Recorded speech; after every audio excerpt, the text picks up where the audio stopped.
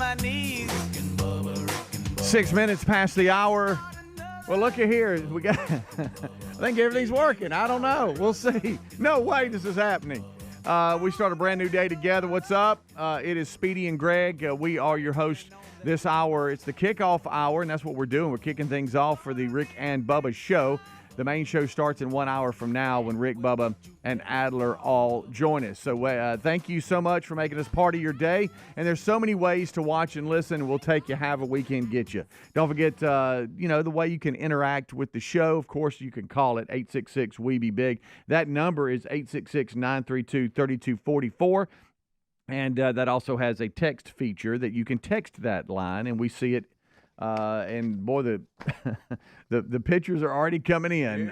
We picked up where we left off yesterday with these AI pictures that are pretty impressive. This one here, Greg, as we bring you in, has us going and running in the crap run. We look great too. Let me just tell you. Am I completely bald? I think so. I'm not sure. I but told you that wasn't a good look for me. I know. Greg Burgess is here. I am Speedy. Venice's Foundation was the beneficiary from yesterday's Rick and Bubba Buffalo Wild Wings charity charge, and cannot wait to get that total from Tim Spencer and the great folks over at Buffalo Wild Wings. Always fun to get that information and share it with the charities that benefit from that. And then the run is October the 5th in Piedmont, Alabama. Links are at rickandbubba.com. Click on upcoming events. If you want to register, you can do so. I understand the Tubers have a team called the Good Time Gang. That'll be pretty interesting. And we're still wondering if we can even run. We could just be there because we're old and hurt. We could just be there to MC it. But that's the big part of it, Greg. The big part. I mean, the running's just a bonus. I know. You know, as far as raising money for the foundation, it doesn't matter if we run or not. No. Now we'd like to, and we'll see if we do. Yeah. That's the thing about getting older. If you have things that hurt, sometimes you wake up and they don't. It's just the weirdest thing. So we'll have to wait and see how we feel that day. Boy, a lot going on. We have an update real quick on Tito Jackson. Tito went on in. Yeah, he did at 70. And there was a lot of confusion. And we yesterday when we talked about him passing away at 70, there was reports that was he driving when he had cardiac arrest or something like that. Well, now Tito's friends who were actually with him have revealed his last words before dying from a heart attack. And, boy, Tito is busy. I had no idea. These Jacksons, they'll be busy. Right, the Jackson name will keep you busy. Well, it has come out that Tito Jackson told his friends that he was traveling with that they had stopped to get a bite to eat. And he had told them, hey, I can't breathe, and wasn't feeling good moments before he was rushed to a New Mexico hospital where he later died of a heart attack. So here's what we got. Here's the players. We have Jackson's business associate and best friend, and it looked to me like maybe one or two other ones. They had stopped to get some food before getting back on the road to Jackson's ranch in Oklahoma. They were in Gallup, Oklahoma ranch. They were in Gallup, New Mexico when this happened. And his friend says that they were on the road trip from Oklahoma to California, where the three, there was three total, picked up Jackson's vintage cars from his home. And I don't know what was going on there, but that's kind of the road trip. And they made it to New Mexico about 6 p.m. on Sunday night. And they had stopped near an American Heritage Plaza shopping center in Gallup to get a meal before getting back up on the road and getting back to Oklahoma. And when I love the detail here. They had just gotten a turkey and chicken. That is detailed. Yeah, very. And we're getting back into the car.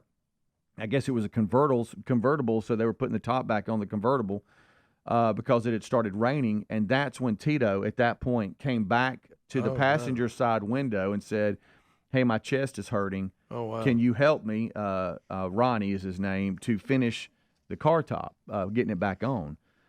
And he said, I'm not feeling good in my chest. And he wiped his face and then took off his shirt. And he said, like someone threw a bucket of water on him. He was just, yes. And so luckily there were some officers there, and the friends flagged the officers down. that were nearby, and they rushed him to a local hospital. And they thought, and Tito said he looked at his friends for his insurance card in his bag, and they rolled him into the emergency room. So his friends are thinking, they're thinking, okay, we got him to the hospital, we're good. Oh, wow. You know, so they thought everything was okay. And then they come out of the emergency room, and they had planned on going to the Boys and Girls Club in Atlanta on Tuesday, and his friends are already thinking, okay, we're going to have to cancel that. That's not going to work out. And that's when someone came out from the back and said, hey, he's not doing good. And he's like, what do you mean he's not doing good? Because, they just got him a meal and putting the hood back, the top back on the car, and all of a sudden, wow. So they said they took him back there to see him.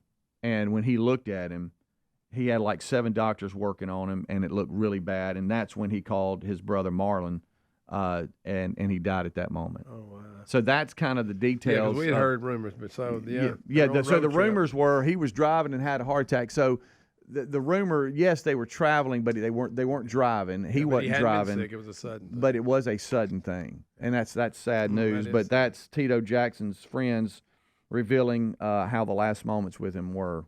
So there's your quick update on that. But I thought that was interesting because, you hear reports about certain things and how they play out and the misreporting. And yesterday we said we weren't sure. The reports were that he had a heart attack. Okay, we know that's true, but he wasn't driving. But that's still very sad. But a very busy man with him and his buddies. Yeah. And then going on. Just suddenly, hey, we're putting the top back on. It's starting to rain, and boom. Wow. Kind of got me short of breath there while I was reading it. Watch out now. Huh? Wow. So that's like I said, we kept hearing rumors yesterday. So that's pretty much it. Wow. Yep, that's it. Kirk Cousins and the Atlanta Falcons, they beat the Eagles last night at 22-21 with Monday Night Football. It was in Philadelphia. I keep forgetting he's the quarterback in Atlanta. Yeah, I know. Am I reading this right? They had like a 70-yard final drive, and he threw a touchdown with a touchdown with just 34 seconds left. How about that? Do y'all remember when he was getting criticized in Washington and he had a good game and he came out screaming at the reporters, y'all like that? What do you think of that? Yeah, I think they made T-shirts of that. I wonder if he did that again. Yeah, the Falcons did win 22-21 after a 70-yard scoring drive was capped off by Cousins' 7-yard touchdown pass to wide receiver Drake London with 34 seconds left. And so how about he has won 4 of his last 5 Monday Night Football games? Well, and he's Bubba's favorite quarterback. He is. I cannot wait to tell him that. And then his response will be, if he'd been in the Vikings, it wouldn't have happened. That's exactly if he'd had the purple on. That's exactly it. Yeah, that's what he'll say. But he may be right. But coming out of this game with the Eagles and the Falcons, the story that you're going to be interested in is Jason Kelce. And the pregame hype on ESPN stage, that where a super fans, I think, tore his ACL with Jason Kelce. We'll be right back. Rick and Bubba. Feeling secure in your own home shouldn't be a luxury, it should be a given. That's why Simply Safe Home Security is dedicated to providing protection and peace of mind to all families. With LiveGuard technology, Simply Safe's 24/7 monitoring agents can act within 5 seconds of receiving your alarm. Visit simplysafe.com/bigbox to save 50% on a new system with a free indoor security camera. Find the link also at rickandbubba.com under the sponsors button. There's no safe like Simply Safe. You've heard me talking about Raycon before, but there's no better time to check them out because they just launched their upgraded model of the best-selling everyday earbuds. You get the features you know and love, like optimized gel tips for custom fit, 3 customizable sound styles, and active noise cancellation, ergonomic design, and multi-point connectivity that lets you pair with 2 devices at once. Get 15% off plus free shipping at buyraycon.com/bigbox. That's buyraycon.com/bigbox or rickandbubba.com. BlueChew.com. A medical test can reveal your body's biological age, which can show if you're aging prematurely. Better nutrition has been shown to reverse one's bio-age. Now, my hope of living better and healthier is why I take Field of Greens. Field of Greens is an organic superfood fruit and vegetable drink backed by the Better Health Promise. At your next checkup, your doctor will notice your improved health or your money back. Join me in better health with 15% off and free shipping. Go to fieldofgreens.com, use the promo code BIGVOX or rickandbubba.com for a link. In just a few short weeks, Americans will head to the polls with critical issues at stake. It can feel overwhelming, so why not align with a company that stands for the values of its members? That's why we stand with AMAC, the Association of Mature American Citizens. For just $1 at amac.us/bigbox, you can get all kinds of benefits, retirement planning, and discounts, and AMAC card-carrying members get savings on travel, roadside service, and an array of other cost savings. All you got to do is go to amac.us/bigbox. If your approach to everyday aches and pains is to mask them, then repeat that cycle all over again. It's time to try Relief Factor. Instead of masking pain, Relief Factor helps eliminate it with a unique formula of ingredients that helps support your body's response to inflammation. Give it a try and get the 3-week quick start pack for just $19.95 at relieffactor.com or call 1-800-4-RELIEF to get that deal. You can also find that information at rickandbubba.com under the sponsors. Don't mask pain. Fight it naturally with Relief Factor. Our friends at TheraBreath have some good news if you have bad breath. Try TheraBreath Fresh Breath Oral Rinse. TheraBreath is dentist formulated by Dr. Katz himself. TheraBreath doesn't mask bad breath like those burning alcohol mouthwashes that can actually irritate sensitive mouths. It's alcohol-free and free of gluten with no added dyes or colors. Find TheraBreath in all your favorite retail and drug stores. Look for the bright orange cap or online at TheraBreath.com. You can find a direct link at rickandbubba.com under the sponsors. TheraBreath, confidence in every capful. Oh, look, honey, the ants are back. Wow. We leave one itsy-bitsy speck of food out, and they appear out of nowhere. Yeah, it's pretty hard to believe we used to try to get rid of these guys. Now they're just part of the family. To be honest, I liked our family the way it was before they came. I guess it's time to call Cooks. You don't have to live with pests. Get proven protection from Cook's Pest Control. Call or go online for a free quote. Cook's Pest Control. If your spine needs some extra TLC, then you need a Helix Sleep mattress from helixsleep.com/bigbox. Each Helix mattress is designed for a specific sleep position and comfort preference. With 20 unique mattresses, including the award-winning Luxe Collection and a mattress designed for big and tall sleepers, you'll find one that's right for you. And Helix lets you try it out for 100 nights. Take the 2-minute Helix Sleep Quiz to get matched with the perfect mattress. Head to helixsleep.com/bigbox to save 25% off your mattress order. Or visit rickandbubba.com. With Helix, better sleep starts now. So you owe back taxes, right? Here's the question. Why is the IRS targeting you and not the millionaires who owe a fortune compared to you? Tax Network USA are patriots you want on your side to solve your IRS tax problems quickly and painlessly.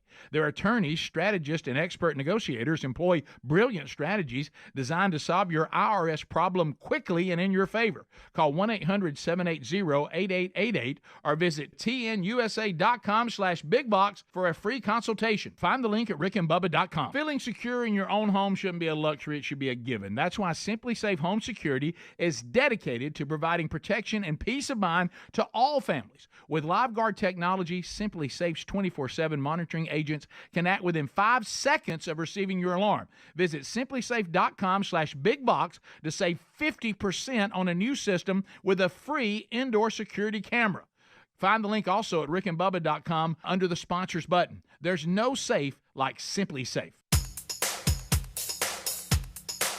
Rick and Bubba's in Ohio. Rick and Bubba. Pass the gravy, please. Rick and Bubba. Ooh, it brings me to my knees. Rick and Bubba. It's 19 minutes past the hour. You've got the kickoff hour here on the Rick and Bubba Show. We thank you so much for being with us. Rick, Bubba, Adler all join us right after top of the hour for the main show, and we thank you for all the pictures already today. Please look now. Someone has sent us Tom Brady and the protein balls that Terry always makes. Oh, I forgot about that. There's pictures of that. There's pictures already of us running in the crap run. Looking These- good. These, I think this is Eddie. Eddie is off and running today, one of the Rick and Bubba super fans that has got him an AI app or something that can put us in just about any situation. Taking our face and putting it on other people's bodies is pretty funny. And so anyway, we love all the texts that are coming in already today. 866-932-3244. All right, so we've hit real quick the Monday Night Football game. Falcons win it last minute. The Falcons won it 22-21. Atlanta Falcons topped the Philadelphia Eagles in Philly. When we went to break, I'll just kind of mention this, and then we'll actually play the video because we have the video and audio during the main show.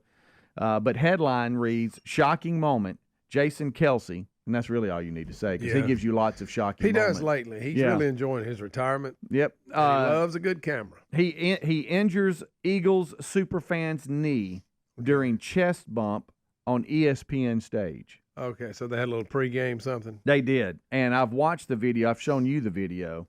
It's not necessarily his fault, but it's Biggin's knee joints couldn't handle that. When he jumped up, he got caught up in it. He did try to do a chest bump. Well, if you're an Eagles super fan and Jason Kelce says, "Let's go, let's do a chest bump," I mean, you're going to try to do a chest bump. Yeah, I mean, you got a good story. So what happened to you? Well, I did a chest bump. Yeah, Jason Kelce. Yeah, I mean, future Hall of Fame center for the Eagles. We that did guy. chest bump. Right. So they ESPN. they get down in a 3-point stance on opposite ends of the stage and run to each other and do a chest bump. And I guess the way the guy landed, he came off limping. It's funny on the footage. You can see him trying to walk it off, and it really can't. It's like, oh, it's worse. And the post on X says, "Uh-oh, that's an ACL." So anyway, there's a story about it, and we'll update it. But I kind of tease that going to break. That's the story. I would like for you to tell me what you think this guy is obvious. He's getting a DUI or getting pulled over by police. But what do you think he was driving? Do me a favor, turn around. Can I go shut the machine off? Oh, you're gonna stay right here. Can you what? Keep your hands together like you're praying, okay? Just like that, all right, John? What are you charging me with?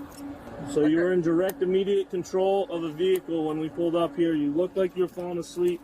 Based off of our observations, everything like that, you're being placed under arrest for DUI today, okay? Steve!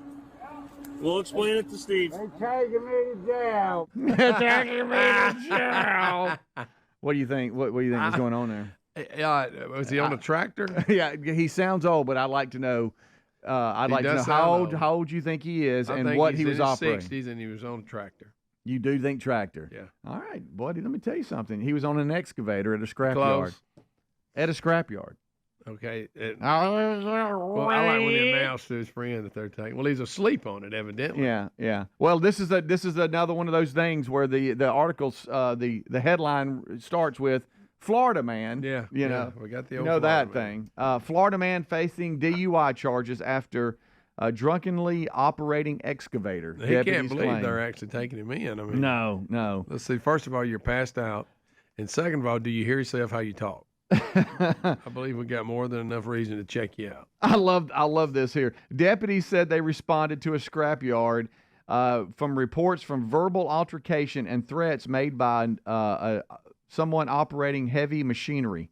According to this sheriff's office, deputies observed this man operating an excavator while his normal faculties were impaired. Let me hear him again. Okay. I want to hear him you want that? Yeah. I have audio too that you could see. But let me see here. Video. Yeah, let me go here. What'd I say? You said audio. Oh yeah, my bad. All right. I love how I say what I say.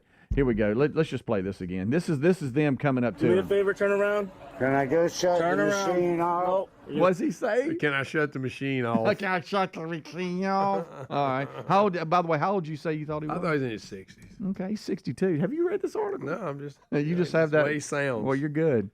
Here we go. Do me a favor, turn around. Can I go shut Turn the around. machine off? You're gonna stay How did you know he said that? Got the machine. right here. Keep your hands together like you're praying, okay? Just like that, all right, John?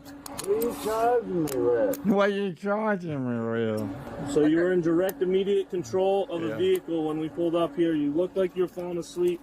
Based off of our observations, everything like that, you're being placed under arrest for DUI today, okay? Steve!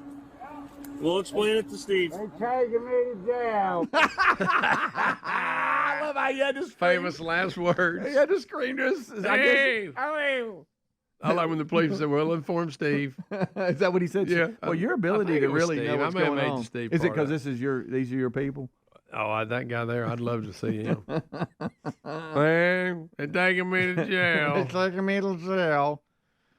Oh my goodness! So I wonder who called this in, because apparently he was hollering at somebody. Yeah, he was harassing people. He threatened somebody. I don't know who it was. While riding the escalator. Yeah, because they said they responded to reports that somebody had a verbal altercation with him, and threats were made by him while operating heavy machinery. Good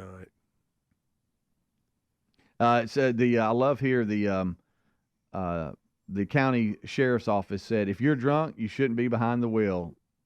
They're taking me to jail. Can I shut the machine off? Hey, they're taking me to jail.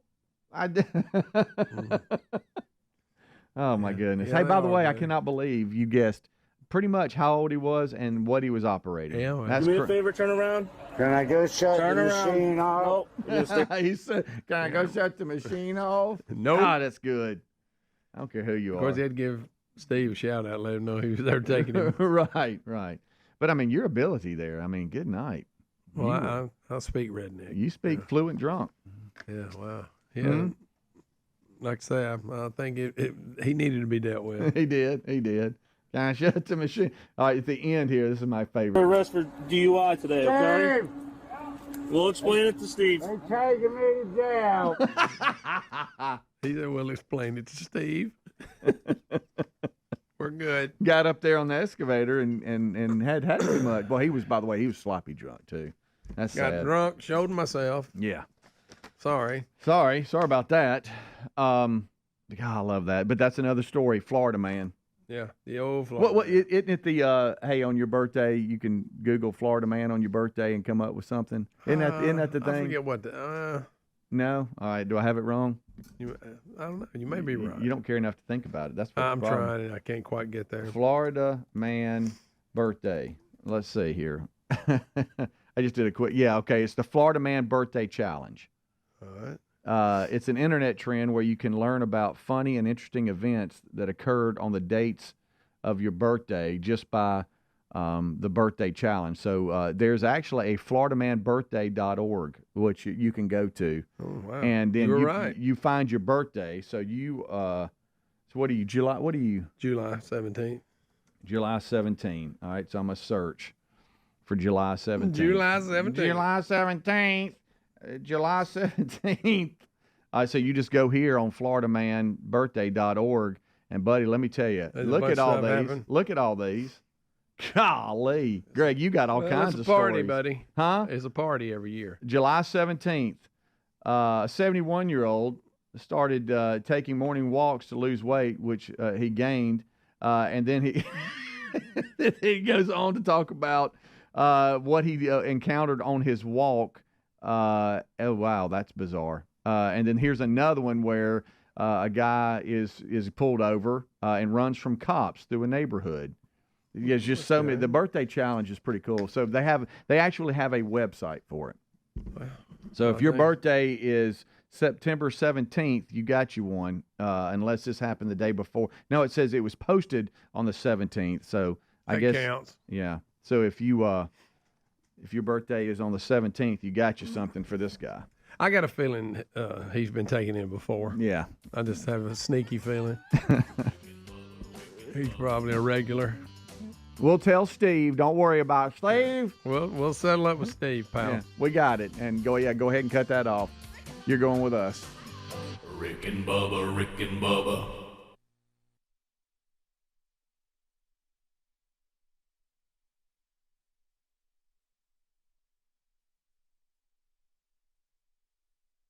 So you owe back taxes, right? Here's the question. Why is the IRS targeting you and not millionaires who owe a fortune compared to you? Well, wealthy people have tax attorneys. You probably don't. Tax Network USA are patriots you want on your side to solve your IRS tax problems quickly and painlessly. Their attorneys, strategists, and expert negotiators employ brilliant strategies designed to solve your IRS problem quickly and in your favor. They have a preferred direct line to the IRS. They know which agents to talk to, which to avoid. And by the way, you should never talk to the IRS yourself. Plus, Tax Network USA learned of a limited special IRS offer. The IRS is willing to forgive $1 billion in tax penalties. Do you qualify? Find out by calling 1-800-780-8888 or going to tnusa.com/bigbox to find out. They are the team that we recommend to solve your IRS issues and get your life back. Go to tnusa.com/bigbox for a free consultation. You also find the phone number and the URL at rickandbubba.com. Our friends at TheraBreath have some good news if you have bad breath. Try TheraBreath Fresh Breath Oral Rinse. TheraBreath is dentist formulated by Dr. Katz himself. TheraBreath doesn't mask bad breath like those burning alcohol mouthwashes that can actually irritate sensitive mouths. It's alcohol-free and free of gluten with no added dyes or colors. Find TheraBreath in all your favorite retail and drug stores. Look for the bright orange cap or online at TheraBreath.com. You can find a direct link at rickandbubba.com under the sponsors. TheraBreath, confidence in every capful. Mom, Dad's doing a crazy dance on the patio. Ooh, really bad dancing. Sweetie, are you okay? Vicious mosquitoes everywhere. Save yourselves! I'll call Cooks before you pull a muscle. You don't have to live with mosquitoes. Get proven protection from Cook's Pest Control. Call or go online for a free quote.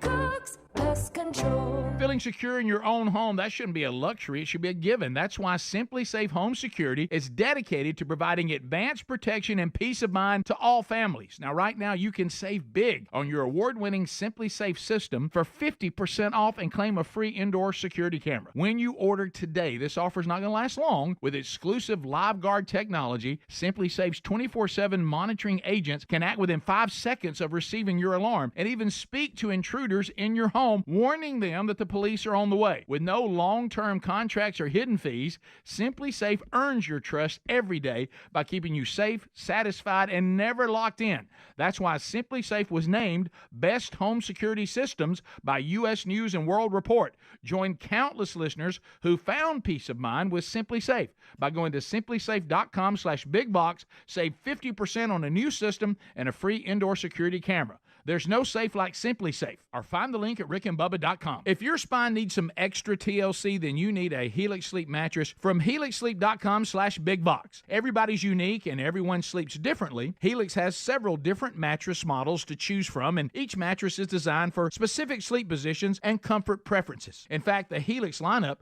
has 20 unique mattresses, including the award-winning Luxe Collection, the Helix Elite Collection, a mattress designed for big and tall sleepers, even a mattress just for kids. Nervous about buying a mattress online? Don't be. The Helix Sleep Quiz takes into account your individual sleep preferences to match you with the perfect mattress. It only takes a few minutes to answer a couple of questions, and once you pick your mattress, Helix knows there's no better way to test a new mattress than by sleeping on it. So you're going to get a 100-night trial to see how you like it. With more than 12,000 five-star reviews, it's time to head to helixsleep.com/bigbox and save 25% off your mattress order. Plus, you get a free gift. Or visit rickandbubba.com. With Helix, better sleep starts now. All right, if your approach to everyday aches and pains is to mask them, feel better for a few hours only to have the pain return, then repeat that cycle all over again, it's time to try Relief Factor. And the good news is Relief Factor makes that easy. Their 3-week quick start is only $19.95, less than $1 a day. Instead of masking pain, Relief Factor helps eliminate it. How? Well, it's a unique formula of ingredients that helps support your body's response to inflammation. Relief Factor was developed by doctors and is 100% drug-free. And for so many people, including some of us here on the show, Relief Factor has been a game changer because you just feel better when you're not in constant pain. You'll feel the difference. Give it a try and get the 3-week quick start for just $19.95 at relieffactor.com or call 1-800-4-RELIEF to get that deal. You can find that info at rickandbubba.com under the sponsors as well. Don't mask pain. Fight it naturally with Relief Factor. Go right now to rickandbubba.com under the sponsors button or go directly to relieffactor.com. Rick and Bubba's in Ohio. Rick and Bubba. Pass the gravy, please. Rick and Bubba. Ooh, it brings me to my knees. Rick and Bubba. I can't start another Rick and Bubba. day without him, brother. Rick and Bubba. 25 minutes until top of the hour. Thank you so much for tuning in to the Rick and Bubba Show's kickoff hour. I am Speedy. There sits Greg Burgess, and we thank you for being with us. The number 866-WE-BE-BIG, 866-932-3244. You can call or text that. We might do some unscreened phone calls. You know, that's always Greg's idea. He loves to talk to the people. Because normally your minions are the ones that call when they know they're not going to be screened. Ain't nothing better than a good unscreened phone call. Yeah, I mean, that's some good stuff right there. Is it not? It is. Come on. Didn't get no better than that. Just real quick, if you don't mind, I'd love to get. Can we talk just a little bit of Bryce Young? Do you mind? Yeah, that was boy. Do you mind? I don't mind. So the Panthers have benched him, right? Yeah. So they blaming everything on him. I'm reading, but what's weird, I don't know if it was this past weekend or opening weekend, the coach defended him. It was like, he's our quarterback. Right. And then, boy, all of a sudden, now they're going with O-Red. Right. Dalton. Well, I mean, a couple of things real quick. So they say, Bryce has too, that this has come out of the blue for him. The Panthers are 0-2. Yeah. They were dismantled by the Saints. Now, but the Saints, look what they just did to the Cowboys. It could be the Saints are just that good this year. Yeah. Then they got beat by the Chargers. And they have scored a total of just 13 points, but given up 73. Okay. I won't look at the defense. He was the franchise-selected #1 overall pick in 2023 in the NFL draft, and is already set to be replaced just 2 weeks into the season. Andy Dalton is set to start for Week 3 against the Raiders. And then some of the articles act like they're not just benching him; they're done with him. And I'm like, that's a little quick, especially when your coach just recently was saying that, look, I don't know if he's going to be a bust or not, but he's on a bad team. Yeah. First of all. And again, we're 2 games into the season. Look, and I don't know. I mean, Andy Dalton, I mean, I know he's a veteran, but I mean, he's a backup. Yeah. That's kind of his status now. Is that's your plan for the rest of the year? Or are you just going to maybe give him just maybe a week or two to kind of just sit back and watch? And I just don't understand the plan here. But I mean, like I say, some of the articles you read, it's like they're done with him. They've done. I don't know if that means they're going to try to deal him or, but. And, there was a time when rookie quarterbacks were not expected to start, but nowadays it seems to be the norm. Right. And you also see a lot of them fail. Yeah. I think that's the reason why. Yeah. Like Zach Wilson and people like that. They were thrown out right at the beginning, and maybe they needed a little time. You have some that can do it, but the majority probably can't. Yeah. Well, especially if you're on a bad team. Well, Dalton, I mean, he's at the end of his career, and he's been this is his 5th team. He's 36. So I don't know, but it'd be interesting to see. He started for the Bengals. Remember, he was the starter of the. But if you remember last year, it was the Panthers' offensive line because he never had time. And so that was kind of the criticism with Bryce Young is that, man, give him an offensive line. Good night. Yeah. He was running for his life. But I think there's a combination. Either the defense is on the field too much for giving up 73, and then you have offensive issues, only scoring 13. I'll give you that. But, man, it just seems like they're trying to blame him for everything. 2 years. But I just didn't know if you knew more about it because if you check the sports headlines, he's all in it, man. And this is kind of bizarre.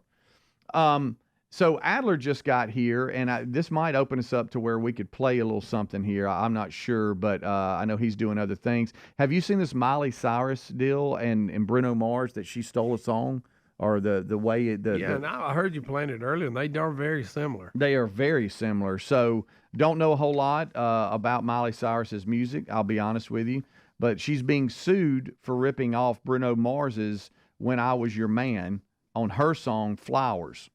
And the lawsuit, it was brought in by Tempo Music Productions, not Bruno himself, and there's no word if he supports the lawsuit or whatever. But the headline, they are very similar. Yeah, the headline reads that she's being sued over her Grammy-winning song "Flowers" for allegedly copying Bruno Mars's hit. When did this song come out? Is it new? I'm not up on Miley Cyrus's catalog. I am not. That's why I apologize for this. Miley Cyrus is being sued for copywriting infringements over her chart-topping 2023 hit "Flowers." "When I Was Your Man" from Bruno Mars was released in 2013 and also topped the charts at that time. Anyway, Tempo Music Investments is the bunch that's doing it. This is first Bruno. Tell me what you think. Okay, I know this song. I know this song. I know this song. Yeah. You sing this to Lisa? Yeah. Here with Flowers. What do y'all think? We were gold, kind of dream that can't be.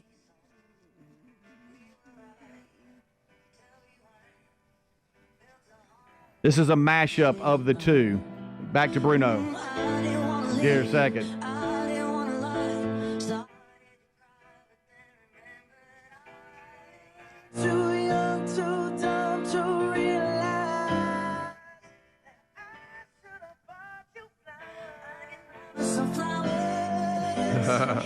It's pretty interesting here for them to bring up a lawsuit. I had not heard her Flowers song. Sorry about that. But I do know When I Was Your Man. I knew that one. You know about that. So the mashup is on YouTube as well. It's been up on YouTube for about a year and has 2.8 million views. But the lawsuit was Tempo Music Investments, a production company, I guess, that is making the lawsuit. I mean, that sounds more like it than when they got Men at Work for Kookaburra sets on the old gum tree in, from a land down under. And they claim, remember, they lost that. They did. It says here in the lawsuit, Tempo Music accuses Cyrus of intentionally copying When I Was Your Man in Flowers due to the significant similarities between the two songs. This is interesting here. For some reason, they threw this in here. Bruno Mars, 38, sold part of his catalog to Tempo's parent company, Warner Brothers. Okay, so he don't own the rights to that, so they're. I guess so. They're suing on his behalf, but he hasn't made a comment on it. Or they're just they're pretty similar. Good night. Yeah, on their behalf. Yeah, man. Yeah. That's pretty. I thought it was a duet. It was one song. Right. Yeah, the mashup. Really yeah. Miley Cyrus. The Cyrus family. How about Miley that? Cyrus. Billy Ray's looking good. He is. Him and his ex Fire Rose or Rose Fire or something. Right. You love that story. Something weird. Can't believe that didn't work out. I know. They're such a good looking couple too. Billy Ray is looking good. Yeah, he's looking sharp. Cowboy hat, like he likes it.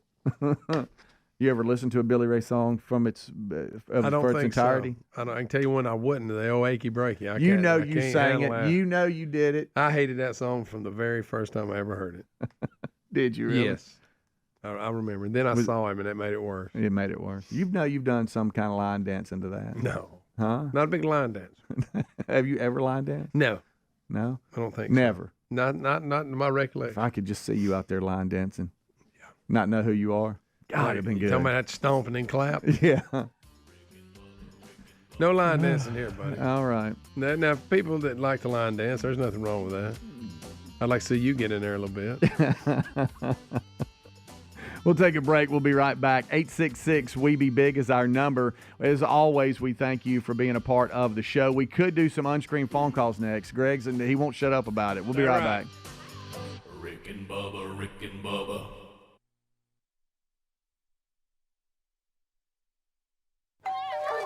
I juggle a lot. And managing constipation with belly pain from my irritable bowel syndrome with constipation, or IBS-C, with laxatives and fiber isn't enough. My doctor recommended a way to get ahead of it. Then I said yes to Linzess. Linzess linaclotide is a prescription medicine that treats IBS-C in adults. It's not a laxative. It's a once-daily pill that helps you get ahead of your symptoms. It's proven to help you have more frequent and complete bowel movements and helps relieve overall abdominal symptoms, belly pain, discomfort, and bloating. These symptoms were studied in combination, not individually. Do not give Linzess to children less than 2. It may harm them. Do not take Linzess if you have a bowel blockage. Get immediate help if you develop unusual or severe stomach pain, especially with bloody or black stools. The most common side effect is diarrhea, sometimes severe. If it's severe, stop taking Linzess and call your doctor right away. Other side effects include gas, stomach area pain, and swelling. Talk to your doctor and learn more at linzess.com or call 1-800-LINZESS. It's common knowledge that after age 30, our metabolism changes. We have less energy and gain weight easier. There's a way to feel better, not in years or months, but sometimes in just days. I'm Chuck Norris. I tried everything. Working with a team of health experts, we came up with Morning Kick. Morning Kick is a revolutionary new formula that combines all my favorite supplements into one daily drink. Morning Kick has probiotics to help you lose weight, prebiotics for digestion, superfoods for muscles and joints, and powerful anti-aging supplements. It'll help you feel youthful, energized, and helps manage stress. I look and feel better than I have in years. Go to roundhouseprovisions.com, use code EXTRA or text EXTRA to 511-511 and claim 40% off. Roundhouseprovisions.com, code EXTRA. Every purchase comes with our 90-day money-back guarantee. You can be feeling these changes within just a couple of days. Text EXTRA to 511-511. These statements have not been evaluated by the FDA. This product is not intended to diagnose, treat, cure, or prevent any disease. Message and data rates may apply. Paid for by Roundhouse Provisions.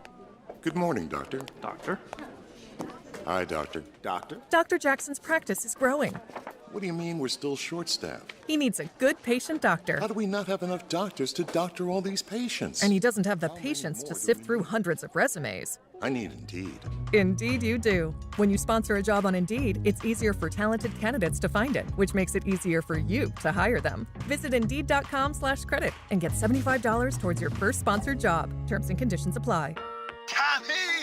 I can't wait for golf this weekend, huh, buddy? Time flies. Love you, man. Oh, don't forget your knee brace again. We aren't in college anymore. Moments together matter, so help protect yourself from RSV. If you're 75 or older or 60 plus with a chronic condition like asthma, COPD, heart disease, or severe diabetes, you're at higher risk of landing in the hospital from RSV, and there are no prescription RSV treatments. Check eligibility and schedule your RSV vaccine at vaxassist.com. Sponsored by Pfizer.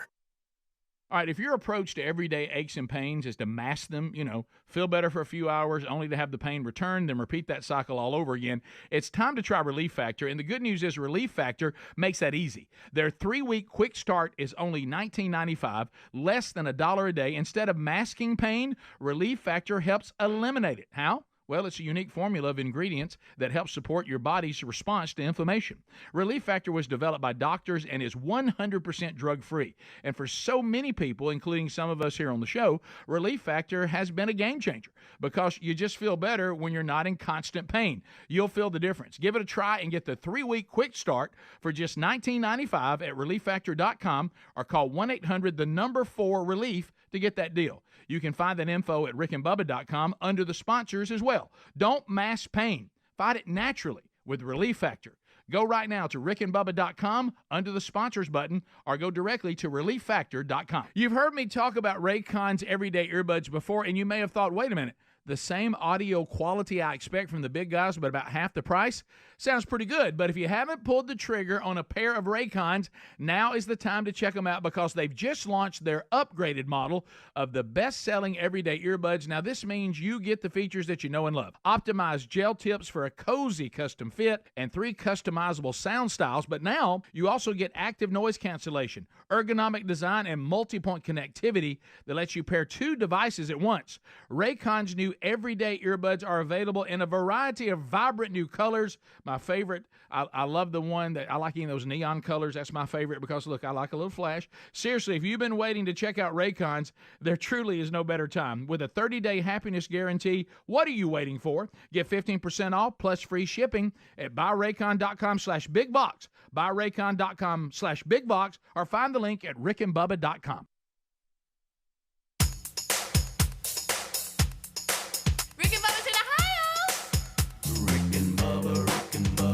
Pass the gravy, please. Rick and Bubba. Ooh, it brings me to my knees. Rick and Bubba. I can't start another Rick and Bubba. day without 'em, brother. Rick and Bubba.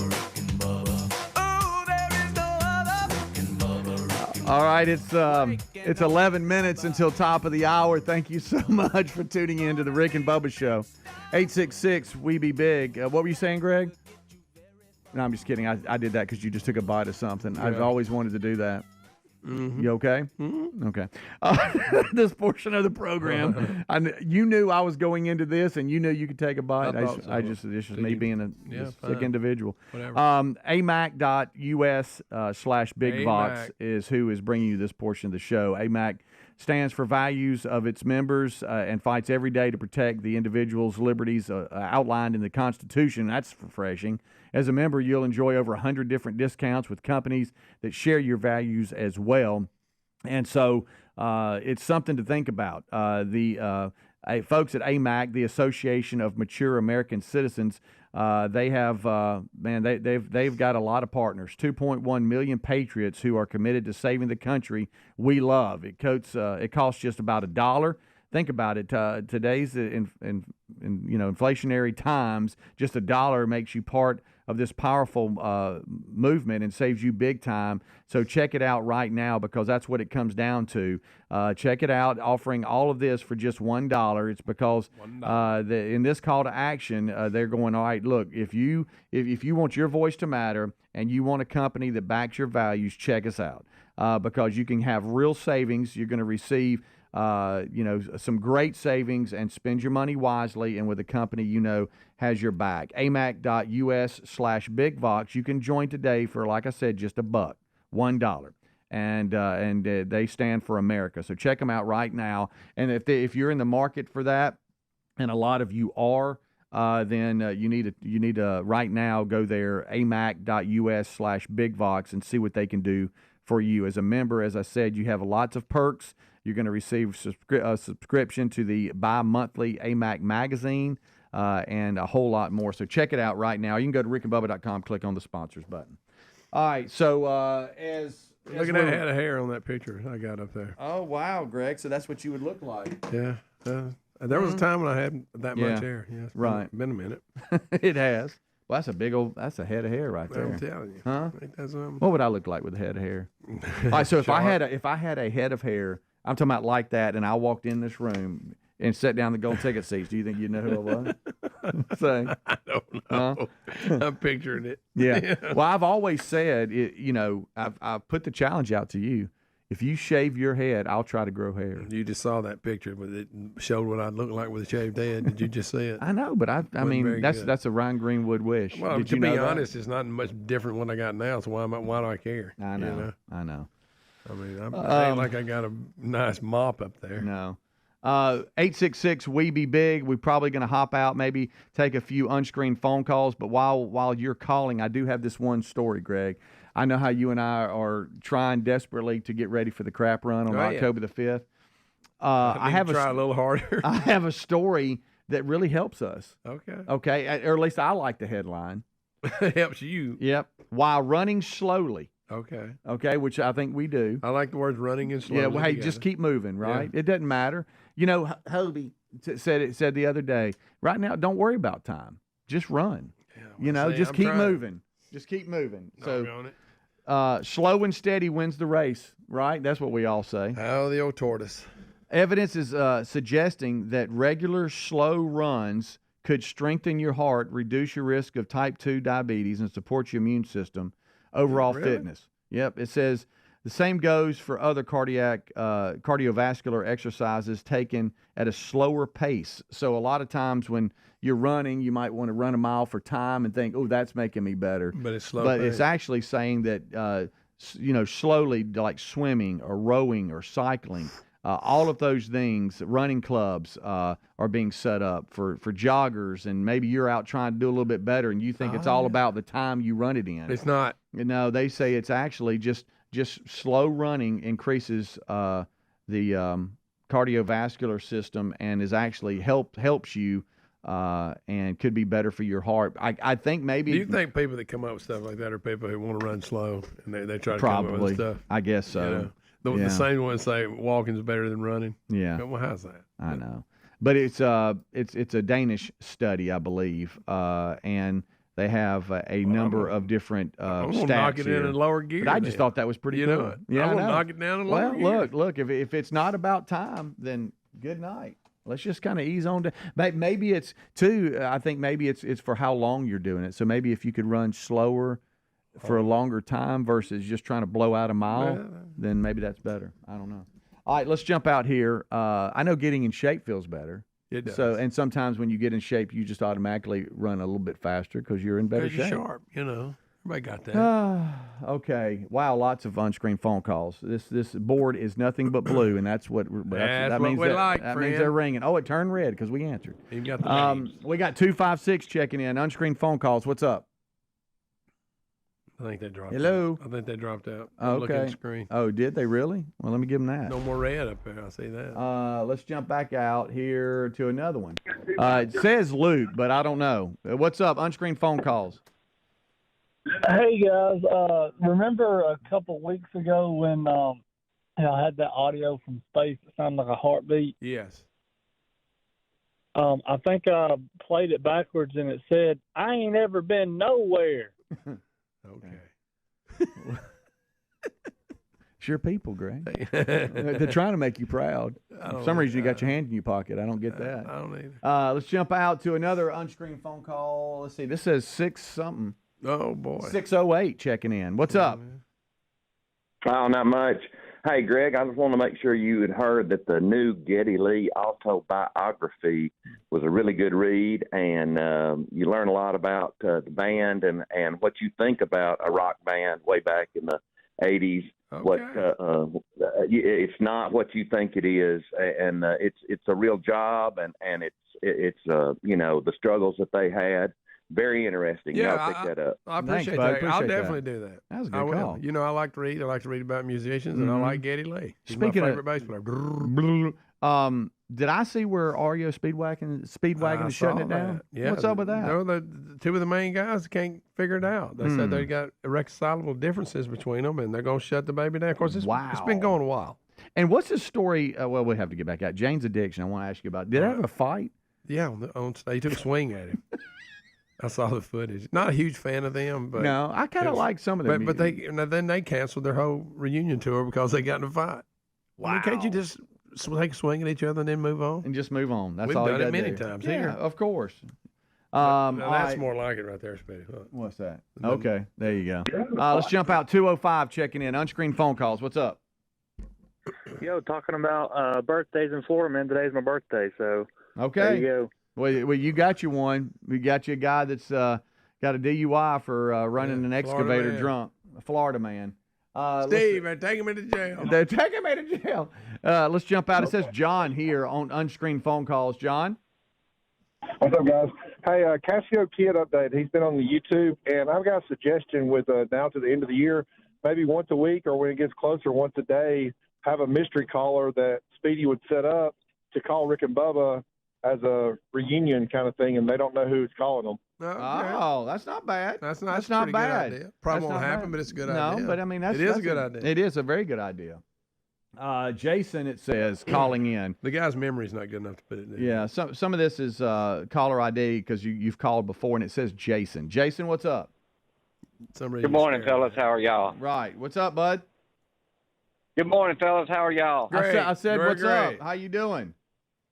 Good. Hey, Speedy, if you grow your hair out, are you going to go with the Hulk Hogan look? Yes. Well, I don't know. I'm just Yes. going to have to go with what I got. Let me tell you something, brother. Yeah, there's definitely a horseshoe Yeah. involved. I can tell you that. Either that or the Macho Man. Oh, yeah. That's it. The That's Hulk it. wears his proudly. Yeah. Greg, I want to see you bald. I mean, I'm talking about Oh. shaving. I'm bald. Got a big Greg. head. I got a big old head. Come on, man.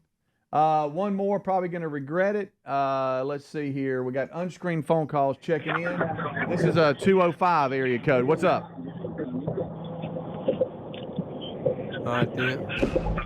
There's not a name 910, on it. no. You're scared of the names for some reason. Well, they don't have a name. But see, buddy. even when they do, it's like you don't want to say it. Well, because you want to know why? You don't trust it. No. Have you That's noticed rare, screening phone but it's calls? rare, but No, you're right. no. Have you noticed screening phone calls?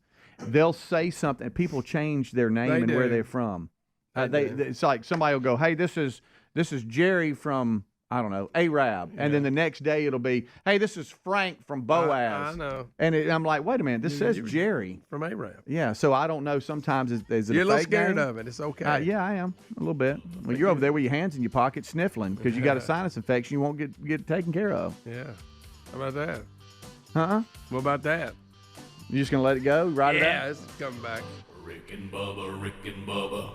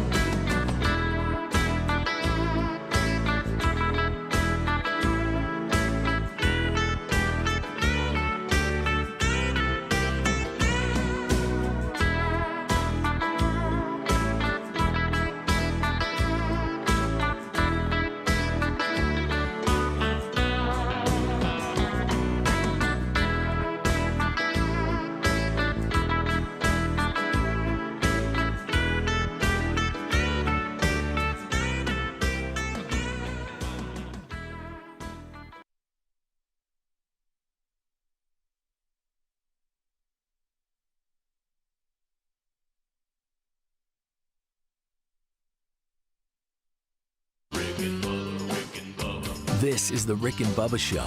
Watch more at blazetv.com/Rick and Bubba.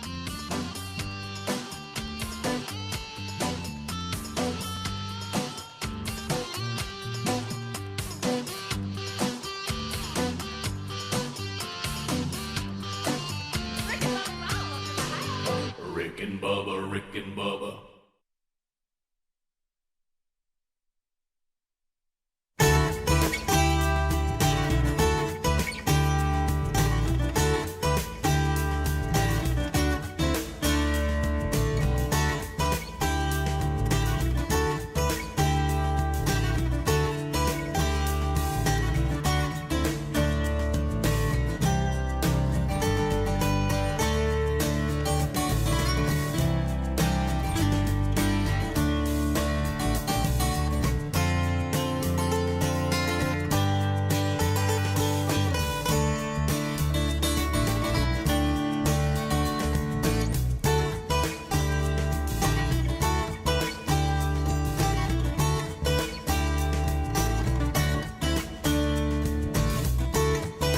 How about you?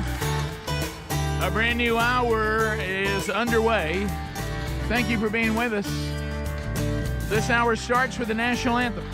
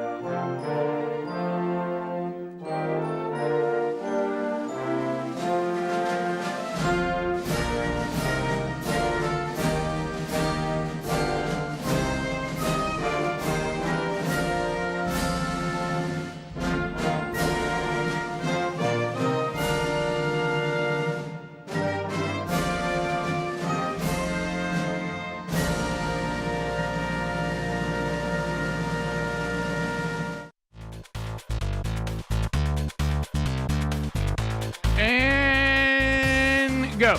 A brand new hour starting now. Kickoff hour is done. And here we go. Eddie Van Adler settles in on the YouTube option. Greg and Speedy already been here. They're the ones who did the kickoff hour for you. So here we go. We're building the team now as we keep adding players going forward. So much to do on the program that is ahead. You can catch it live on America's boldest radio stations. Thank you, Rick and Bubba Radio Network. Some of those have been around for almost all the 30-plus years we've been doing this. If you don't have an affiliate, the TuneIn app is an option, streaming live every day.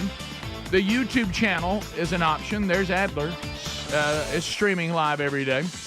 Then on the archive side, you got the YouTube option, so that's the entire show, or the best of hour if you're a Blaze TV subscriber. And on the audio archive option, you have our podcast channel. That gives you daily audio archives of any part of the show you may have missed, or for some of you, it's the only way you have to get the show, or it's just your preferred way. However you are here, live or archived, like we say, we're always grateful that you are here. We're missing one, the silver-tongued one, the man with a golden voice, Professional Lunch Eaters Man of the Year, the inventor of pizza in a cup, Shakespeare's worst nightmare, and the master at a King's English. Ladies and gentlemen, put your hands together for Bill Bubba Bussey!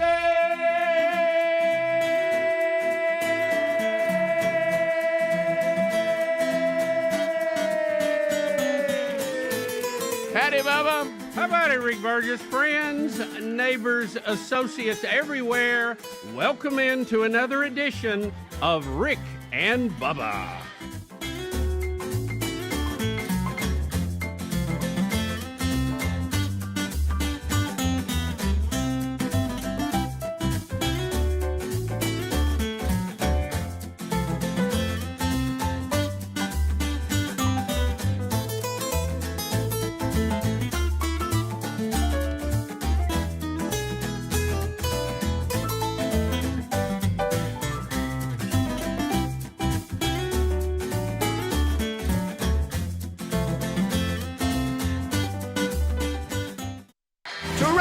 changes.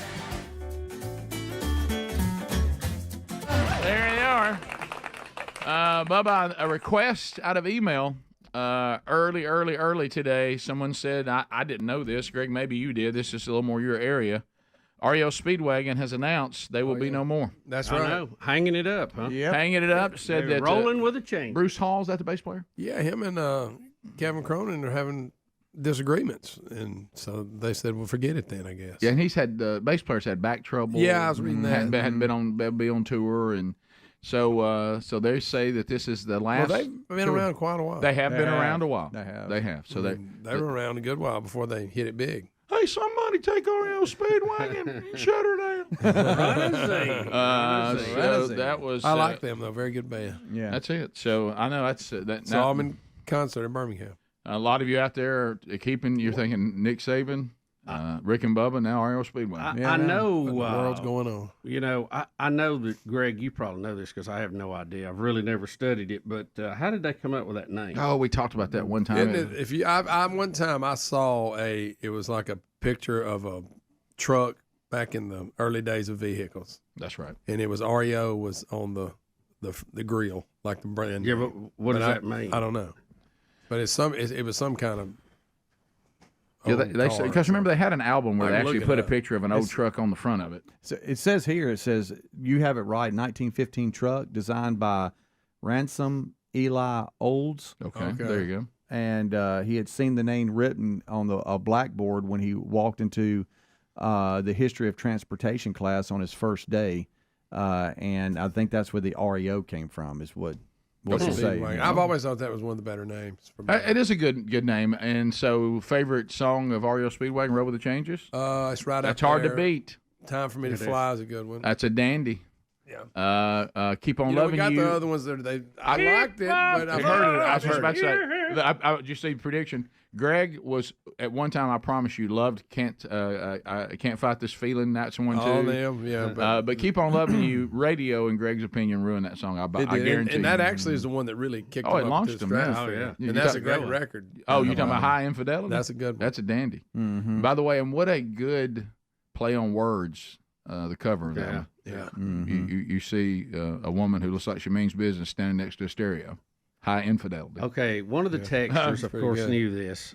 Ransom Eli Olds, the namesake of Oldsmobile. Yeah. Okay. Yeah, that's they later turned into the REO Motor Company, The Speedwagon car was a company, truck they later made. turned into Oldsmobile. And they made the REO Speedwagon. How about that? Which There- is, there it again, is. like I said, a cool name for a band. That is a very cool name for a band.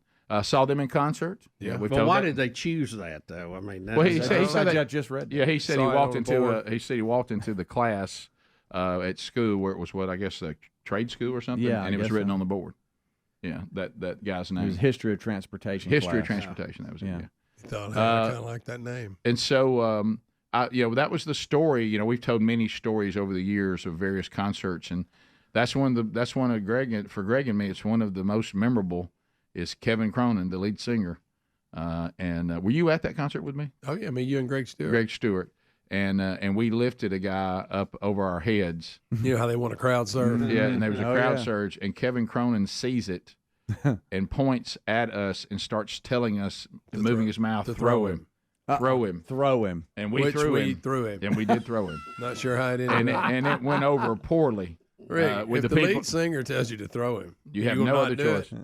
You have no other. And the song they were doing at the time was that when they did. It was a long song live, and it was about a street or something, some sort of street Oh, I or know. something. Yeah, had a little talking part. Talking part in it and everything, and of course, so they were just jamming, Yeah. And so Kevin Cronin, during the multiple guitar solos, had time to mess around with the crowd, and I can still see him standing there, and he points at us, and he's laughing, and all of a sudden he goes, "Throw him, throw him," and buddy, that's all we need to hear.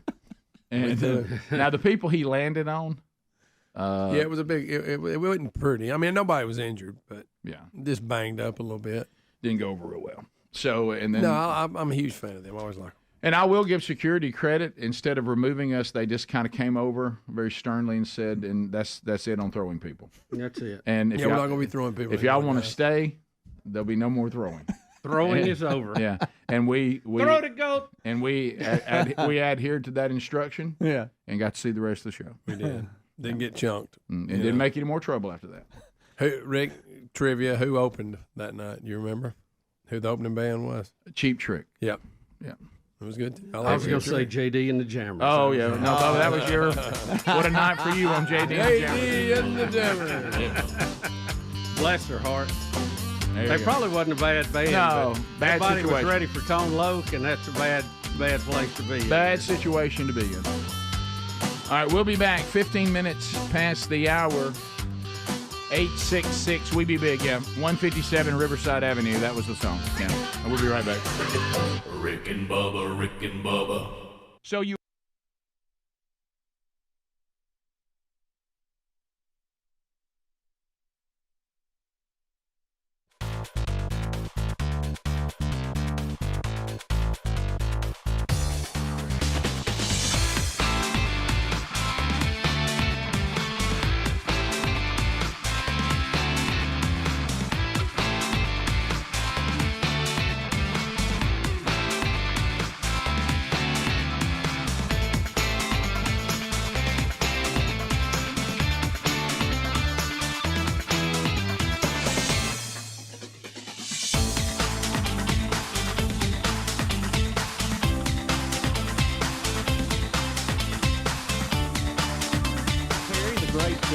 Television wizard that he is, trying to answer some of your needs, and they're doing that this morning, so let us know what you think about it.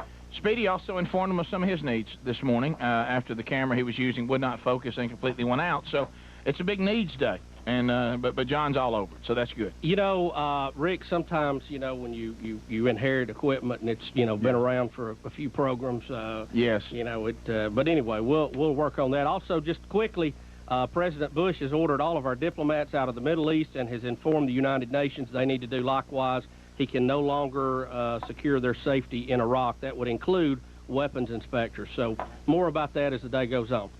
Well, this is kind of how we always wrap it up with St. Patrick's Parade, to have the bagpipes play Amazing Grace. Jim the Crazy Sign Man did thrill us in the break with... Rick, talent. Yeah, I mean, talent. just pure talent that you just sometimes don't realize. Yeah, and it appeared very, very quickly that Jim has never had sinus trouble. No, when I saw this demonstration, he's playing a nose. What is it? A nose flute? Did I hear it? A nose flute. A nose flute.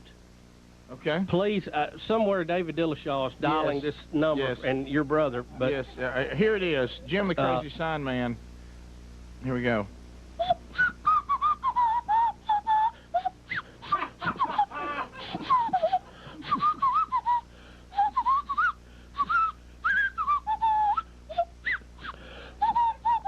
That is possibly one of the most disgusting things I've ever seen. He's playing that with his nose, and there were no sounds to go with it. Hope you're enjoying your breakfast out there, America. Yeah. Just keep from getting it stopped up. You know how those guys empty their instruments, you know. I Let's drop that in formaldehyde now. Everybody else handles it. Jim, that was something there. That was a piece of work there, sir. I tell you, it's been a long time since I had that exact feeling. I'll be honest with you. Well, Bubba, we all understand if you've got pipes in the room, you've got to hear Amazing Grace. Absolutely. I mean, and you know, I usually well up and I'll cry during this, but it's a great way to kind of wrap it up today. So, without further ado, let's enjoy our friends who are here this morning with the Scottish. They're actually Scottish pipes, but today we're tying them into St. Patrick's Day because, let's face it, we always blur the Scottish and the Irish on the show anyway.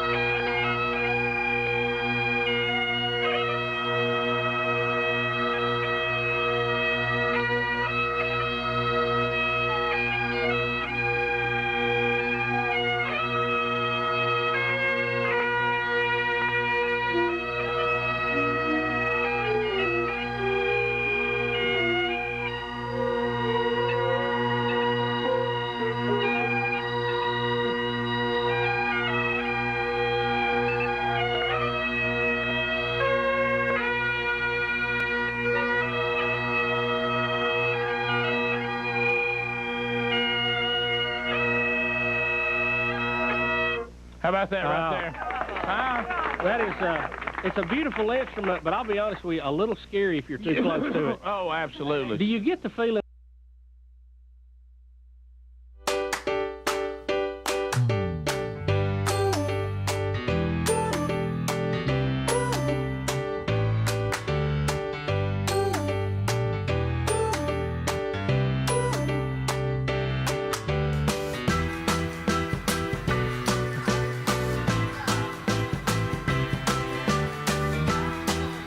But I can't get any relief. All right, so as we work our way back, we'll certainly continue to have to give you updates on the latest. Is it REO Speedwagon Day on the bed music? Oh, well, for a little while at least. You let love it away, 'cause you never give it.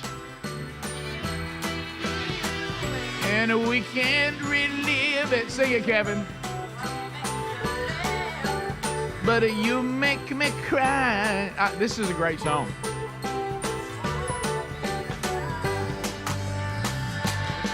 All right, so update on this Trump thing. Trump has apparently off there a little bit. Yeah, you had more. You're in the middle of breaking. I mean, don't let me stop. So if you are trying to protect Donald Trump, yep, probably not the best news that you've heard. If you are an Alabama and Georgia fan, probably fires you up. Well, it's the Alabama-Georgia game in Tuscaloosa, September the 28th, is already going to be a huge game. I'll be all over And that. according to published reports today, former President Donald Trump will be attending the game in Tuscaloosa. Guys, now I know going to Alabama is the safest thing that Donald Trump could possibly do. Yeah, it really is. I don't know that Kamala Harris will garner 11 votes in Alabama, but there's nothing to fear. But we live in a world where everybody's connected by. It's easy to get to any state. Yeah. And so Sure is. and that's a big crowd. I mean, a big one and an intense crowd. And if you're part of his detail, you have to be thinking, is this a good idea? Yeah. Should we? Rick, do you think that that's ever in consideration? When he wants to go, he goes. Right. As a matter of fact, I think it's this weekend he's holding an outdoor rally in upstate New York. Yeah. Which is going to be the first big outdoor event he's done since the two assassination attempts. I watched the press conference yesterday, and it seems that everybody hears all of us that are saying he needs to have the same protection of a sitting president because of 2 attempts on his life in 60+ days, a few days. Everybody seems to agree with that, but I'm not sure. Are we doing it? Because I also heard yesterday. Now we always work undermanned at what we do, and some of the reasons things are the way they are is that's all we got. So, do we have enough people to give the same coverage that we do to a sitting president to someone who's not a sitting president? Rick, I heard the guy mentioning that yesterday. He didn't seem to say we're not going to do it, but he didn't really say we're going to do it. He all I heard from him was acknowledged. Right? Rick, did I hear anything else? Rick, this the report about going to the Georgia-Alabama game, I want to be clear on this. This is a published report on 24/7. It has not been announced yet by Alabama or the Trump campaign. What? Okay. But yeah, I heard it on sports. I guess it was. Well, I'm just saying, based on the story, 24/7 is pretty reputable. In front of me, they're saying Alabama or the campaign has not announced it yet. Right. So. Gotcha. Yeah. So that is factual. So, I think we're probably a little ahead of the curve on that announcement. But, Right. I feel pretty confident about it. Yeah. Well, the bottom line is this: why don't we just say what the story is? Yep. People say he's coming, but Trump has not confirmed that. Yeah, Mark Halpin, I can't say his last name, was reported as the site on this, political commentator. So. Yeah. To me, though. But it sounds very Trump. Well, no, Bubba. If you immediately put out on your social media platform 0-2 after they try to shoot you again, I actually respect this. What he wants to say is you're not going to force me to hide away like some scared whatever. Yeah. He wants to show courage and resilience by saying, You're not Y'all- impacting my drive to the White House at all. Okay, let me carry Now y'all that may back. not be wise, but Right. but I understand that attitude and think it's great. Let me carry y'all back to something. He walked into North Korea. Right. We had no Secret Service in North Korea. Okay.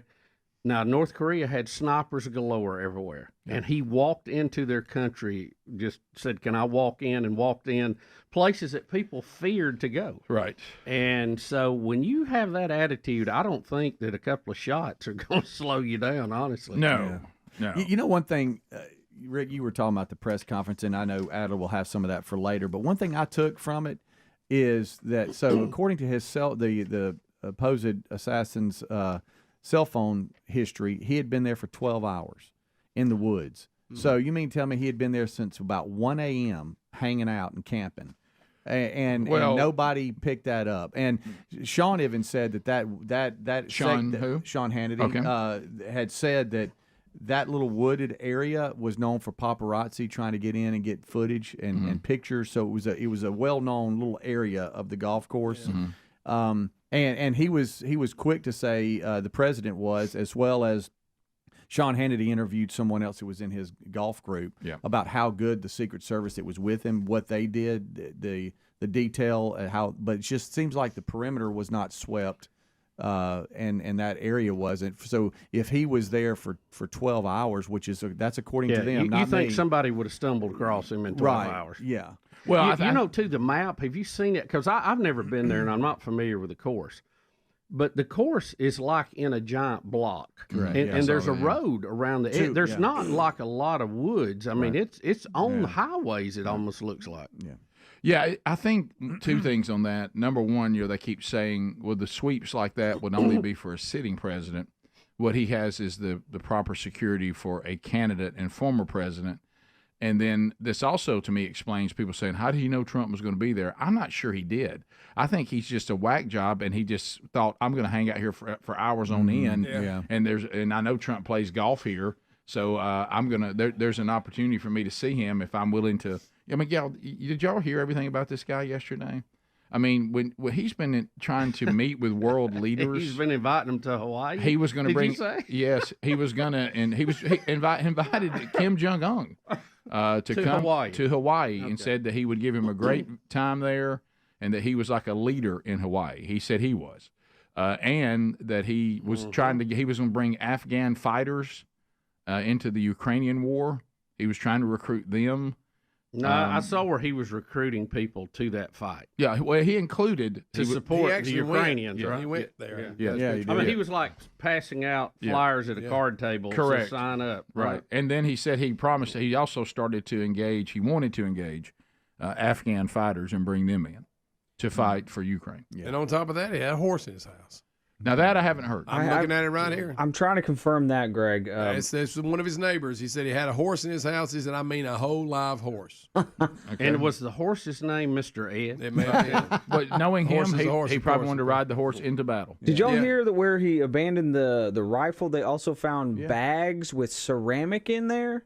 The bags he were was using them filled. like shit. Like Yeah, a it's like a poor man's Kevlar. I've never heard that before He hung until them on now. the fence. He did. But you that's can use ceramic as like a bullet block. Didn't know Sounds that. like that's just a way to get glass in your eye. Yeah. They said that they looking at his don't social sound media bad. history, they said he would engage world leaders in a second, and they said they found no evidence any ever replied to him. I mean, he wanted to meet with Zelensky. He's tried to meet with Kim Jong Un. He's recruiting Afghan fighters. He thinks. Well, he's a world leader. He was living in a weird world. Can you just email Kim Jong Un? Yeah. Well, I don't know. We'll be right back. Rick and Bubba, Rick and Bubba.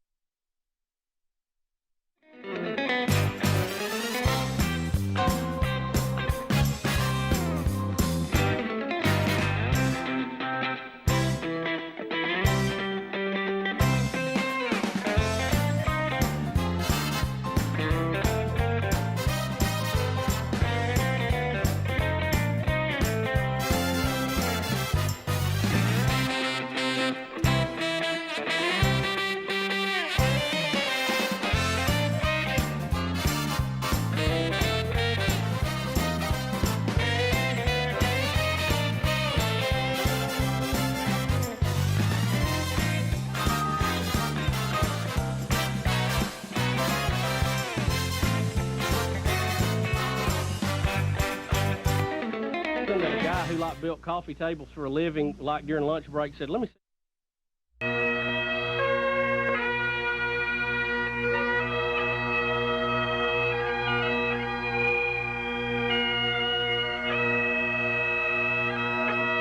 How about that right there? That is, it's a beautiful instrument, but I'll be honest with you, a little scary if you're too close to it. Oh, absolutely. Do you get the feeling that a guy who built coffee tables for a living, like during lunch break, said, "Let me see what I can do with this"? Oh, I mean, let's have some wow. fun here. I mean, it looks like when they're playing it, they're actually wrestling it. I know. It's a battle. Hey, Kathleen, tell us who again's with you. Kathleen, and who's here today? Okay, I'm Kathleen Ryan, and this is Kelly Kilpatrick, and we're both with Heritage Pipes and Drums. Well done. I mean, great. Thank y'all for taking time to get up. Also, the Birmingham School of Celtic Arts, the group of dancers here today, you can go to CelticAlabama.org to find out more about their organization. And the St. Patrick's Day Parade in Birmingham is today on the south side, beginning at 11:30 a.m. Down from Lynn Park. So that goes on in Birmingham. I know they're going on all across the southeast today, but that's the one that's going on in Birmingham. Cassio, can we have one more quote from you to take us to the break? The one more from Cassio. Yeah, the one. This looking in the window, a bit confused. Yeah, it's not official till Cassio gives us this final quote. They may take away our lives, but they will never take our freedom. There it is. There it is. There it is. Thank you. Wow. That ought to do it right there. Well done. That'll be hard to beat. Thanks to all of you who participated in this year's St. Patrick's Day Parade and celebration. Our Irish dancers, our pipes, Don Juan on the sax, Cassio as Braveheart, Jim the Crazy Sign Man with the steel drums. Thank you to also Peaches for being our official medical midget this year. Well done. We'll be right back. Stay close. Happy St. Patrick's Day to you. Rick and Bubba.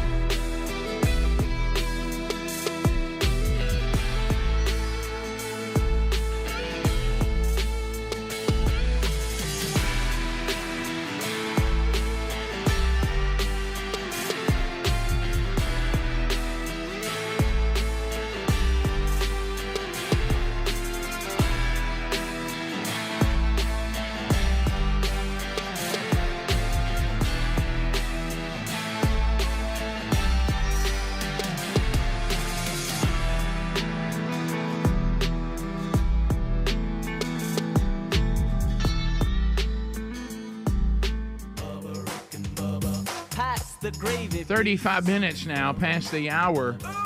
Rick and Bubba's show, thank you for being with us today as we work through another one. Somebody with a good point on the text option, maybe we could get Bubba to reach out to Kim Jong-un and tell him about Topaz.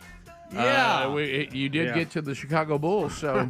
Well, yeah. Chicago Bulls, North Korea, a little different. Yeah, so Cook's Pest Control and Centricon have been teaming up with the Rick and Bubba show for years, and they are the best in the business. I mean, as long as we have been, doing this show, as long as we've been syndicated, Cook's Pest Control seems like they've been part of the network, and we thank them for that. Fall is nearly upon us. And if you want to sing, what we get to sing, looky, here comes Cookie, Cook's Pest Control. Because let me tell you something, critters and other nesting bugs, they're gonna be looking for a warm place. They're gonna be looking for a warm place. Here they come. As things start to cool, you don't want it. So don't mess around with critters and bugs. Go to cookspest.com. Do what we do. Have a free, thorough inspection and evaluation of your home or business, and be sure and tell them that you were listening to this show. Hey, I heard about you guys. I want to get the same service that the guys have. And if you're if you're a new home construction, say you're out there contractors and you need to get all that paperwork done, they can do that too. So why don't you go to cookspest.com, cookspest.com or rickandbubba.com under the sponsors button and put them to work for you. So I know that we were looking back a little bit, trying to get an update on this second attempt on Donald Trump's life. This guy turns out to, and I was already yesterday completely ready to go all in on his last name being Ruth. Well, all the information all of you gave me. And then my favorite person says, Rick, just think of the word youth. It is Y-O-U-T-H. And we know South is S-O-U-T-H. Mouth. Yeah, but mouth is, but youth. Ralph. Youth is different. Ralph is different. But just when I was going in, just when I was done, just when I was accepting that it's pronounced Ruth, Greg just heard a news cast in the break room, and they called him Ralph. They did. They said Ralph. So, and I'm like, well, here we go. I thought we'd done settled this. Yeah. So anyway, but I'm good. But anyway, however you say his last name, and I do think it's likely Ruth, based on the information yesterday from the part of the country his family's from and everything. But he's turned out to be quite the little bird. And I know that the question on everyone's mind, we threw out a theory about the 12 hours, and we're going. I'm telling you, if we ever get the final report on what happened with Trump and the first assassination attempt that hit his ear, we're going to find the neglect there, and it's going to alarm us, and we're going to realize that we have people that are working against Donald Trump living. Okay? Yeah. Now, we don't know who these people are, how they're connected, and I acknowledge that even though that is his golf course, and I guess you could be a random person that's crazy like this guy, and you're willing to stay there for days until you see him, but it also is plausible to go, it seems like that people are being tipped off on where Donald Trump is and what he's doing. Now, the rally, of course, everybody knew about that. Mm-hmm. Where you have a problem there is how did he gain access to that building? Right. That's where that one gets ugly, and I think that's going to continue to get ugly, especially when they look at the very sophisticated remote that he had to fire off explosions that were set up in various places. Mm-hmm. So we still haven't heard about that. Yeah. That's what was laying next to his dead body. Right. But we are going to hear about that, and it's not going to be pretty. Yeah. Do you think, though, I mean, after Trump was shot at the rally, he played golf on Sunday. Yeah. Sunday morning. Do you think it was just, if you're going to play the odds and you were going to hang out and try to catch Trump, I think being at that golf course on Sunday would be a high chance, unless he's scheduled to be somewhere else. He could have been tipped off, or it just could have been him thinking through. Yeah, I don't think my odds are good today. Yeah, I think you're 50-50 on that. Well, I think everything's on the table. To y'all's point, who knows? I mean, I did see one texter though that we don't need to embellish. It's already good when he says that's just 2 times in 60 days that somebody's got within 100 yards of the president. Neither one of them were within 100 yards. It is true. This is awful when you look at it. This guy's was about 500 yards. Right. And the other's about 150. Yeah, and the other guy was about 150, 200 yards. Still too close. Still too close. If you have a high-powered rifle. 130 to be exact. Yeah, but this guy on one. This guy at the golf course was not within 100 yards. No, he's between 300 and 500. Right. Yeah. So it's bad, but we keep adding, trying to make it even. Right. Yeah, even though I think they should have swept and can just be truthful and known about that area ahead of time. Mm-hmm. And you see the map Adler's got up here. See, this is a major highway on both sides of this corner, and he's in the bushes right there. I mean, you think that outside area would be swept.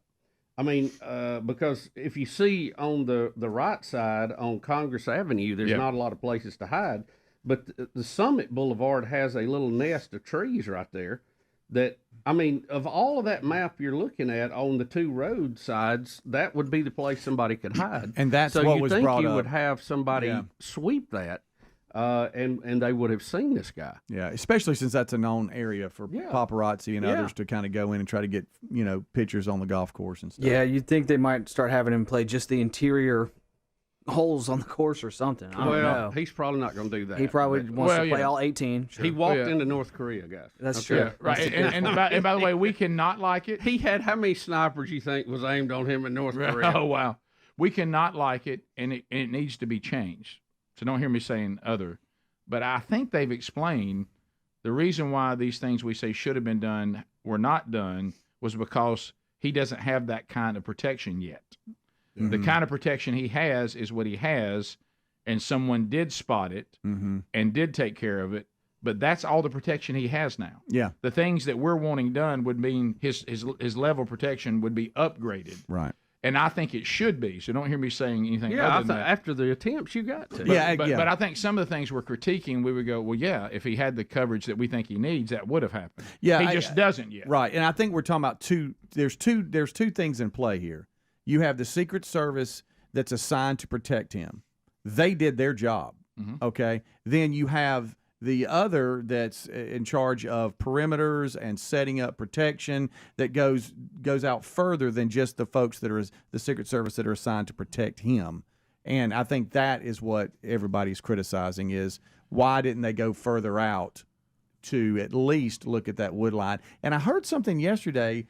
Sean Hannity was interviewing someone that played golf in the round of golf with him, and he said that he thought an agent had gone and looked earlier before the round in that wood line and didn't see him. But he said that, and then he kind of moved on from it. So I'm not sure. Yeah.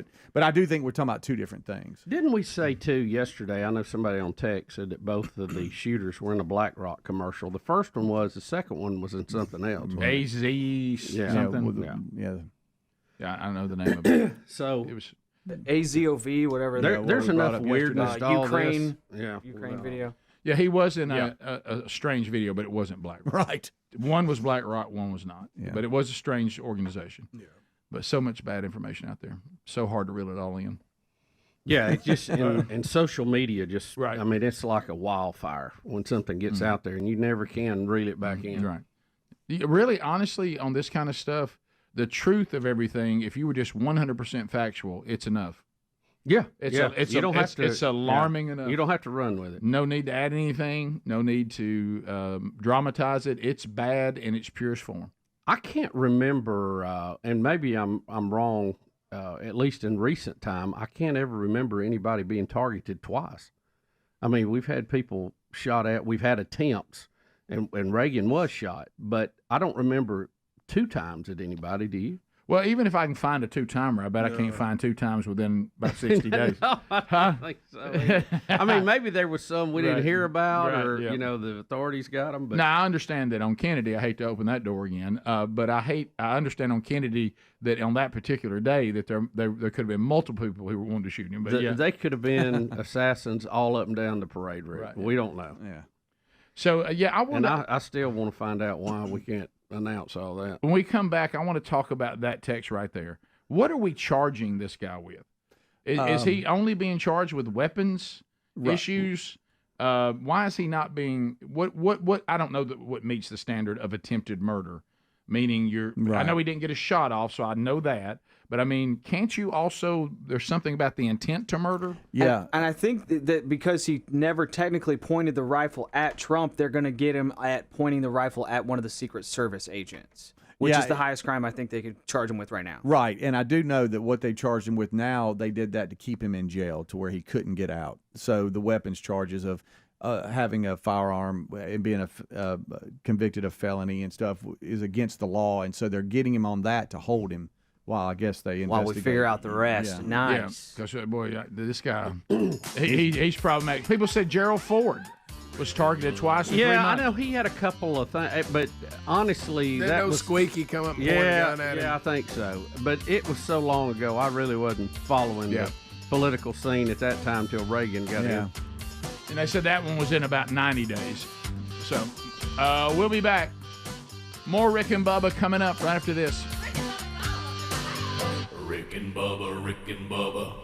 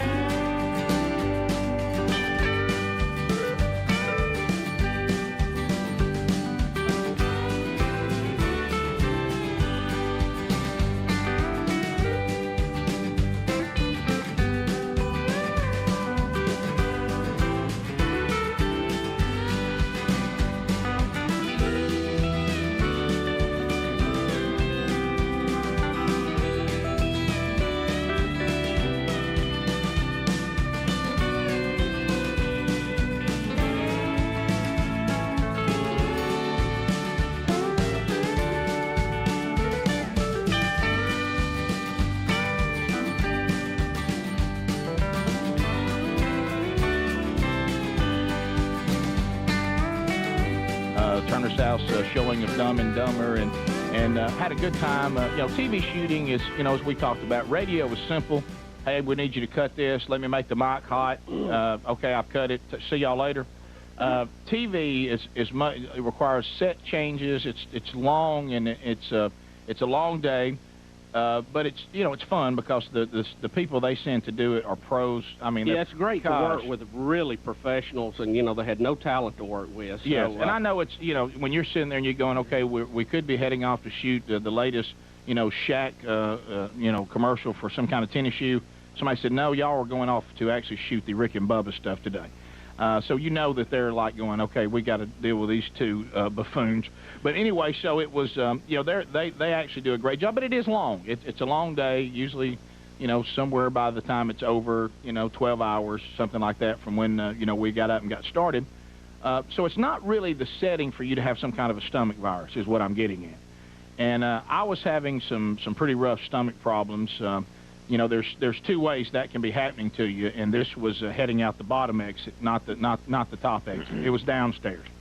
So I would have to make. Thanks for that visual. I would have to take trips to the restroom quite often during the shoots, and it's bad when you go to Imodium AD, which will stop a radiator leak, and it has no effect on it, none.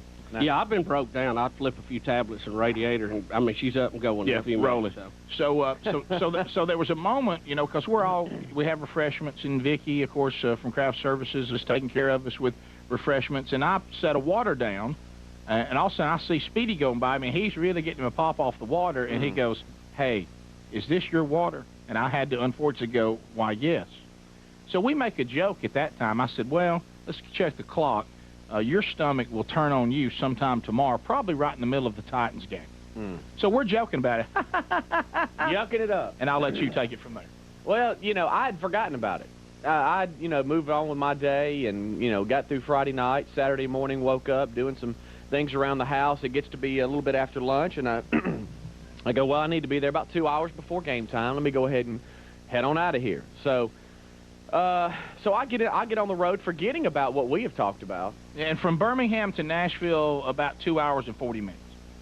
Go ahead. No, I was checking to be sure D was in here. Okay. Because I know he loves. We don't want him. And if you know Ryan Greenwood, suit him up with his breathing stuff now. Yeah. And so I'm traveling down the interstate, and all of a sudden, I get. It felt like somebody had punched me in the stomach. Sure. I'm just going along. I'm listening to my tunes, and man, a cramp came on me like, oh my gosh, what am I going to do? In this particular strain, it didn't have a buildup. You know how sometimes This one went from you're fine, you feel great, and you're in the fetal position. Yeah. To hey, I've got your body. Yeah. And so it's like it hit me. I was like, whew, good gracious, So you start looking up for an exit, and I'm going, do I pull over now? What do I do?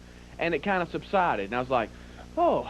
Okay, well, maybe I'm all right, And so I foolishly pass an exit thinking I'm okay. Bad move. And so the next one, that's when I called your cell phone. And I called your cell phone. I was like, hey, hey, buddy, I think it's on me. Got that I don't message. know. Speedy goes, I want to thank you. I'm looking for an exit, and we all ha ha ha. And I Yeah. think, well, bless his heart. All right. So the next exit comes up, and I see it, and it's about 3 miles away. And then, Bubba, it hit me like a ton of bricks, and this one was for real. You know, it's like, my gosh, I'm about to have a baby. Yeah, this you know.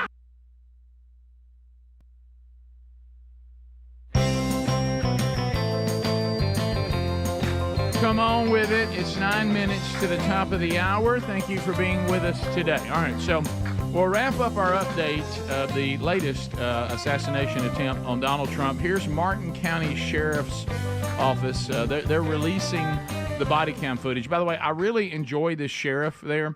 Now, I don't know why he never put any effort in fixing his broken nose. I mean, you know, I think there's surgery that could have fixed that. I mean, his nose is just so crooked and so broken, and maybe it was beyond repair. I don't know, but yeah, maybe he just wants to look tough. Good point. All right, so here we are, Martin County body cam footage. So we'll get a dramatic arrest of Ryan Wesley Ruth, or as some people call him, Ralph. So here it is. The audio is pretty good if you want it, Rick. Okay, Just giving him instructions. Yeah, I've got it right here. Driver, take 2 steps to your right. Take 2 steps to your right. Driver, walk straight back. Intense situation right here. Keep walking. And that guy wished he wasn't horse. And they got it. Oh, look at his shirt on his head. Yeah. I guess he was showing him he didn't have any weapons. Yeah. Or trying to show his abs off. I think they made him do that. Yeah. Before the Lean meeting. fella. Wow, is he lean? Yeah, he is, of course. Got some nice teeth. How about the For technology? some reason, he thinks that for some reason he thinks he's a major leader in Hawaii. Well, Rick, he's got a lot going on. Lives in North Carolina, hangs out in Hawaii, and ends up in Florida, and of course has been contacting world leaders about so many things. And every now and then he'll build a tiny house. And, And think of with a horse in it. Technology and how it worked. So you have a bystander that saw something and said something. Heard shots, guy running from the woods, whatever. Said, wait a minute, this is weird. So I'm going to take a picture of his car and his license plate. He hands it over to the authorities. They send out license plate description. It pings it, and then they call the county adjacent to where they are, and 45 miles away, they find him and pull him over. The technology on that is amazing. It is. Now we also know It's hard to get away with stuff. 1B. We know that this Ryan Ruth has been on the FBI's radar since 2019. So here's the information about that. By way of his background, in 2002, as the United States Attorney mentioned, the subject was charged and convicted in North Carolina for possession of a weapon of mass destruction. Law enforcement checks also revealed that from 1997 to 2010, the subject had numerous felony charges for stolen goods. I can also share with you that he was the subject of a previously closed 2019 tip to the FBI where it was alleged he was a felon in possession of a firearm. In following up on the tip, the alleged complainant was interviewed and did not verify, I repeat, did not verify providing the initial information. The FBI passed that information to local law enforcement in Honolulu. And the weapon of mass destruction was a fully automatic rifle, from what I understand. All right, so and you're not supposed to have a fully automatic rifle without all the permits and all that. So if these were attempts, and I'm glad they're not, but if these were attempts on Kamala Harris or Joe Biden, the left would be jumping up and down saying that people like us radicalize people and push them, especially those that are unstable, to be dangerous. Now, what you're going to hear next is, now the left does not hold themselves accountable on this. You're going to hear Jasmine Crockett, who's a Democrat. This is just a few hours before this person was found waiting to kill Trump. And here's what she says about MAGA. That is the whole movement of Trump and his supporters, that they're dangerous. Here we go. I talk about the fact that when we swore in finally in January, that we swore to defend against those that are coming against us, whether they are domestic are international. And right now, I feel like MAGA in general, they are threats to us domestically. And we see it time and time again. And I think that's why you see so many national leaders, whether they're Republicans or Democrats, coming together to say there is only one person qualified to be the commander-in-chief, and that is Kamala Harris. A danger to us domestically. Who's been shot at during all this? MAGA is a domestic enemy. Yeah. Okay. But they're not radicalizing anyone. You know, some of that was coming off the fact that they are blaming Trump supporters for Springfield, Ohio, calling in bomb threats because of the city and what the stories are coming out about the Haitians and the immigrants eating pets and all that. Somebody cue the song. But then, Cue the song. but then Eating the cat. Eating the dogs. But the Springfield, Ohio, I guess mayor or someone official from the city said that those phone calls have been traced and they're coming from overseas. So it's they're not even accurate on their accusation. Eating the dogs. So who's got it can cue it up and play it? Adler, can you play it? Because I want to tell you, yesterday I'm riding down the road and I'm screaming that out in the truck. Nobody else is in there. No. I'm just doing it for my Just own for yourself. pleasure. And I want to do it again. Eating the dogs. Eating the dog. The bomb threats, the Ohio mayor that Speedy was talking about, I do have that clip. Here it is.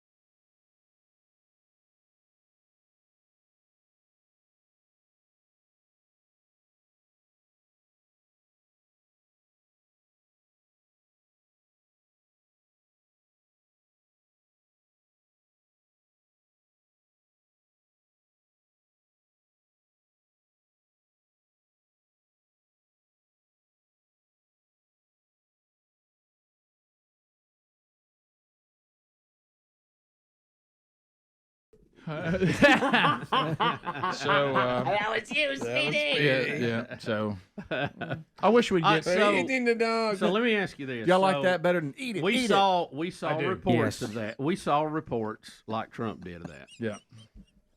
The ABC moderators who were also fact checking Trump said, "Well, that ain't happening." We talked to the city manager, whatever. Now I heard the Ohio governor is having to bring in the National Guard. Correct. Over dogs and cats. Don't miss due that. to unrest. I wish we would get this. I mean, I wish we would draw these hard lines on the fact that our constitutional republic is being destroyed. Well, let me ask you this: but God forbid anybody eat a dog or cat. Now we're ready for war. Now we're ready to make a stand. Have we proven one way or the other that Haitians are there and they're eating pets? That's my question. Bubba, the answer is no. Is it a few? The majority? What is it? I saw one on one of those. What is it? Is it a spigot? But what's not a spigot? That's water. In Spit. What spit? What's it called? A spit. A spit when they have it go over fire and they're rotating around. Yeah. That was I saw it a spit allegedly, roast, but you don't know where that was. Right, Somebody right. claimed it was in Springfield, Ohio. Of course. And then They're the eating the dogs. the body cam. Eating the cot. And you were just doing that in the truck. Yeah, just screaming. I mean, screaming having it. the time of your And life. I got 18 wheelers all around me, suicide jockeys, and I'm singing that. Suicide jockeys. There is that one body cam footage of the lady who's like killed the cat and the cop comes up on her and she is eating it, but that did not happen in Springfield, Ohio. Right. And she was not Haitian, so that you can't do that. Does anybody in our audience know anybody in Springfield, Ohio, or have relatives there that can tell us really what's going on? Anybody? Eating the dog. Eating the cot. Rick and Bubba.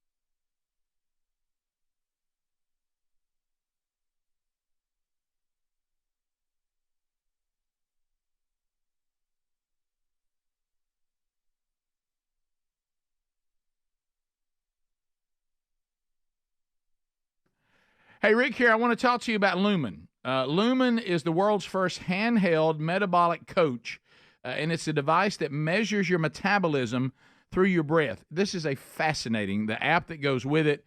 It lets you know if you're burning fat or carbs, and it gives you tailored guidance to improve your nutrition, make sure your workouts are being effective, you're sleeping effectively, even stress management. Now, why is this important? Now, I know there's a lot of you out there, you're into this intermediate fasting. And it can be a great thing. But the problem is a lot of us that are doing this, you're just kind of thinking it's a one-size-fit-all, and it's not. One size does not fit everyone.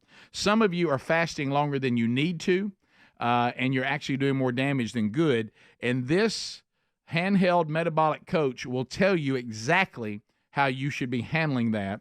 It's individually designed for you. And that way, you know what you're doing, whether it's really being effective or not. You'll know whether you're burning mostly fats. Are you burning carbs? What's going on with my metabolism?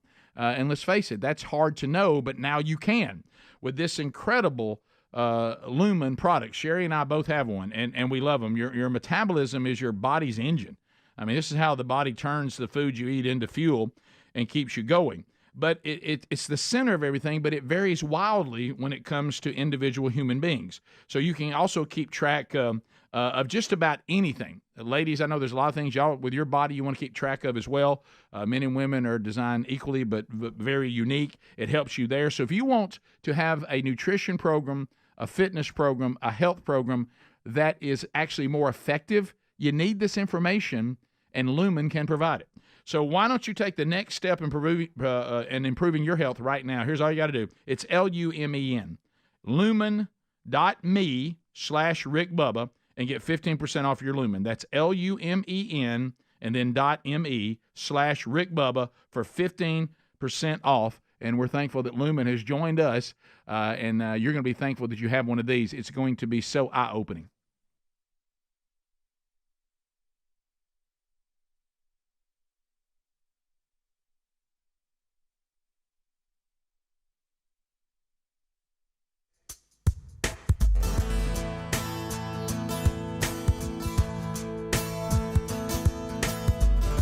Like, I'm thinking, this is awful.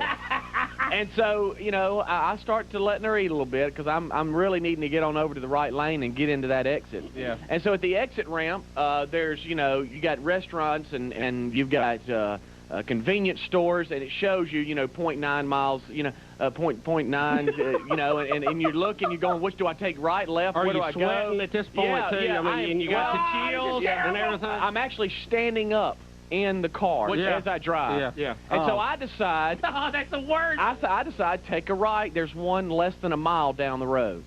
So I take a right, and I see an intersection. And this guy in the pickup truck pulls out in front of me. And I think we could have made it through the yellow light. I really do. He stopped. Oh. So now I can see the bathroom. And I'm like, oh, God. I can't breathe. Now you start talking to yourself. Don't you dare use a bathroom in your pants. You're 34 years old, And I'm like, and you're making noises you don't know you make. I'm like, I'm like, good Lord, it's real, And so I can see the restroom now, and I'm going, seriously, it's like somebody has shot me in the leg, okay? And so, now I've already started unbuckling my pants, and I'm starting to look around going, well, would anybody see? And it's a major intersection. Well, the light turns green, thank goodness. And he putters on up, and I'm like, good Lord. And so you pull in, and, now you start praying to God, if you let me get to the bathroom, I'll never cuss again. Right. I'm like, please, Lord, just let me make it. I'm 34. Start cutting deals. Yes. Yeah. So I pull up to the side of this convenience store. And now you have to get out and act like you're not about to use the bathroom in your pants. Yeah. Okay? So I get out, and I probably look like a broomstick. I'm walking. I mean, I'm so stiff. I'm like, and you can't breathe. You're like, okay, if I take. Give me the breathing again. I'm thinking if I take a deep breath, I mean, it could be the end of it. It's like Wile E. Coyote when he's got that boomerang glued to his body. Yeah. Exactly. So now the door opens and I come into the convenience store. Now you have to act like you're looking around for something, and you're not going to dart and go to the restroom. Which, by the way, makes it worse. Yes. So now the convenience store, good afternoon. You know, how you doing? You know, now you can't let your breath now out. you're giving that parade smile like, and in your mind you're going, don't you use the bathroom?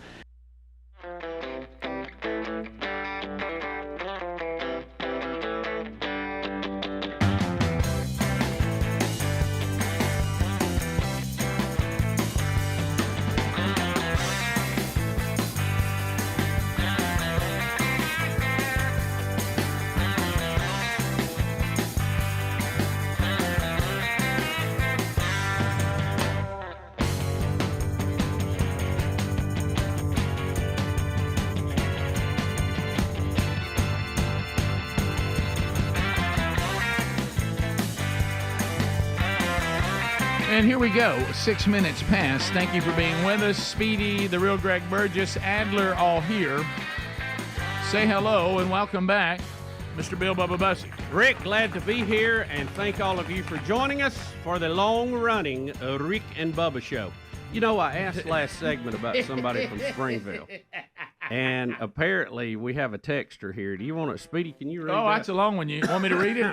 No, Speedy's a little closer. Yeah, okay, I can read it. I don't have Greg's glasses on. Or would you like just to let Speedy struggle with it? Yeah, No, that was kind of the goal. Okay, I mean, we've read it. We can just kind of let you know. Well, I'd like for you to read it. Yeah, since it came from somebody else. Why me? Because you're our best reader. You're about to be. I saw what you did there. So you want this to be a comedy bit? That is correct. You might remember when the show first started, I assigned Bubba all reading duties. Yeah. Yep. So basically, this texter says that he has a brother that runs a car dealership 10 minutes away from Springfield, Ohio. Mm-hmm. And he said that all this Haitian eating pets and all this, it all started from a noisy neighbor watching another lady. That'd be nosy. It's nosy. Nosy not neighbor. Noisy. Yeah. Okay. Thank you, Greg. Asked them to take care of a cat of her friends while they were on vacation or something like that. Gotcha. Then the cat disappeared one day.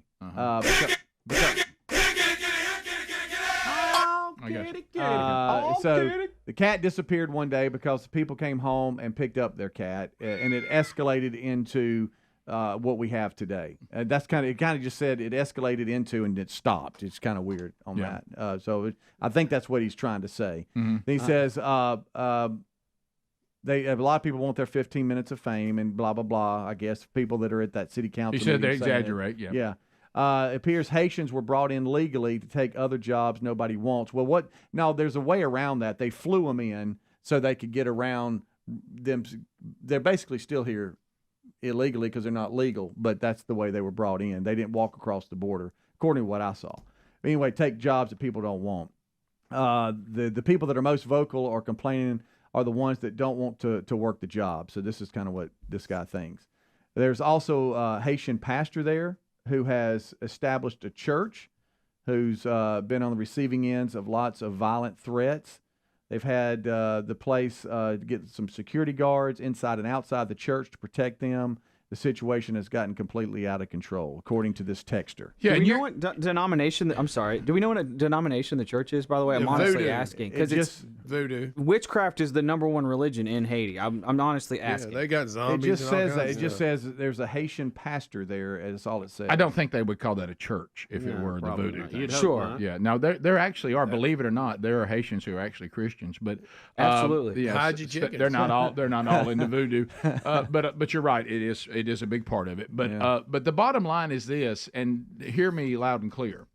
Believe it or not, I think some of one of the most level-headed statements about the real problem, and this is this fake world that we live in, came from I don't know if you saw on Fox and Friends Saturday morning. Santa Claus was interviewed about it. You know, I did not see that, but the gentleman you were referring to, I have seen around town. Yeah, I know him, and he's really committed to his portrayal of Santa Claus. Oh, really? Yeah. Very committed. Like when you see him, you think, so Santa spent the off season right here. And you also think to yourself, I thought he'd be taller. All right. But anyway, he lives in Sylacauga, which is another place where some of this is going on. And I thought his comment, and I don't know what's wrong with us now where we get off track on what the real issue is. And so what we have to do, and now correct me if I'm wrong, did y'all not say that a lot of the people, these complaints coming in that's causing all this are not even coming from the community? They're actually coming from other countries? Right, overseas. That's where they trace with them the to. claims and things like that. So that tells you that's H&D going on, hate and discontent from overseas. See what it is I do not think, and this was said in the interview in Sylacauga, which is another small town, I don't think that every single Haitian person that comes in your community is a threat to your pets or to you, okay? Nor do I think everybody who comes into our country, even illegally, are a threat to the country, but some are. And that's the problem. There's no vetting. Now, if these people are being vetted and they're just being placed in these communities, you really don't need to come up with this. They're eating the dogs, they're eating the cats. They're coming here to practice their black magic on us and things like that. What this guy said, his name is Brian Talton. He said, the problem is we're small towns and we don't have the infrastructure to just have people dumped into our community. Yeah, 10, 15,000 it doesn't matter whether they mean us ill will or they're dangerous. None of that really matters. Or their kinfolks. Yeah, they might be perfectly good people with perfectly good intentions, but that doesn't make the small town situation any easier. Yeah. We don't have what they need. You know, people usually come into these towns, like I know in Sylacauga, it's 12,000 people. He said normally people come here like 1 or 2, 5, 6. We don't have people just dumped into our community that now need all of our services and things. He goes, we're not set up for this. And he said the federal government is who y'all need to be mad at, because the federal government right now, we have a border problem, and that border problem is where all this goes back to. And it's not your local city council. It's not whatever. That's where the problem is, because people are being dumped into small towns that are not set up to take them on. Even if they're perfectly here just to try to find a way to make a living and be part of the community, that normally doesn't happen in busloads. Right. You know, and they said that's the problem. So I don't even think you need to come up with these stories of eating dogs and cats and they're dangerous. And this is not a good idea no matter what. It's just not a good idea. It's just bad. Yeah, you couldn't absorb 15,000 close relatives. No, you know, you're right. Exactly. Yeah. And that was the point he was making. We're kind of getting off track. Right. Because what happens now when you find out these things aren't true, then you think, well, what's the problem? It's a problem whether these things are true or not. That's the point he was making, which I thought was a very wise point. Yes. And looking into the church in Springfield, Ohio, it seems to be, Adler, at Central Christian Church. A Reverend Carl Ruby. Do you want to apologize? No, I was curious to see what it was. You think they put a voodoo church in there? I wasn't saying it was voodoo. Did you think they sacrificed dogs and cats at the first service? I just heard that they're eating the dog. Right. Eating the cat. Right, yeah. That's the church that seems to be in the news, and there's stories about. So it could be different than what the texter was talking about, but that seems to be the church. Gotcha. So, but again, just like we keep doing, fetch. No pet pun intended. Yeah. We're chasing after things the dogs can we no longer look at the root of the problem foundationally and say this is what the problem is, and then the rest of this really doesn't matter? It's a problem no matter what. Yeah, it really is. And I don't know, but you know, then what happens is then you fall right into the trap of the left. Oh, you're a bunch of racists. You're a bunch of bigots. You think Haitians do voodoo and eat dogs and cats. You backward rednecks, and they start all that stuff. And then they get you off the topic. Right. When the topic is we can't have people just dumped into our small towns, no matter what their intentions are. Nowhere to put them. We don't have the infrastructure. It's a bad idea. Yeah. And but they are eating the dogs. Greg, that's not helping. Right. It's just that song. I don't know. Right. Now I will say this. Catchy, here's where I do think whoever loves this discontent and chaos. They do know that you can't get people fired up about saving the republic, and you can't get people fired up about saving human beings, but you start messing with pets, and you got a war on your hands. That's it. We'll be back.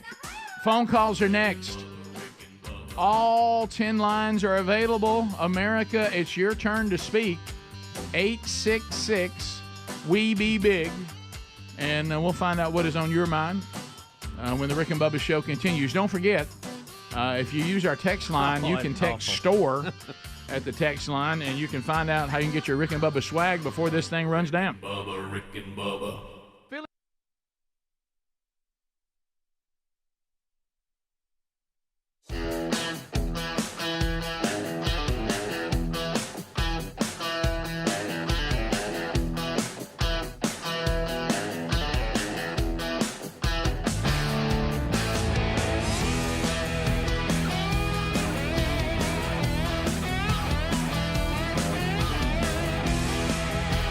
And you see a single bathroom over to the right. And there's 2 or 3 other people in the convenience store. Now I'm starting to run with stiff legs because I'm beating them to that daggone bathroom. You got to. If you have to push them down, you do. No, now, and it's so bad, really.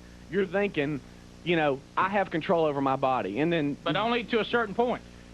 So I go to get the door. You're fighting your spine for control. Yeah, I go to get the door, and because it's a single stall bathroom, you're thinking, okay, please don't let anybody be in here and this thing be locked, because if so, it's over. It's over, because I've given my body. You've run up to. I've told my body, get me to that door, and it's yours. Right. Okay. Sure. So I go to unlock that door, and it's unlocked. So I close the door, and I don't really know how to say this, okay? But I closed that door. Baby. Well, let me just say I had a little trouble with my button flies, and I couldn't get them down in time.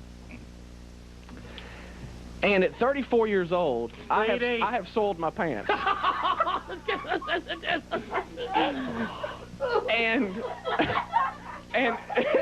it's not a little bit. It's pants halfway down. I thought I've timed it. Okay, let me say this, because I'm going to use some analogies that they won't affect people for the rest of their lives. If it was a car wreck, they would say this car is total. Yeah, if it was a car wreck, traffic would be backed up just so people could look. Right. Okay. and go, what was that? There's no saving these pants. Oh, no, not the shoes or socks or anything.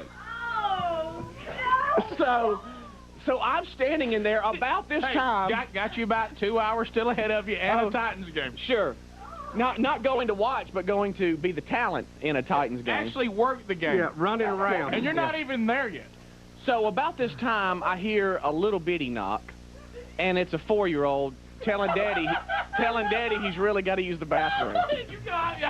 You better listen to him. Yeah, and I hear Daddy telling, son, it's okay. They'll be right out. And I feel like going, no, I'm going to be a while. Hey, get in your car, drive that other way. Yeah, if you need me, all I've got is my shirt on because I'm naked. Yeah. Okay? And these the rest of your clothes are done. And I bet the bathroom was nice, too. Sure. So I look around for towels, for anything, okay? And I'm thinking to myself, do I open the door and ask for help? What do I do? What do you do? Because I'm thinking, I can't walk to the car naked. I'm like, what am I going to do? And so after using a full roll of toilet paper and flushing probably every 30 seconds, whoever was outside the door probably thought somebody's dying in there. Right. Okay. How about this? You yourself went through a couple of trees. Right. Worth of paper. Yes. I've taken an acre down. Okay. Sure.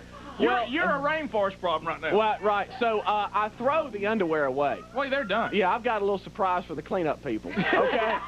I'm going, that one's gone, and it was probably one of my favorite pairs, my Abercrombie pair. But you got to let them go. Yeah. Now, your jeans and your socks and shoes you're a little more attached to. Right. So I very carefully take off my shoes and peel the socks off of my feet. And lay them over. The socks are gone. Surely you got rid of them. Oh, yeah, the socks are thrown away, too. Looks like I ran through a mud puddle. And, oh, God! What shoes did you have on? Oh, my nice ones. Because I had my shoes on the way I liked them. Yeah. Because you give the Coliseum a look. I cared enough to look nice. Yeah. People probably a little smell this way. Yeah. And so right now, somebody at the Titans game going, I told you that wasn't me. Yeah.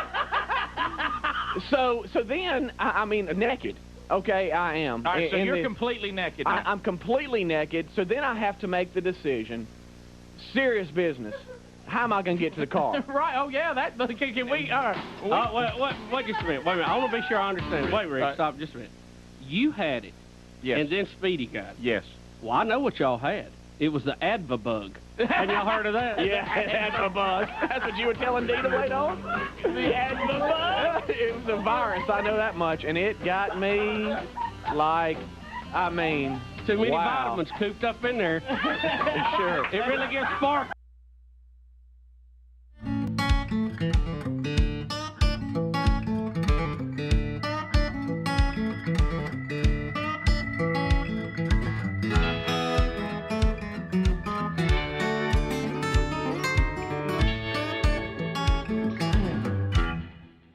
It's time to do. Here we go. Phone calls coming in. Scott, welcome to Rick and Bubba. If you want to join us, you can too. Scott, how are you? Good. First time caller. Yeah, sounds like it. Long So, time. yeah, it's, all right, man, go ahead. All right. So I went to Haiti a lot of times over my years, and I'll swap this over. Okay, yeah, we got it. Whatever you did then sounds a lot better.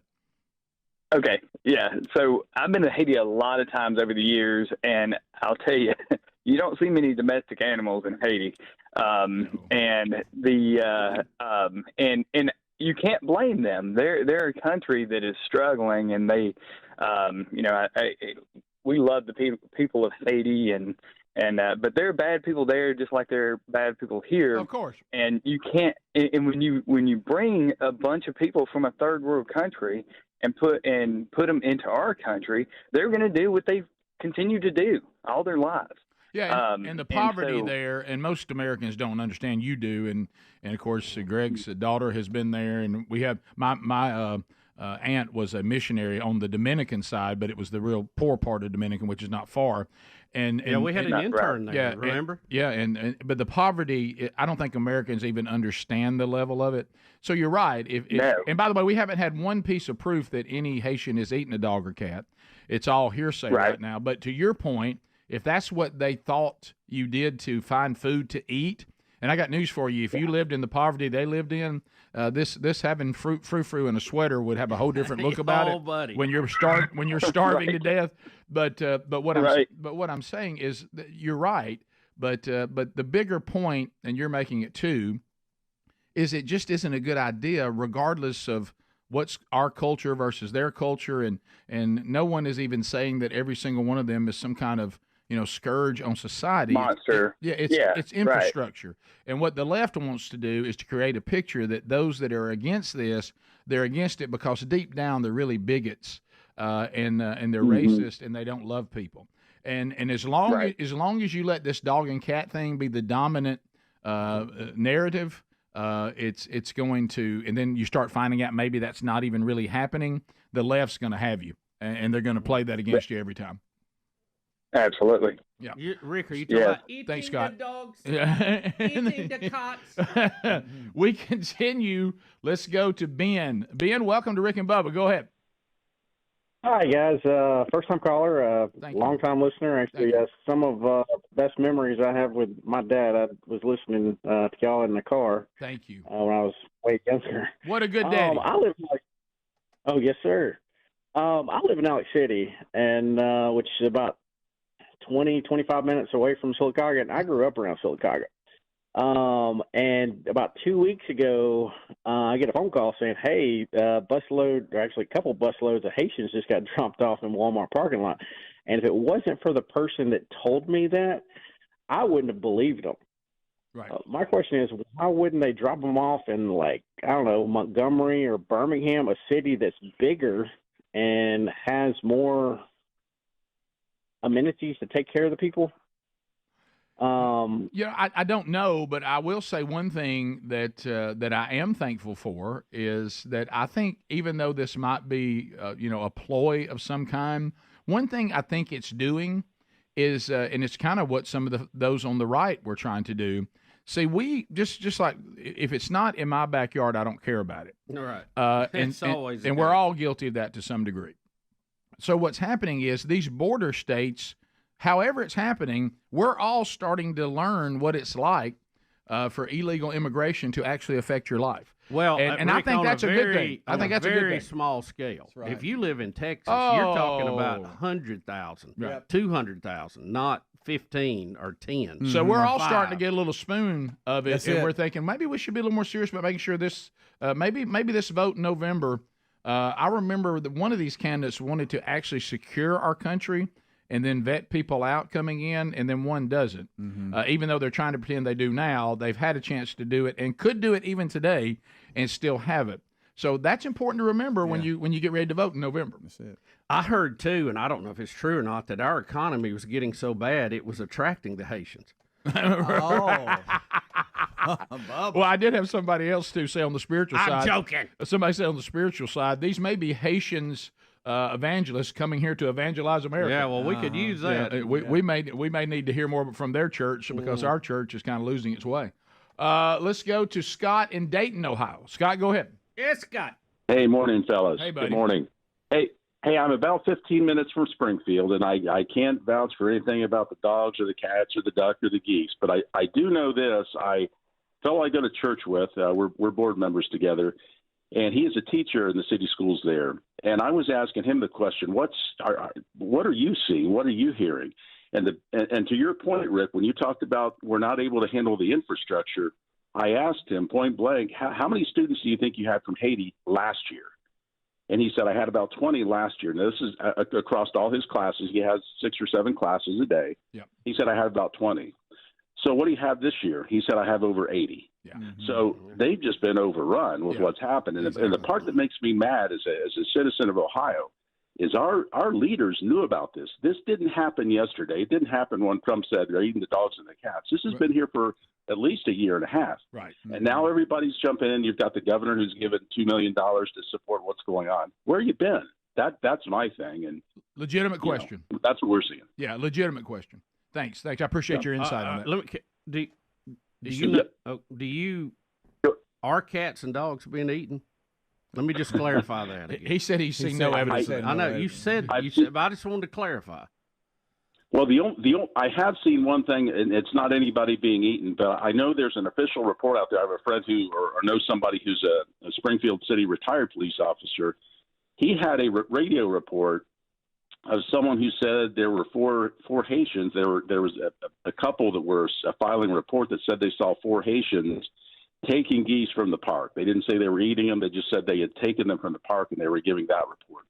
As far as anything being eaten, no, haven't heard anything about that at all. Scott, I'm like you, Rick. If it's some old mallards, I say let them have them. Well, I hate to say this, but I don't know about where you They're guys are. They're pretty to watch unless you got to deal with them. These I hate those geese. These geese from Canada have overwhelmed our communities, and they are a nuisance. So there's plenty. So if they're taking I say them, bon appetit. Yeah, if they're taking some of them, they're actually helping the community. But no one has documented someone's pet being eaten by anyone, even if your pet's missing. It could be, but you have to actually.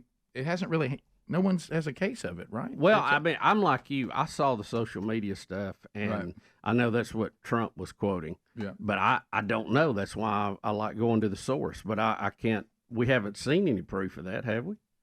No. Other than the original reports from social media that could be very sketchy. Yeah, I'm afraid it's somebody said, but back to the point, some of y'all seem to think if we're not sure that's happening, that we think it's not a bad idea. Nobody said that. It's a bad idea whether they're doing that or not. Right. We're just trying to be truthful.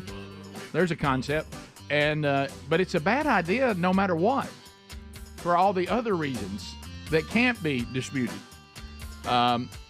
Bottom of the hour, and we're all seeing why we need a secure border. You got to vet people out for all sorts of reasons, including being overrun and your infrastructure not being able to handle it. We'll be back. Rick and Bubba, Rick and Bubba.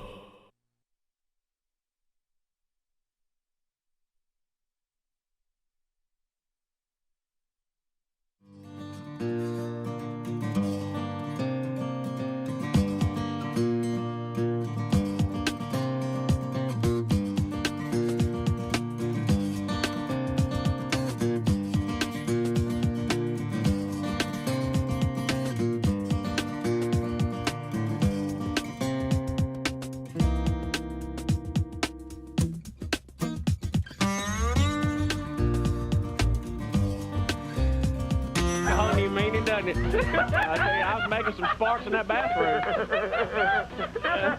Of course, now the crowd is gathered outside the bathroom, and you can hear people going, "Who's in there?" Bubba, Rick and Bubba. Bubba and our grand marshals today. What's your name? I'm Jennifer Nichols. Jennifer, and what's your name, young man? Shane Pritchett. Bill, they come from all over for the big parade today, and of course we're all excited about the weather today. What do you think, Big Daddy? I hope it clears up. Have y'all eaten yet by any chance? Just now started. Just now started. Let's go over and see what you got. What you got? I know you're not going to believe this craziest thing. We forgot our wallet, and we just wonder if y'all would buy us a biscuit before we got started. Ladies and gentlemen, everybody please smile. You're on Rick and Bubba, the television show. Please look good and stay focused. Chew with all the aggressiveness you've ever chewed before. Man, we'd like to see you chew a little harder right there in the front. Does anybody have any food left you're not going to eat? We'd like to know that at this time. It would mean a lot to us if somebody would pass some biscuits and gravy this way. Just start passing it this way. Stay tuned. Why don't you kill me? Drive-by body for the Titans, has been there for a number of seasons. He's got about a 2-hour and 40-minute ride to the stadium. On the way there, a stomach virus that he picked up from me the day before has attacked him. He's now in a convenience store. Put it this way, he did not quite get down on the toilet and has destroyed his clothing. So he's now inside the bathroom at the convenience store where a mob is beginning to form outside the door. Wanting to know what's happening. What's happening, and he has no clothes to wear. He is naked and has no clothes. He's got a good shirt. And he is what, maybe 45 minutes into the ride? Yeah, I'm about 45 minutes. 2 more into the hours ride. to go, roughly. Yeah. And I'm standing on the other side of the door. And a 3-hour preseason game. Let's don't forget that. Oh, this is just started. And then the ride home. Yeah, this has just started for me. I'm standing on the other side of the door that has the mob on the other side, and I'm standing looking at the door with no clothes on and thinking, what am I going to do? Well, I am in such a handle here. Yeah. And so then you start looking down at your clothes going, okay, something's going to have to go out of here with me. I don't know what it is, but something is. I can't walk out of here naked, okay? Right. You just can't do that. Well, all right? you could. I mean, you can. Yeah. Well, I mean. Yeah, but they'll chase you with a police Right. car. Right. Yeah. And I was thinking to myself, you know. Are the pants savable? Well, I had to make that very disturbing decision. Yes, but it was. At one point, I did almost peek my head out the door and ask, "Does anybody have like something like a towel, like you're getting out of the shower? I can walk to the car with." Or something.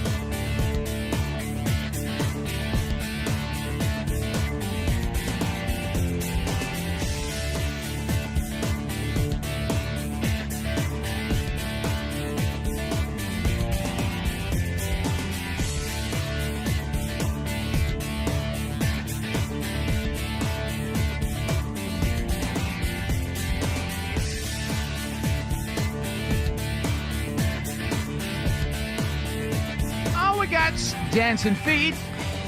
What is behind? All right, so working our way back Coming up a little bit later in the program, Dr. Jerry Mixon is going to join us. We haven't talked to Dr. Mixon in a long time. We talked to him when he first created Relief Factor. We'll kind of check in with him and some of you that are interested in that product. You'll hear its origin. We'll get really in depth about that. We'll answer some of your questions about that with him today.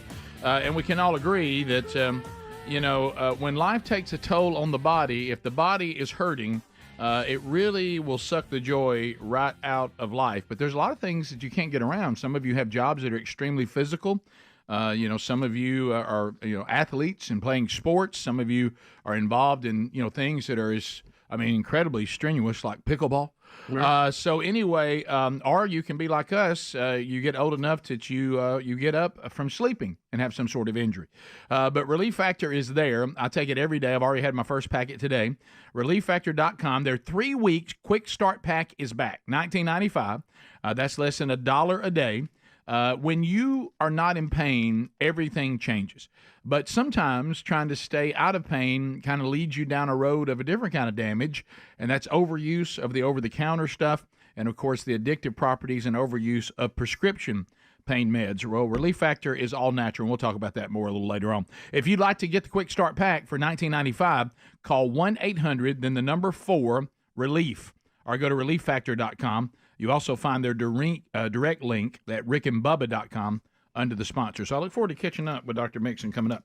Rick, I've got to tell you this ongoing thing here, and I just are you continuing? Yeah, I'd like to wrap this up and move to something. They're I really eating would. the dogs. Adler, I just emailed you a story. It's a package from a TV station in Canton, Ohio, and there is a lady there. The police have released body cam footage, and I think this was part of the original story I saw too, of a woman being arrested for eating a cat. Now, she's not Haitian, and she's not from Ohio, right? Originally, did you see that one? Yeah, we mentioned that earlier in the show, Okay. and we were saying the only documentation we have, person is not Haitian, Right. and is not illegal. Do we want to show it just to show that these stories are out there? Yeah, sure. Yeah. Did you get it, Daddy?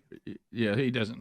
It's been out for a while. I say a while, a week at least, and because she had fur on her lips, and then She took some the cat's head off. and some neighbors there said that she was eating the cat, but she looks like she has owned something. But not. She said, "Wait a minute. What did the neighbor say?" She's eating the cat. But it's so bizarre. but she is an American citizen. Correct. She is crazy, has some issues of some kind, and she's not Haitian.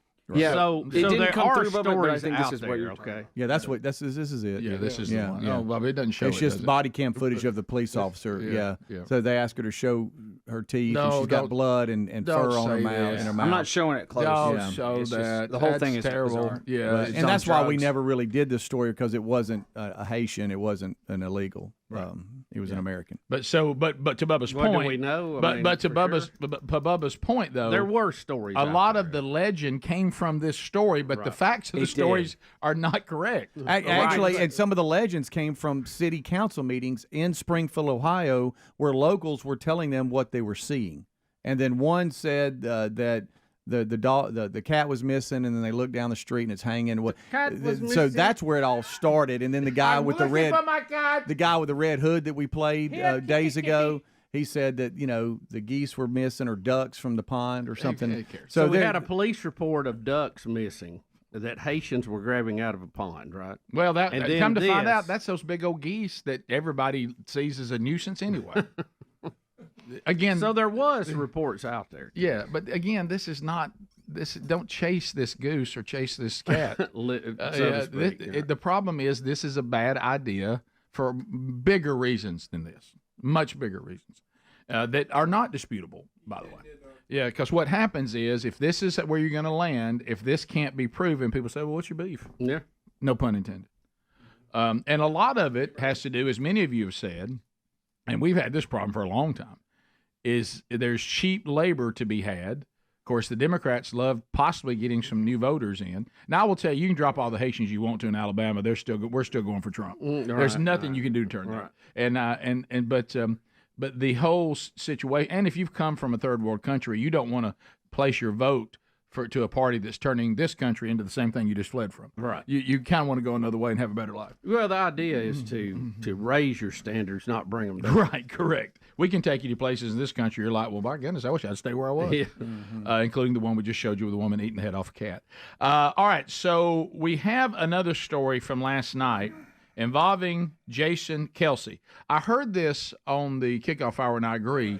It appears right now that Jason Kelce, his exposure has exceeded his brother Travis. Yeah, dating without dating Taylor Swift. Right, he didn't even have to. You know, he's got a wife and like some kids in there. Well, he's committed full time to it. You don't have to go play a game. Right. You don't have to worry about a game plan. But I've been a little surprised. I would have thought that his brother would have kept a little more pop culture, value.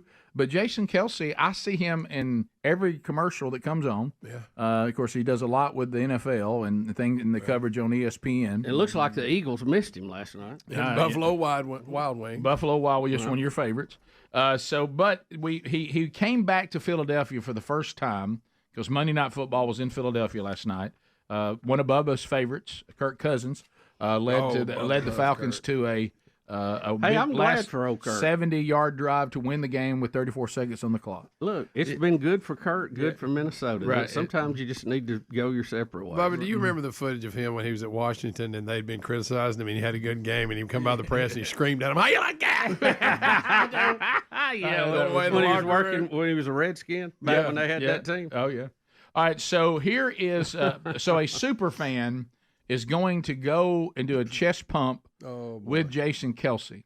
Now, unfortunately, it blows the guy's ACL out. Well, that's what we think. It was kind of funny on this post on X. They said, "Oh, that's an ACL right there." A lot of weight came down that joint. Yeah, right. So they're on stage. It's before the game. It's the ESPN stage. The crowd you can just see it for a while there. It's a big crowd. Everybody's pumped up. He's getting the crowd going. Sure. And the super fan, who's shirtless and has a little weight to him, decides that he wants to chest bump with Jason Kelce. They get down a 3-point stance, charge each other. When he lands, focus on the fan. He starts limping around. Okay, all right. And the audio is pretty bad. It's not great. It's language. Yeah, well, it's not great. I don't know about the language. Just the audio is pretty low. I have it turned up. Yeah, it's not bad. So they down. Here they go. Boom, and then he lands, and he's like, look. He's struggling. He's struggling. He is struggling. I mean, he's really hurt. Oh, he's still. He's still. Hey, look, He's leaving. He even did somebody like, help me. Hey, help me out, man. Help me out.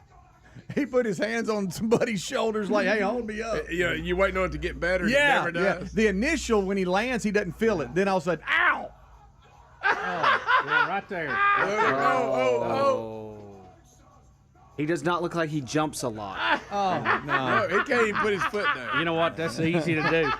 It's easy to do. He got Crack caught up blazing. in it. Got caught up in it, didn't he? I mean, how many players have we seen that was injured jumping up and down? I know we had a kicker one time. We had a linebacker one time. Kicker. We have Bubba injuring a guy who was kind of a major client. Oh, yeah. Tom. Well, they told me to jump in his arms, so I did what the director said. Major client. And he went down. Do you realize, Greg, how uncomfortable it was I mean, we all after Bubba blew the knee out He's of lucky it was just a knee, probably. Greg, after Bubba blew the knee out of a major client, there's the uncomfortable moment that when it happens and he's limping around, he's obviously hurt, and you keep trying to laugh it off like maybe he's okay.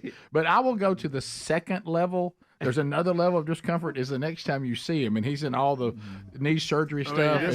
Serious rehab. He's in rehab. Did y'all get called in by the parent company and go, I tell you what, guys, from now on, let's don't be jumping in the laps of. We got caught up in it was a TV shoot. We used to be the spokespeople. Did I do what I was supposed to do? Yes. Asked by the director, yes. Was it a bad idea? Probably so. Now, Greg, what adds to it, if my memory's right, and I could be wrong because we did multiple types of themes, I'm pretty sure Bubba did this while dressed as an elf. Yes, I did. Okay. Had the little Robin Hood Big shoes elf took on. him out. Not many people Greg, have taken Bubba's elf shoes as he leaped into his arms and that elf hat on. and it's like the bridge collapsed. Let me Greg, ask you this. Did the guy try to act like he wasn't hurt, or was this full blown? I think he tried to have a good attitude about it. But Greg, let's face it. He was limping worse than that guy. Yeah. Greg, do you realize how stable? And then he said, said, I heard a pop. Right. That was bad. Do you realize how stable you have I'm to sorry, be Tom. for somebody to toss you a boulder and you catch it? That's true. I mean, Bubba was a human boulder. You better distribute the weight evenly. Yeah. Boulder? Yeah. Here, catch a boulder. Strongman competition. Well, we got excited, and we were trying to do a good job for the client. Well, you Well, did. I think we went up and did like a chest bump or whatever, and he said, "No, I need some more. Just jump into his arms this time." And when you did, that leg said buckle. Oh, yeah. Yeah, we went down. Yeah, it was it. Yeah. You talking about Bubba the Elf one day? I'm not trying to say Bubba that the 250-pound elf went down. I can't remember how long after that we remained the spokespeople. For Marvin's. That's probably started. It was when you Marvin's. I think the whole business went out. Yeah. Right. We'll be back. You know that. That commercial is around somewhere. Oh, yeah. Somewhere. All this stuff these people have grabbed off Turner South. Does anybody have those Marvin's commercials? Adler would love to have them. Oh, yeah. All right, we'll be back. More Rick and Especially Bubba. that one. Yeah, especially that one. Greg. He pops as an elf, too. Rick and Bubba, Rick and Bubba.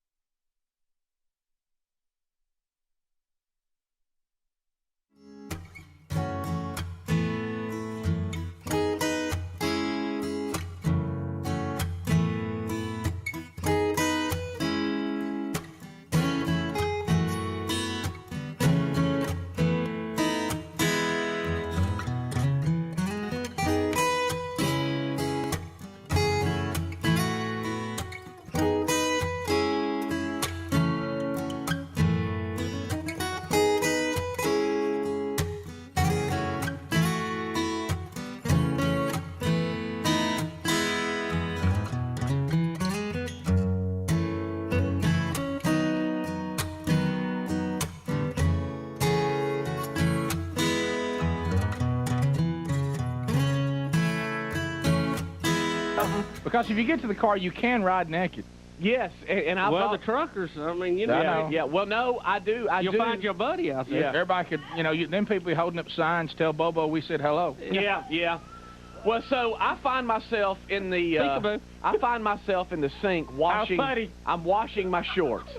Okay, in the sink. All right, so, okay. So the shoes. So you're trying to save. Well, I'm naked. Yeah, I you- mean, you're naked. all I've got is my shirt. Okay. Because That's let me ask you this, because I know we've all been through this. So the shirt's okay. The shirt's okay, We've except been for the through bottom this. edge. Scenarios, worst case scenario, we played the game here on the program. Might want to add this one to it. But what I'm saying is, usually you go, here comes my list.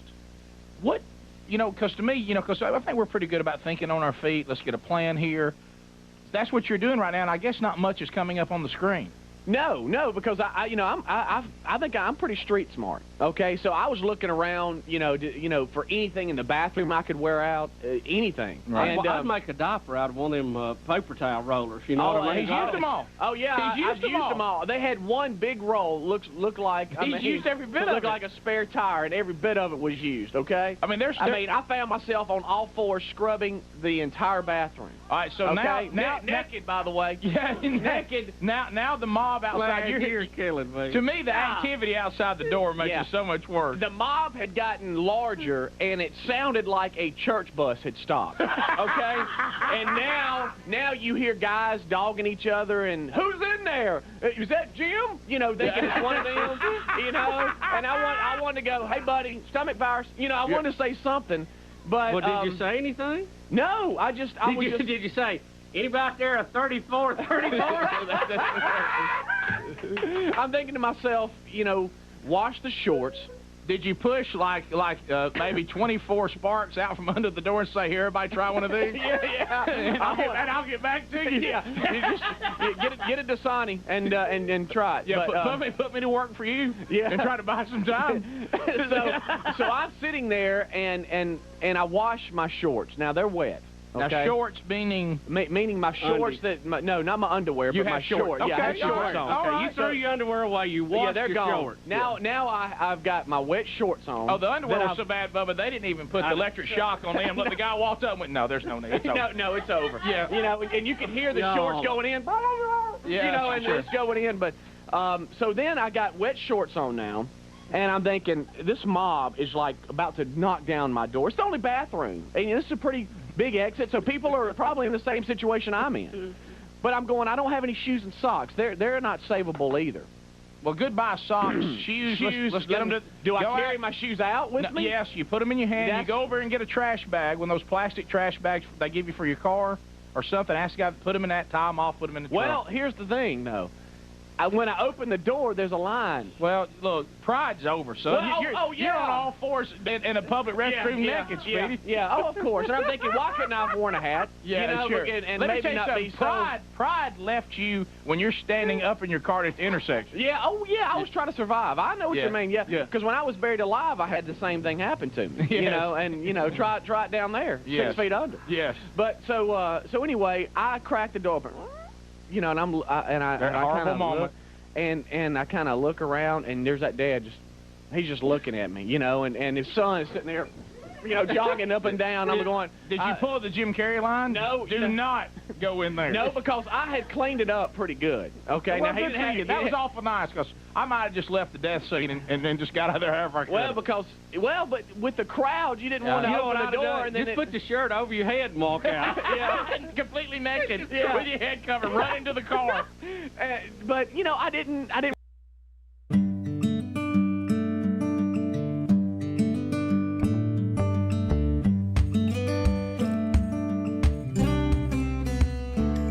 That's right, baby. It's 9 minutes to the top of the hour. We thank you for being with us today. Updating you on things you might want to be aware of. So a couple of things coming up this week. Sevierville, Tennessee. Those of you that catch us in the Gatlinburg area, Connect Church men's breakfast Saturday morning as part of the ongoing strategy from themanchurch.com. Scott Dawson will be there speaking on Saturday. Details at themanchurch.com. Also Sunday, I'm excited to be at Shallow Baptist Church in Rossville, Georgia. Families, I'll be speaking at the worship service at 11, so anybody can come to that. Then we have a man church later that day. They start serving the food at 5. We'll start around 6 local time as they roll through the men's discipleship strategy from themanchurch.com. Also, tickets are on sale to the 3 conferences next year. If you want to go look at that and get your group there, all those details are at themanchurch.com as well. Ladies, Sherry will be Tuesday night, the 24th, in Pensacola, Florida. If you want to come see her, First Baptist Church is hosting a women's event. She'll be speaking there.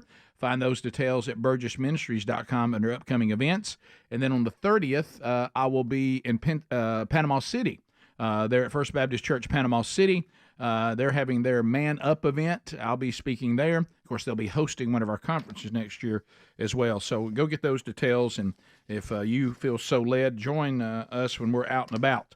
All right, so a couple of other things to look at. So caution, bit of a nerd alert coming up on this one. So we've talked about the various groups. You got your Trekkies. Can I ask you? Somebody tell me about you got the weird that bunch, the Harry Potter bunch. All that weird world, and talking about the fans of the show and how they kind of go a little over the top with everything. Are the Lord of the Rings people? Do they go down this road that much? Yeah, they're pretty. They pretty The Hobbit and all that stuff. They're pretty wild. Do they? But really, do you believe that the Walking Dog still is the Star Wars people? Yes. Oh, yeah, I think, or the Trekkies. Yeah, don't you think that'd be the championship? If we were having a playoff, yeah, they're the Super Bowl. Those two make it. Oh yes. So we had Oh my goodness! Because I will say this. Now we're about to We're about to see something that will rival. See, I think that you take. Boy, I love stuff like this. I know if you take the Trekkies, I find them hard to beat on this one issue. Now this is going to possibly change my mind. What I'm about to see now. Right. But to me, if you actually created a language that does not exist, and then you learn to speak it because you're a fan of a TV show and movies, like the Trekkies. Yes. Klingon. You're talking about Klingon. Yeah. I mean, if you're speaking Klingon, that's going to be hard for any of the other groups to beat. However, what we have now is going to be a Jedi. Oh, a little Jedi ceremony? A Jedi ceremony.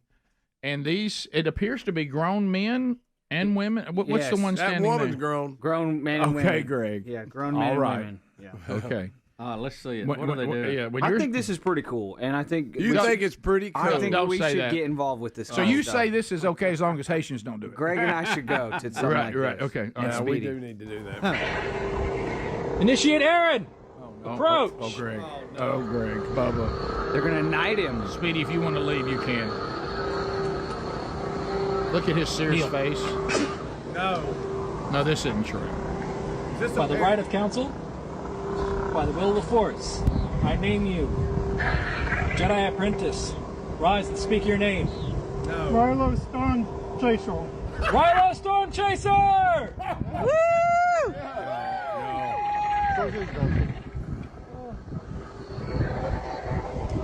Oh wait. All right. Y'all. I think we got something. Yeah, we may wait. Well, that other guy though, he's fair Not game. quite as organized as I like for it to be. Well, there was a little bit of not sure how to end it. Did y'all see that? Yes. Also, Rick, honestly, was- I don't feel like their heart was in it. They I had do. the lightsabers, but they didn't dress up. No, they did. Shouldn't they have been in the typical Jedi apparel? You know, kind of the, what we used to. Bubba, I wish somebody would knight Speedy.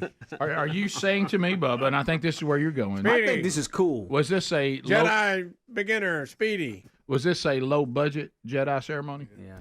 I think it was. Honestly, I've about been that one been Jedi? to a wedding on a tennis court where they held tennis rackets up for the couple to walk under. That was more impressive than that. I'll just say that. All right. That's a okay. little bizarre too. to be Little honest. into tennis there. This one person did have a Jabba the Hutt costume. Okay. That's good. Adler.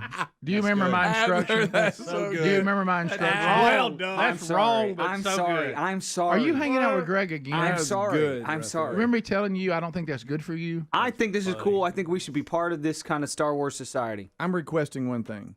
When he gets knighted or whatever, he replies. What could I go back to that Something just for a Storm second? Chaser. I It was want to a hear. little- I want it to was hear a that. little- Is this his new? airy. Is this his new Yeah, Jedi we name? may Can I not say give him- something? I'm going to say warning to everybody. Yeah, we may not. Make fun of that him. I want to make sure of something here before we go any further. Oh.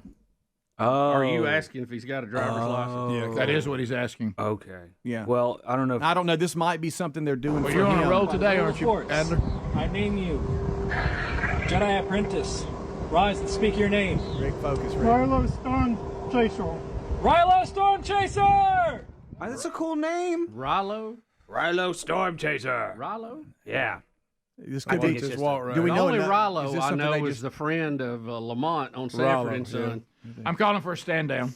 Okay. Yeah. All right. I didn't know. Now, will this, I don't- can is we- this can we- something that- Rick, can I take making fun of him to making fun of the guy doing the I ceremony? wanna- Yes. Yes. I want to know if this is something they're doing And for him. I still think the Okay. like a team letting somebody Speedy's score. disarming us. okay. Everybody feel bad now? No, I I don't. I do. don't know if I it is do. or not, but I just heard. Adler, what a day for you so far. Rilo Star Shaker. I know. First the Haitians, now this. I know. You really Okay. used to be the most caring member of the show. I thought it was just. Those days. I thought it was just nerds, but you might be right. I don't know if they advertise this stuff, but we need to somehow show up at one of them. Yes. We definitely need to go through it. Mhm. There was a day you would have taken him to a ball game. Oh, yeah, You're right. yeah. No, you're right. hey, that's You're good. right. You could go. I Great. didn't realize. I thought it was just nerds. I'm sorry. It could be. I don't And it know. could be. It It is. could Some be. of them. Hey, It at could least be. they're not eating dogs I and just. cats. That's right. That's true. I just picked You'll up keep on a hearing little that. something there. You're right. And I it's- think I just wanted to Yeah, kind I- of caution. I If it think- was a red light, it'd be agree. yellow. I agree. Okay. Okay. Flashing. Yeah. Okay. Right.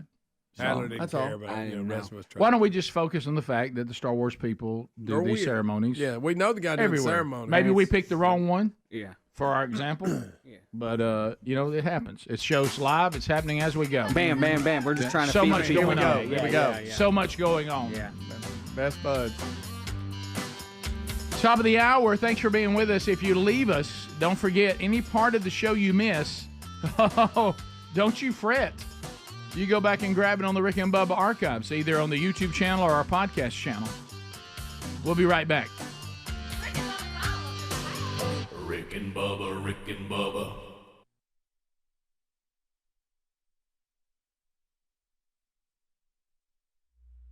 didn't really know it. So I opened the door. Screaming, do I know you? Yeah. So I opened the door and I just veered to the right, like they're not there. It's the Pulaski streaker. Yeah. He's back. Yeah, you just have to act like you don't even acknowledge their existence. Right. So I go over acting like, I'm gonna And your shorts are dripping You wet. have wet shorts now. Yeah, yeah. Now I'm walking probably. How wet are the shorts? The shorts are really wet because I had to clean them. So I'm walking like, I'm walking kind of, just a little drip. Nice day for a swim. Yeah, kind of really stiff leg, and so I go over towards the water thinking, hey, maybe everybody will forget about me, and I kind of look up.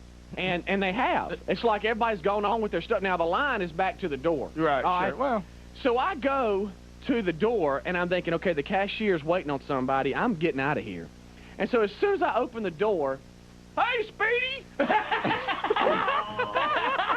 And I'm like, no way. And so I just kind of go, hey, Speedy, I used to work with Don Juan at Hibbett's. And I'm like, this is not real. Did you go, hey, what's your waist size? Yeah. And hey, are you attached to them shorts you got on? Hey, buddy, you'll make a quick 100. Yeah. And so he reaches out to shake my hand, and I'm thinking to myself, you don't want to shake that hand? You don't want to shake this hand. No, that hand needs to be cut off. Yeah. Well, no, I washed my hands, but I'm just still saying you don't want to shake it. No. So I make it through, and probably. Did anybody notice you were dripping in the floor? Well, no, because my pants, my shorts I had washed, and they weren't dripping; they were wet. And so if you looked down, you'd go, "Wow, did you use the bathroom in your pants?" Right. Yeah. And so when you say yes. Yeah. So I'm. Yeah. Well, as a matter of fact, yes. So I'm talking to the guy, and he's trying to give me a ton, and I'm giving him 0. So and I'm like, yeah, kind of late for the game, got to go. And so I him, and buddy, I'm sorry, and you probably thought I was just awful, but I was trying to survive. I go back to the car, and I'm going, okay, what's in my car? Oh, I got some golf shorts in the trunk of my car. I remember that, and I got a couple of golf towels. Okay, I'm good. So I go around and I pop open the trunk, and I'm gonna, since I'm on the side, I open the door thinking, hey, I'm gonna change these shorts real quick. Oh gosh. And I had a couple of Dasani waters in there, and I said, I'm gonna wet these golf towels, and really, I had some hand sanitizer stuff. I'm thinking I'm gonna take a shower right here in the parking lot, enough to sit down in the car. Well, about the time I open the car door, this guy pulls around the corner. And I mooned him. I'm sorry. I had my pants down to my ankles. Hey, Speedy! Yeah. He goes, no. Hey, love the show. Yeah. And I'm like, golly. So I jump into the car, and I'm like, and then another person sees you out there bathing in the parking lot and goes, widespread panic, Ron! Yeah. So I go, hey, there is a car wash place right around the corner. I'm going to go around acting like I'm vacuuming out my car because it's kind of hidden from the road, and I need to change. And so I go around the corner, and sure enough, I'm butt naked except a shirt, and I am just scrubbing, and I got new shorts on, and so I get back in the car, and I'm like, what just happened to me? What just happened to me? Oh my God! So the shorts and the shoes and everything. So they're in the trunk, and I'm thinking, okay, now I've got to make some good time to get to the Titans game on time. But I don't have any shoes or socks to wear, and these golf shorts, I can't wear them either.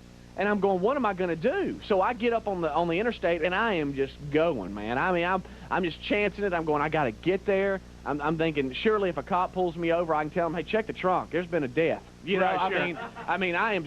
And so I get close to the Coliseum, and I'm going, I've got to pull over and walk in somewhere barefoot and buy some shoes and socks. So I get to Franklin, Tennessee, which is a good 25 minutes south of Nashville.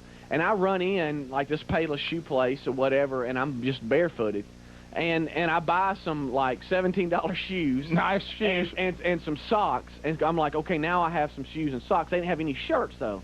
I'm like, man, what am I gonna do? I don't, because my shirt needs to be changed also. And it's like I'm getting closer to the Coliseum. Shirt tail caught a little shrapnel. Now I'm still commando. Okay. Yeah. I'm still commando. Okay, keep that in mind. So I get collateral damage. I get close to the Coliseum and I buy some shorts at another place. No, they don't sell underwear.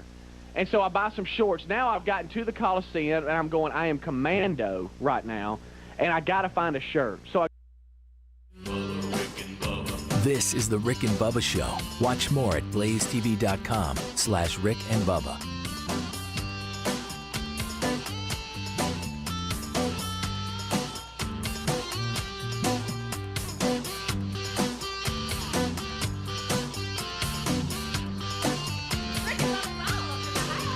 Rick and Bubba, Rick and Bubba.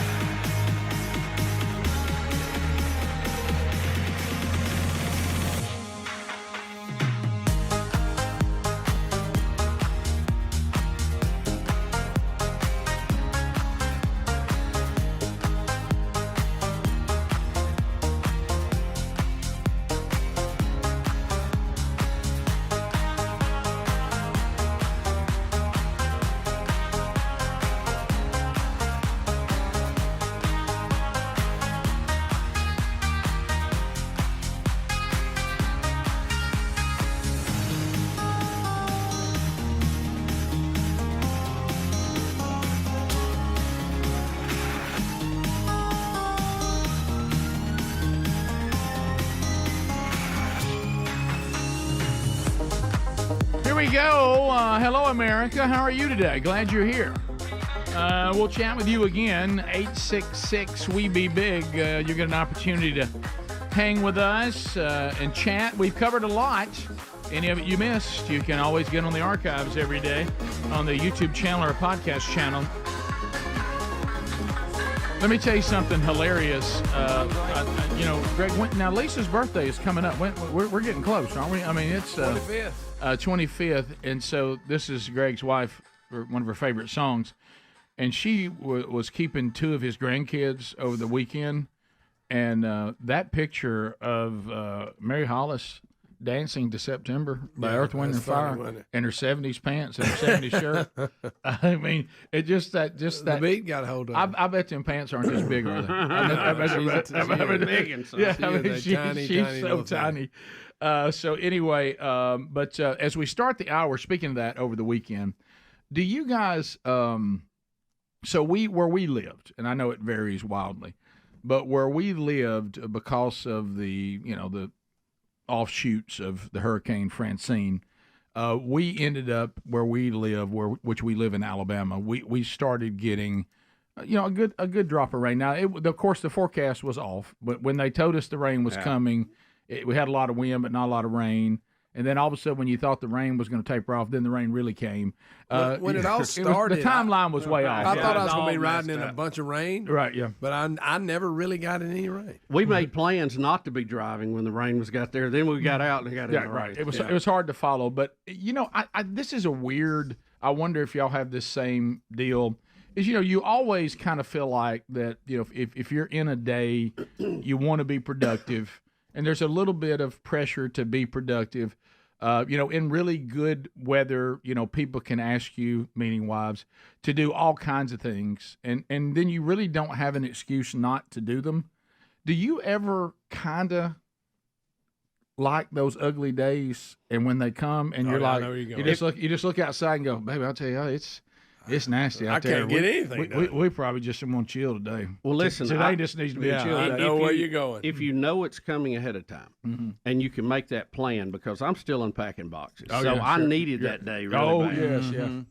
Yeah, but don't you? So that's a yes. Do y'all take bad weather and go? And what I mean by that, I don't mean dangerous weather. Right. I mean, yes, yeah. I mean it's nasty out there. There ain't no reason for anybody to go out there. It's a lot of rain. It's raining sideways. Yeah. It's just, boy, I tell you, out there, it's just rough out there. I tell you what, today you're gonna get a lot done today. And it's almost like I feel like I've been given a pass. Right. Nobody can say that I'm not being productive. Nobody can say I'm being negligent. That's it. Nobody can say they just go, well, I mean, what can you do today? Right. I mean, there's not Look a whole at lot you can do. Hey, today we're just gonna have to hurricane. Gosh, I guess I'm gonna have to watch football most of this day. My wife would say, "No, this gives us a day to clean out the closet. Let's go." Oh, really? So you got to be careful of that. Yeah, you do. Yeah. Don't get tied into their project because that gets in the way of your project. You know that laundry room I've been telling you? Let's pull all that out. Yeah. Thumbs down. No, you're right. You're right. That all needs to be picked up when all this goes through. But to go out there now, I mean, it's just going to go right back down. We're accomplishing nothing by that. A lot of water. Look at that rain. Man, it's coming down. It sure is. Let's just. Why don't we do this? Let's just say today is just going to be a day that we just kind of sit tight. We regroup. Yeah. And there's no need to. What's that? Oh, you got something you might want to. Okay, well if you got some things you need to do or get caught up on, then certainly. Yeah, that's a good. That sounds. You know what? Great. I don't mind those days. No, if you need me, I realize that I'll be downstairs and sometimes I can't hear you hollering at me, over the game. So just text me. I mean, if you need anything at all, and you'll do things as far as this. Oh no, I wouldn't worry about. No, today? DoorDash. Today? DoorDash. No. What is DoorDash at? That's fine. DoorDash. Well, so how about this? You want to just get what you want whenever you want. I'll just get whatever I want. I mean, look outside. I mean, we can't go walk. I mean, there's no way we can go walk. No. Yeah, Not in this. Yeah, treadmill doesn't and work. I bet everybody's sitting tight. People probably we need to. I mean, check on and. I think today, with it like it is out there now, if it was a beautiful day, if it was a beautiful day, all kinds of things we would do. Right. I even found myself, and this is even really bad. There were some things that I really needed to do at the farm that I needed to tend to. I found myself thankful that the weather didn't allow it. Oh, yeah. I was almost I'm like same way, because I can't feel like I'm. And what it is, it doesn't make me feel like I'm neglecting it. Well, I can't. Yeah. Yeah. Boy, didn't you say you had some? Yeah, I do need to tend to that. There's no doubt. But I mean, you can't do it in this. So I guess today I Too guess, muddy, you don't tear your roads up. Yeah, I guess I'm looking today at my list, and it's there's nothing on it but one thing, and it says do nothing. Yeah. And I guess I'll do nothing. Do nothing. Which is a favorite topic of mine today. Sure. Yeah. And it feels even better. Like I hit it perfect. I got all the yard work done. Right. I mowed, did everything the day before it all came in. So I'm sitting there going, Nice. I really have nothing now. Except for the fact that it messed it all back up again. No, it's all done. Yeah, It's what all about all done. the limbs that fell and all that stuff? No, You got no, stuff we're everywhere? good. We're good. Yeah, right. Yeah. It's fine. Yeah. Got all that done yesterday. Yeah. Yeah, but it was kind of, the thing that gets me, and we love all of our weather friends. We do. Yeah. But their timelines just don't mean anything. No. I mean, no, it's it's I remember looking around on the day it was supposed to just be flooding, and I'm like, where's the rain? There's a lot of wind blowing, but I don't see any rain. And then you go, so is the rain thing passed? Then all of a sudden it just, then it was just flooding. And it's that, you know what kind of rain you look at there?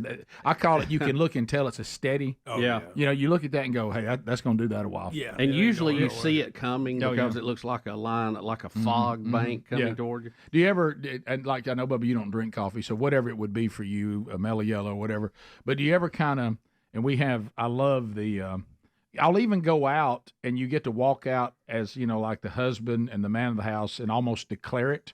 Do y'all do that? You'll step out. I happen to have, I know, whatever your setup is. For me, I have a screened-in porch that I can walk out of the kitchen and whatever this little area is that has been given. Sherry has some name for it, but I don't know what it is. There's a little area over there where you can sit.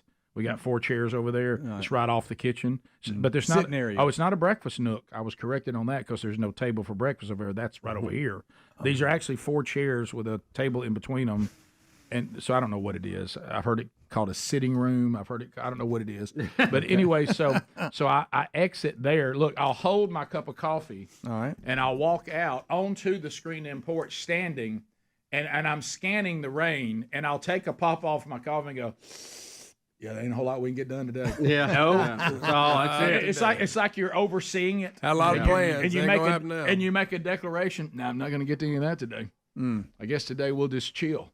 And then you start trying to figure out how you make all the games work. Okay. All right, so, Now, who's on ABC? Then what's on? all right, 11 o'clock, Bama, Wisconsin. I'll take that. Let me get busy, get everything done. At the time, I didn't know that Wisconsin couldn't play with them, but thought it'd be a better game.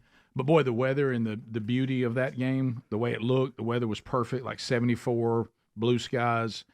And does it ever feel weird to you when you're watching a game from like pouring rain, nasty, and they're in a beautiful environment, and you're like, I'm in the same country with these people. Completely different setup for them. It's amazing how far away it can be. Right. And but then, and then you just find yourself, then I'll get downstairs where the TV is, and there's another window there, and I'll get up and move around and scan it again. Yep, still raining. Still looking bad out there. Well, I got to go sit back down. Yep, that looks like I'll make that 2:30 kick now. I've done that before. I've gotten up going, man, I need to do something. I just make circles and go sit back down. I know.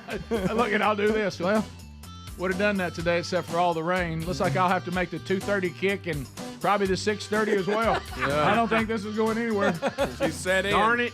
We'll be right back. Rick and Bubba, Rick and Bubba.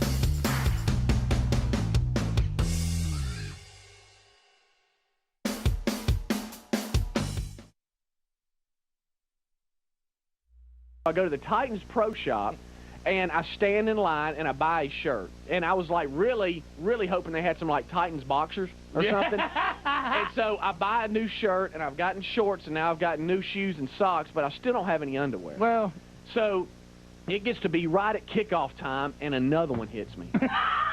And they're like, Speedy, here's your cord, here's your microphone. Get to section 3, 41 or whatever, 3-4, and here you're the first break. And so I find myself in like the janitor's bathroom, in the bowels of the Coliseum. Please don't use the term bowels. Yeah. And trying to survive. And I have to do that through the entire game, not wearing any underwear. With your wireless mic. With my wireless mic. I make it through the game in so much pain and hurting so bad.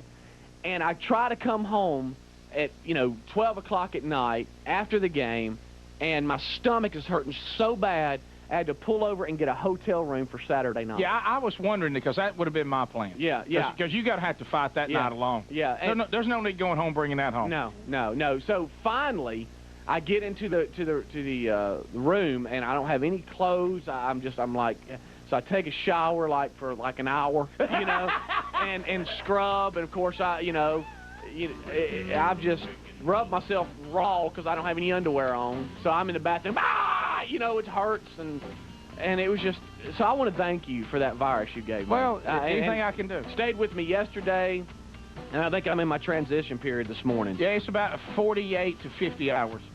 Can I have a spark? You should have seen the audio guy at the TV shoot. He'll never look at me the same again. Rick and Bubba.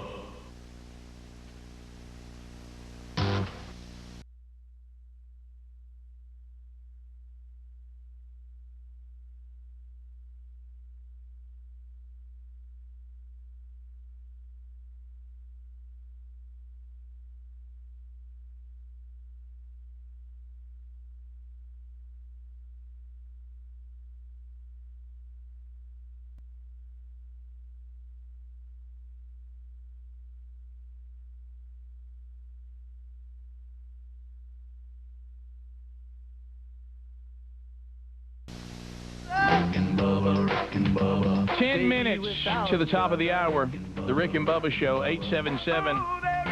We Be Big is our number. Mark Prater joins us Sure he does. after hopefully hearing that story. And When it's time for the weather, there he is. got it all together. Hey, you love him. You love tornado. Here, Mark Prater. There it is. It's time for the weather. Ain't nobody better. Here, Mark Prater. Mark Prater. Here, Mark Prater. Mark Prater. Here, Mark Prater. How are you and your infectious laugh this morning? I'm doing fantastic. I kind of feel like Greenwood. I'm going to need a huffer if I laugh too much. Man, I had this cough thing. Can't shake it. Mark, do I go as far as to let J.O. in for Warner Robin's dog Speedy? One time. Okay, let's me. J-O-N. J.O.N. has some commentary. You didn't pick him up. I didn't? J-O-N, Warner Robbins, welcome to the show, sir. God! I just saw an ambulance go by. Ryan Greenwood was in it. Oh, my. There's just some things you don't tell, Speedy. There's just some things you got to keep. Rick and Bubba's in Ohio. Rick and Bubba. Pass the gravy, please. Rick and Bubba. Ooh, it brings me to my knees. Rick and Bubba. I can't start another. Rick and Bubba. Day with Alrighty, we're back 20 minutes past the hour. Rick and Bubba Show. Thank you for being with us today. You can get with the show also by text. We have a lot of those that roll through, and we do grab a lot of good information from you, so thank you for that.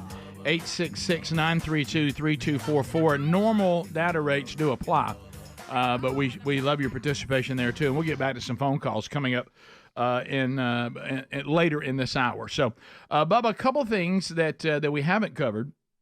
I know that we like seeing things. Now, Adler, tell me if I understand this right. This video is saying this has never been done before. Is this a first? Yeah, so because what we have here is, Bubba, now, you're not going to believe this, something called the Red Bull Extreme Biking. I guess that's some acrobatic biking competition of some kind. And so in this particular case, they're saying this is the first time that someone has taken a bike and done a backflip on a moving train. Wow. Good gracious. And because the train is moving, they were able to just work out the speeds of everything so that the camera, you could just stand there and watch. And he is in the air just jumping from train car to train car. Bubba. You've got 10 freight cars, and they put ramps on all of these here.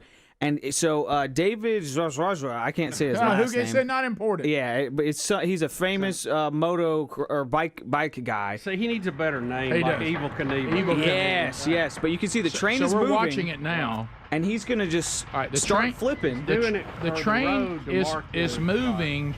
He's just going ramp after ramp. Picture all the train cars being ramps instead of train cars. There's a ramp on every car. And he's just doing flips with his bike, and he is jumping ramp after ramp as the train moves. Oh, Bubba! Wow. Double tail whip. Is that what that's called, Adler? Here's a front flip. Oh, Bubba, a full and blown. then a back flip. World's first. Boom. All while the train is moving. That is unbelievable. And then he stomps it right on the crosswalk. I'm going to say that's a wow factor. That's a wow. That's cool. How do you even practice that, or how do you come up with the idea to even try that? Bubba, Evil Knievel would be impressed with that. Talk to me about the physics of that, right? I mean, we got motion, we've got all kinds of things going on, so right? Cool. And Adler, for He's you, basically sitting still while the railroad cars are moving under him. That's what he doesn't move really much. Yeah, there it is. It stays right around. And Adler, good news for you. He's not Haitian or special needs, so you don't have anything negative to say. So I mean, he is. He'd be in trouble if he was. No. No, those were both accidents. What I said earlier today. It's like if you're in your car and you throw a pen to yourself, the pen comes with you. I don't know. That's probably a bad example, but you know what I'm saying. And then boom, stomps it right on the. What crosswalk. if right there he'd have fell over and hurt himself? See, the part he's still. How do you practice for that? Right there. I know. How do you ever come up? Because I know when you're I trying these things on ramps, there's times it doesn't work out. Yeah. But on this, you've got a moving train, so the times it doesn't work. Do you get hurt real bad? I mean, what happened? I would think so. I mean, obviously he can do all these tricks normally. Yes. Right? And then he said, well, look, if the train's moving and I'm sitting still, it's the same thing. So He said initially he suffered from almost like a form of seasickness because the world around him was staying put and the track was just moving underneath him. And it kind of broke his brain the first couple times they started trying it slowly, and then he worked up to this full-speed version here. He said the double tail whip, he just did that as an impromptu because most of the other tricks he was trying to avoid spinning and rotating that he didn't go off the tracks and die. I got to tell you, the engineer. I mean, that's a pretty steady driving on his part. Of course, it's a straight open area, so. I mean, but how do you get a train and a track? Because you know if he did that, they would back up and try it again. Yes, yes. I mean, how do you even, I mean, the logistics of that. I'd like to talk incredible. about the first phone call. Yeah. What's the first phone call you make? Yeah. And then what happens when you're doing this and somebody saes, does anybody else hear a train coming? Oh, I mean, what do you know? Well, the other thing is, if I just saw this guy doing these tricks and he wasn't even on a train, I would go, wow. And he's so that is good. real. It's not AI. Right? Yeah, that's real, 100%. Well, you do have to ask that now. How about this? He's so good. There were moments I had to remind myself he's on the train. Yeah, because he's doing it so easily. You're like, this is not. I lost how much of a feat this really was. Yeah, because he was doing it so easily. You remember when we were kids, if somebody could just walk a bicycle real far, we thought they were Evel Knievel. Well, I know. Look at what they do now. Caution, old man alert. But look, I recall so vividly that how times are so much different. I hope there's still, and I think they're out there. I hear about it from time to time. Tell me there's still neighborhoods where a bunch of boys just get on their bicycles and take off, and your parents have no idea where you are, and you go off and you jump ramps and you have races and you try tricks. Are people still doing that? Tell me there's a place where that culture. If our parents, I would hope our bike meant everything. Oh, if your everything bike was down. Everything. It was the center of the universe. And I'm talking about you'd ride it across town, not just down the street. Yeah. Across town. We went for a walk the other night, Terry and I did, and there was a front yard, and there was 4 bikes just laying in the front yard where you could tell they kind of just like fly in there and then just jump off their bikes. And I say, I love to see that. Yeah, our neighborhood, you always saw a pile of bikes. Yes. Where the boys had all gotten off and started a basketball game. You'd like for them to be propped up on a kickstand or against a tree, but a lot of times they end up just laying just laying all in the front yard. We had so many different things that we would do, and our bikes were everything. Yeah. And we would build bikes from various parts of bikes. Oh, yeah. And one time, for some reason, Bubba, this is hilarious. For some reason, I got in my mind one time that I could build a bicycle body shop. Well, we did that too. Did you? Especially like early in the spring, and we'd pump everybody's tires up, and we'd get the Windex out and wipe them all down, put on and oil the chain up, all that. Tighten stuff. chain. We built a fort. Now sometimes your parents would like for you to check in, before you do something. We built a fort. And because of all the different bikes all over the neighborhood, we had gathered extra kickstands, extra tires, extra handlebars, and we hung those on nails inside it like it was a body shop where you went and you would come and say, my bike needs this part. And I go, well, I have that right here. That's $3. And so now where these parts came from, probably, but in your kid mind, I mean, I thought the plywood at the construction site was there for us to build tree houses. Right, with. right. And we had a 3-story. I didn't know you weren't supposed to just take it. But anyway, so how did we get up there? A ladder or something, and I take white spray paint. Oh, I remember this. Don't check with anybody. And put on the basketball goal, the backboard to point into the woods, bicycle body shop. And just spray painted it right on ridiculous. there. And it was like at the back of the yard, and you drive by, you could see it back there. Dad wasn't happy about it. One time he kind of just looked up. I didn't know about you can't have nothing then. But he really looked at it and said, "Holy, you can't have nothing. You can't even have what that. kind of idiot just came out here and spray painted on this basketball goal that of course we didn't. Our parents didn't have any money. I didn't know that at the time. I thought we were fine, but Dad couldn't afford to order a basketball goal kit, apparently. So we all made her. We had a plywood backboard. I don't know where he got the rim. Maybe that's the one thing he bought. And then it was on like a power pole. Yeah, he got that. Ours was on a square wooden pole we had in our yard. Yeah, right. But there was and none it wasn't of these. sticking out like you'd like for it to be, so you ran into it up under the goal. Yeah. The world was a better place when piles of bicycles were laying in yards. Yeah. And I hope that's Very still going on. Goonies-like, I wasn't mean, it? we were on those bikes, and then we found out We had a figure eight track. Figure-8 that track you could race on. Not one person ever said, but we may crash at the intersection. Yeah, we're running into each other. We just did it. We're crossing the road. And if we saw a giant ditch, the first thing we thought of is, you think we could get air? Can we build a ramp? Come through it and build a ramp, see if we can jump it. And y'all all wore helmets, right? No, not a helmet in a bunch. Didn't even know those existed. Didn't even think to put a football helmet on. I don't think they did exist. I don't think they were even at the store. Skateboard same way. Yeah. Bottom of the hour. We'll be right back. Rick and Bubba, Rick and Bubba.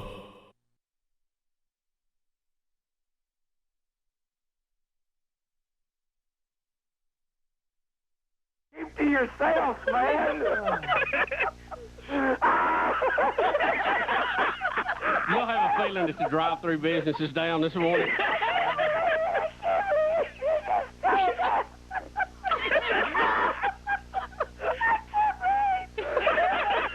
All those people thought there was a homeless man in that bathroom taking a bath. They didn't know what was going on.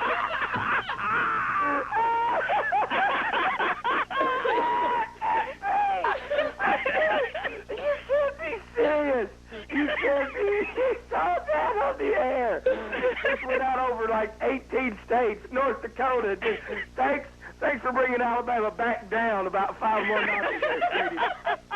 Oh my gosh! I can't believe you. K-O-N. Speedy, what state were you in when this happened? Yeah. I was still in Alabama. Still in Bama? Headed toward Tennessee. Hello, Priceville. Oh man. Oh my gosh. Well, look, we've all been trapped out, and that's Speedy, I'll have to tell you That's a tough one there, yeah. President. You know what you hate when you have no options. Yep. That's when you're down to the hey, I have no options. You know, Mark, I suggested just put the shirt over his head and walk out naked. Covered his face. You don't think? Hey, how about this? There is a surveillance video camera at a convenience store that has this on it. Yeah, I you're wish right. somebody would volunteer that. No, look, I've already talked to Ryan about that. I said there's How video is Ryan? of this. He once he caught his breath, sometime about 45 minutes after this had happened, he was back up and could walk again. But it was something that you just don't think. I didn't think of every option. I thought of put the shirt over my face and try to walk out. Ask for help. Ask if anybody has something I could wear. I've even thought about shimmying up into the roof at one point in time. just live up there for a while. Yeah. They did have a drop ceiling. I thought about crawling out through the ceiling. There's got to be a vent somewhere. Yeah, and what I was so impressed by, if I could just say something about this virus. You mean the Adva run? No, the virus is the quickness that that it will absolutely attack you and take over your body. Somebody said they gather behind the heel and then come all over at one time. That's what happened. Well, look, here's what I said, and you know what I found? I've discovered that this one gets on the skies and just bypasses the area that's designed to hold everything till you're ready. It like just sneaks by. Yeah. And you're like, my gosh, I don't even have time to think about it. We'll see, friends. Rick and Bubba, Rick and Bubba.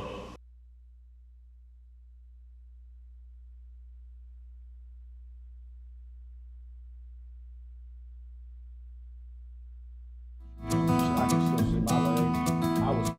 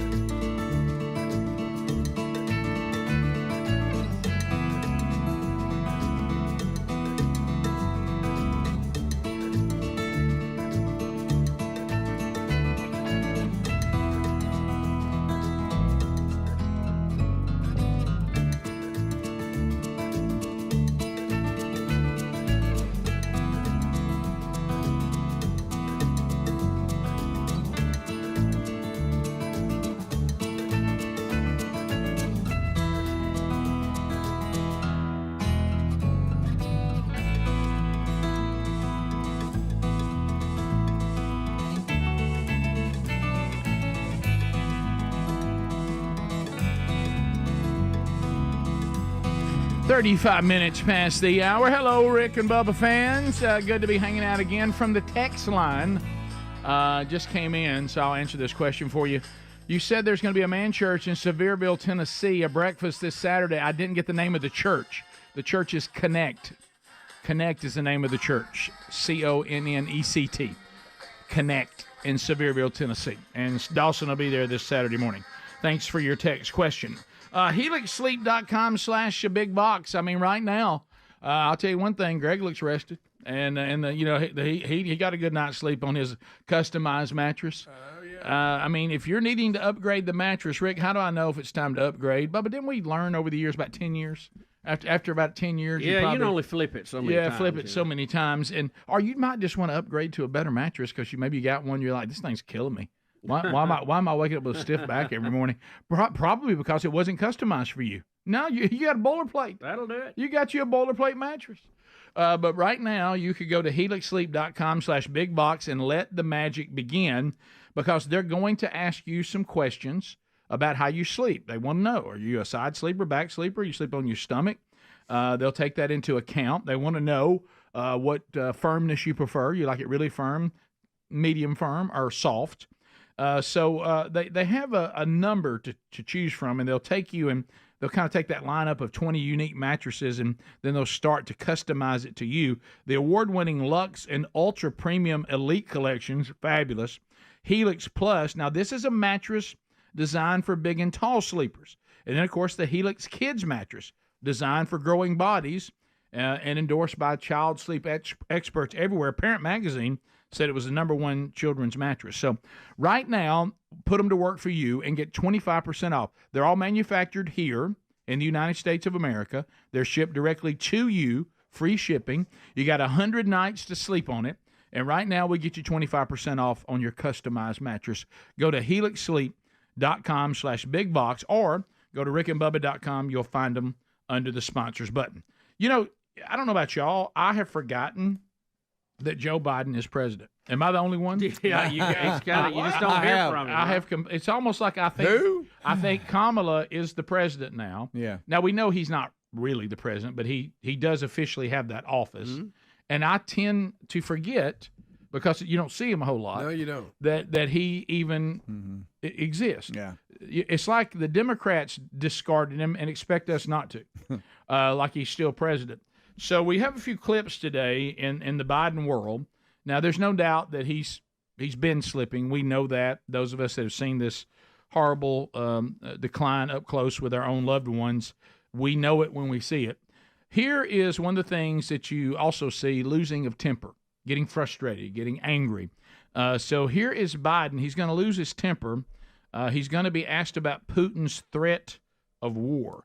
Here is, believe it or not, he is still president right now. Here's President Biden.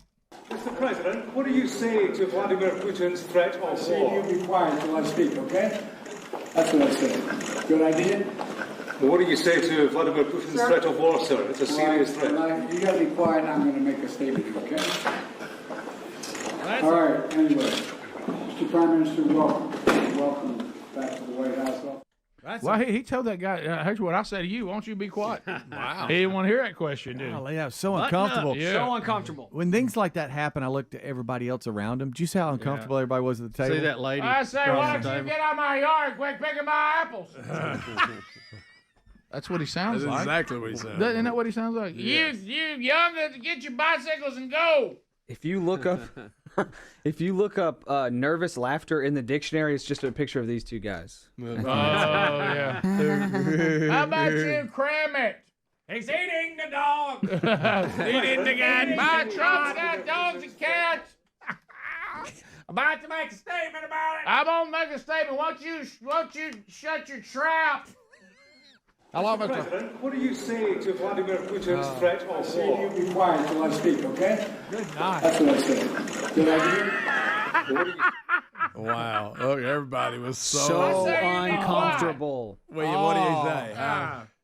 Get quiet and find something to do. Hush up. By the way, here's Biden is going to drop the term. He's going to drop the term. I don't know what these are. Black jobs. Oh, yes. So here we go. So there's certain jobs, I guess, are black jobs. Trump can't say it, but Biden can. Here we go. All right. In just 3.5 years, we created over 2 million new black jobs for black Americans and black.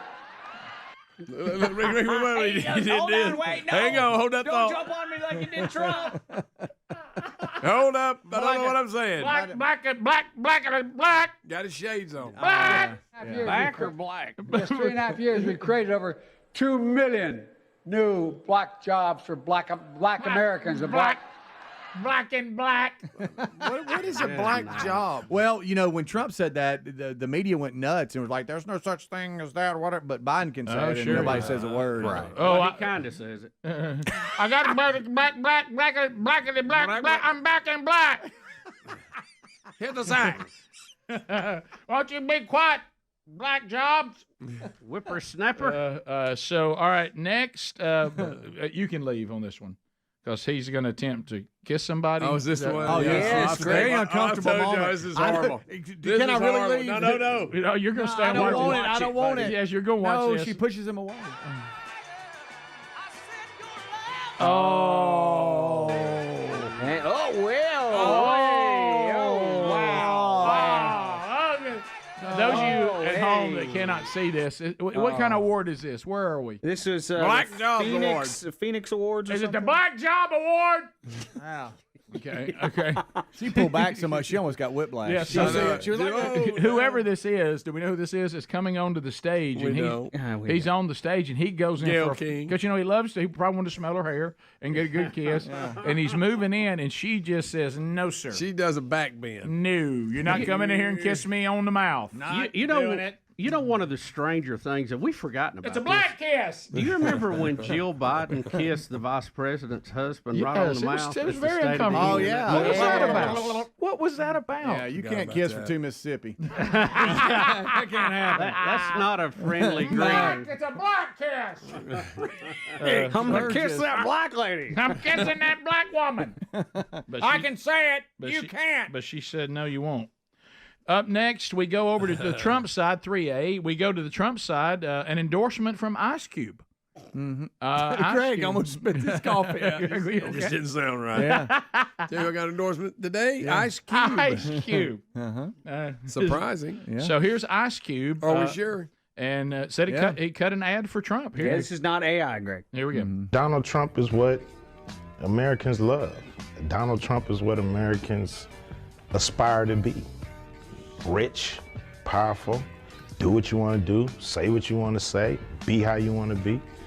That's kind of been like the American dream. He looks like a boss to everybody, and Americans love to have a boss. So, you know, that's his appeal to me. Go ahead. Okay. I know 50 Cent has already said he's in. Okay. Is 50 in? Yeah, and I. What about Flavor Flav? Trump's Flavor actually Flav's had not sure. at some of these events. He's had some pretty big entertainers internationally come out and endorse him. Yeah, he's had some big Latin stars. Yes, I'm which talking is about huge. Big Latin stars. I don't know who they are, but I they don't have like either. hundreds of millions of followers. Yes, yes. I don't know who they are at all, but Right. I forget what his name was. some too. But he made a good point. He goes, the Democrats have been in for 3.5 years and they have done nothing. Who said this? This was some Latin superstar. Okay. Yeah. But that's such a simple, great, true message. The economy's not getting better, prices aren't getting better, wages aren't getting better, jobs aren't getting better. And the Democrats have been in for 3.5 years and they have done nothing. That was all he said, and I'm like, that's so simple and facts. You talking about? Yeah, it's what we've been saying here, and I'm glad to hear other people saying it. These issues that we're having right now, they're politically hard to hide. You can't really confuse people when it comes to things like that. We all see it, we feel it, we understand it. So you can't really explain it away. Here is this is a gift.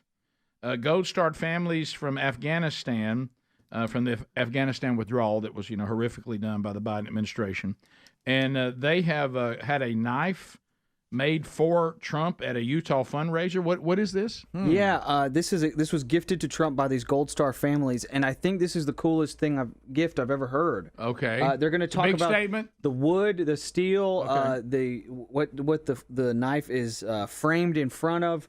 And it's just like, wow, this is amazing. First off, I'm a veteran of 10 years, and when this happened, it spoke to me in a way that I can't put into words. When I was asked to be a part of this and make this on behalf of the Abbygate Coalition, I knew I had to do something special. So this knife, one of my best friends is the operator that exterminated Al Baghdadi. Yeah. And this blade is forged with steel from the door that Al Baghdadi was hiding behind. Oh, cool. The black part of this steel and this samurai blade, steel directly from that door. The guard is 18th century wrought iron from a wagon wheel that crossed the U.S. on the Oregon Trail. The handle is white oak from the last known tree that George Washington planted that fell at Mount Vernon at 240 years old. And the backdrop is the actual shirt that the operator wore when he shot Al Baghdadi in the face. Wow. That is... Wow. You tied a lot. That lived up to the hype. That lived up to the hype. Wow. That's a pretty cool knife. That's a cool knife. I don't have anything like that. I don't have a knife like that. Do you guys That have wagon any? wheel the tree, though. I don't know. Oh, Greg, don't. Greg, don't he don't dated do it. that. He had a date and I numbers. knew you were going to find some. I knew Don't it. do They that. counted the rings, Greg. Support the troops, Greg. We'll take your Right. phone calls next. We go phone trolling. All 10 lines are available. Your turn to speak, America, right after this. Rick and Bubba, Rick and Bubba.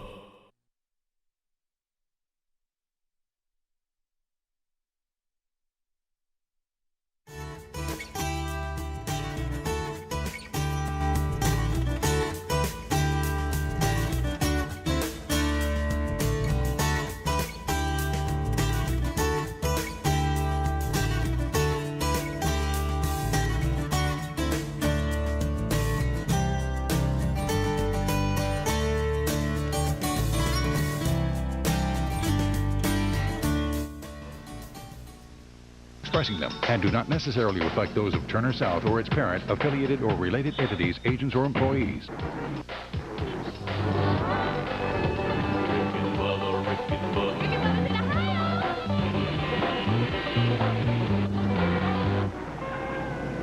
and Bubba, Rick and Bubba. All up in the house. We're back, top of the hour, 877 We Be Big. Phone calls. Eddie George is taking your phone calls, brand new intern along with Fire Marshal Megan.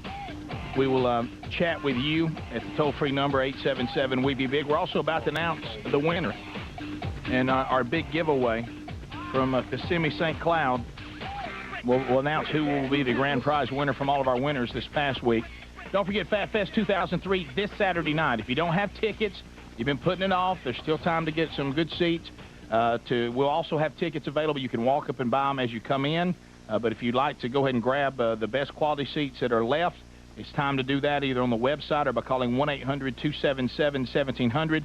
The website will help you plan the entire day. Everything you need to know is there on the website at Rick and Bubba, spell out the word .com. And also you can go to the website for your chance to win some free tickets this week. We'll announce the winner a little bit later on in the week, and you'll also get some goodies to go along with your ultimate trip to Fat Fest. So check it out on the website at Rick and Bubba, spell out .com. And also your Rick and Bubba stations, especially in Alabama and some of the others. And I know in Hattiesburg they're giving away an ultimate package from KZ94. So if your Rick and Bubba station is doing a Fat Fest promotion, take part in that also. And we'll see all of you on Saturday. It all begins at 5 o'clock Central Time. Gates open at 4 o'clock Central Time at the beautiful Oak Mountain Amphitheater. Bubba, the winner that we're about to draw out wins the Big Fish Open giveaway, which we're excited about here on the program. The fishing weekend is a trip for two to Kissimmee St. Cloud.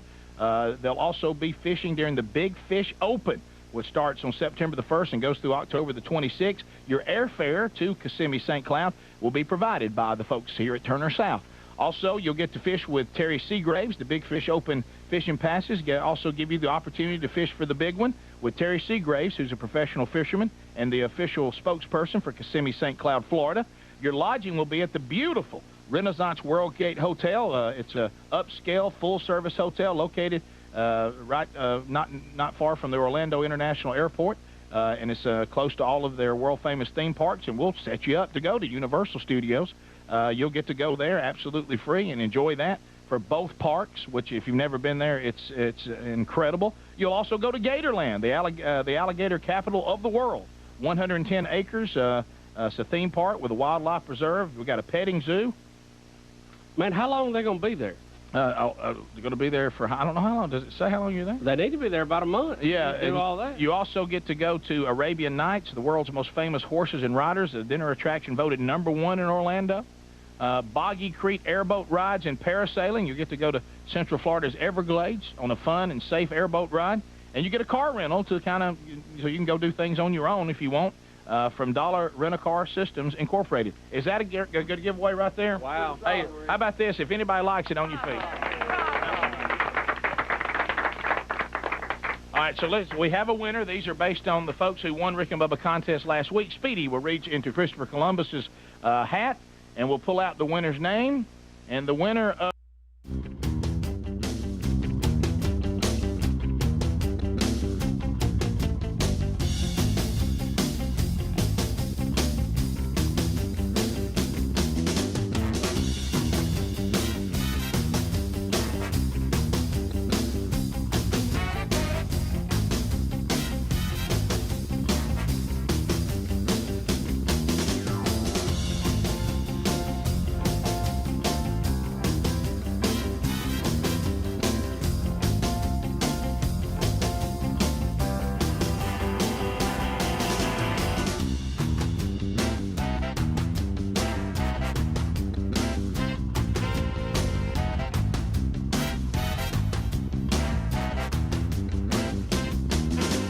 All right, here we go. Phone troll time. Lines are available at 866-WE-BE-BIG. We'd love for you to join us. And you can right now. Speedy is on the phones. Couple lines available. Couple of them. At the end of 30 seconds, the buzzer will sound. Your time on the program will close. We'll get to the next caller. James in Sweet Home, Alabama gets us started. Trolling. Keep them phones a-trolling. Here we come, phone trolling, phone troll. James, welcome to Rick and Bubba. Go. Hey, I wanted to see if you guys would play the Biden Black Jobs quote with the Tom Landry liner y'all have. I thought they sounded nearly identical. It did sound. That's Greg's favorite liner, of course. Yeah. Did y'all Rick keep and that Buggle. one, or did y'all? Did y'all? This is Tom Landry. You're listening to the Rick and Buggy Show. All right. Attaboy, Tom. Michael in Alabama, 30 seconds. Go ahead. Black Americans. Are Hey, black. Bubba. Hey, Bubba, how are you? This is your coworker from the IT department. Hey, what's up? Hey, listen, did I understand Cube to say everybody likes a boss? He did. Or did I misunderstand? He did say Have you ever heard that? Have you ever heard that? I've never heard that. I think what he was trying to say, I'm with you. When I heard the statement, I thought, is this an endorsement? This is Tom Landry. All right. Not you, Tom. So I think what he meant was, and this is true, that people want to think somebody is actually in charge. Yeah. And doing a good job and watching out for those that he's the boss over, right? Correct. Yeah. Okay, that's how I took it. We want someone that is a leader, and he's leading the country. He's looking after our interest. He is on top of what's going on, as opposed to you and Bubba and I did this at one time. I mean, it worked out all right, where there was no boss. Mm-hmm. That was that was a unique situation. Though, Rick. Right. We both got a raise. We out did, of that. and see what I mean. And that's what the country does if they don't have one. Everybody just starts grabbing money. That was very similar to the NV2 phone It was. situation where a joke got out of hand. It did get out of hand. Yeah, and But it was just for a little short period of time. So that's how I took that, and I think there's comfort that comes with, like you've heard people talk about pack animals. The rest of the pack is at ease when they know the alpha has got everything covered, and I think that's what he was talking about. Brian in Alabama. Brian, go ahead. Yes, sir. I have a big Burgess public service announcement I'm trying to help you with. You have a case of infringement against the guy that fucked with Kelce. I don't know if you noticed it, but his two boys was on the stage with him. And as he was limping off the stage, I heard him say, "Boys, help your daddy, help your daddy. Boys, help your daddy, help your daddy." Somebody help Daddy. We wish your phone had been better because that was good. We continue. Brad in Mississippi. Brad, 30 seconds. Go. Guys, I'm a big Ole Miss fan. I just want to know how concerned should I be that Lane Kiffin is might take this Florida job? I mean, I'm very concerned over it. We just got a good football team. We just got it. I mean, you can't even have a good Rebel football team without them taking your coach. You know, I think, you never know, but I would say Lane Kiffin is pretty stable right now. He's got a perennial top 5 program. He's, got several raises. He's bypassed other jobs, including Auburn. So at least that's what we heard. So I don't know. I think he's pretty set where he is, Rick. What do you think? Ole Miss is a better program right now than Florida. Well, Greg, you took the words right out of my mouth. I think he's looking over at Florida right now going, all right, the expectations there are to be in the hunt for the national championship and the SEC championship, and they're not there. And some pretty good coaches have gone there, and they haven't been able to get results. I'm here at Ole Miss. I'm getting results. Look, no offense. I mean, it's true. There's different cultures. If he keeps doing what he's doing right now, he can stay at Ole Miss as long as he wants to. Yeah. And make great money, quality of life there. He is building that program. And even if he doesn't go to the SEC championship game, there's a good chance, being ranked where they are right now, that he will get in the playoffs. Yeah, so I think Florida is not as intriguing a job for a Lane Kiffin in his situation as it once was. Do you agree with that? Well, I mean, why would you go to Florida? Because they could be a perennial top 5 team, right? And he's already got You're already doing that, yeah. And, I think some of the pressure may not be as much. And he's already got a pipeline going. I mean, he's not having down years. He's not having a 3-win season. So. And the coaches that have tried to turn Florida around are good coaches, and it hasn't happened. Yeah. I don't know what's going on there. Peggy in Alabama. Peg, go ahead. Yes, I wanted to remind everybody what a special day this is. It's the Constitution Day, September 17th. And if you want to get a pocket copy of the Declaration of Independence and Constitution, Hillsdale College is passing them out. Thank you, Peggy. If there's one holiday that this country has no interest in, sadly, it apparently is Constitution Day. Yeah, because we have trounced it. Yeah, I mean trounced it. We are trampling the day much like we trample the Constitution. Jonathan in Alabama. Jonathan, 30 seconds. Go ahead. Hey, I didn't know, when I was driving through Vestavia earlier, I didn't realize that President Trump had opened up a restaurant there. It's called Snapper Grabbers.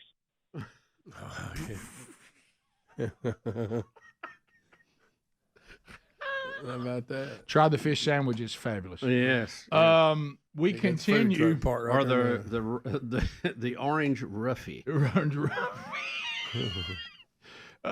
Let's go to Molly in Tennessee. Molly, go ahead. Tennessee.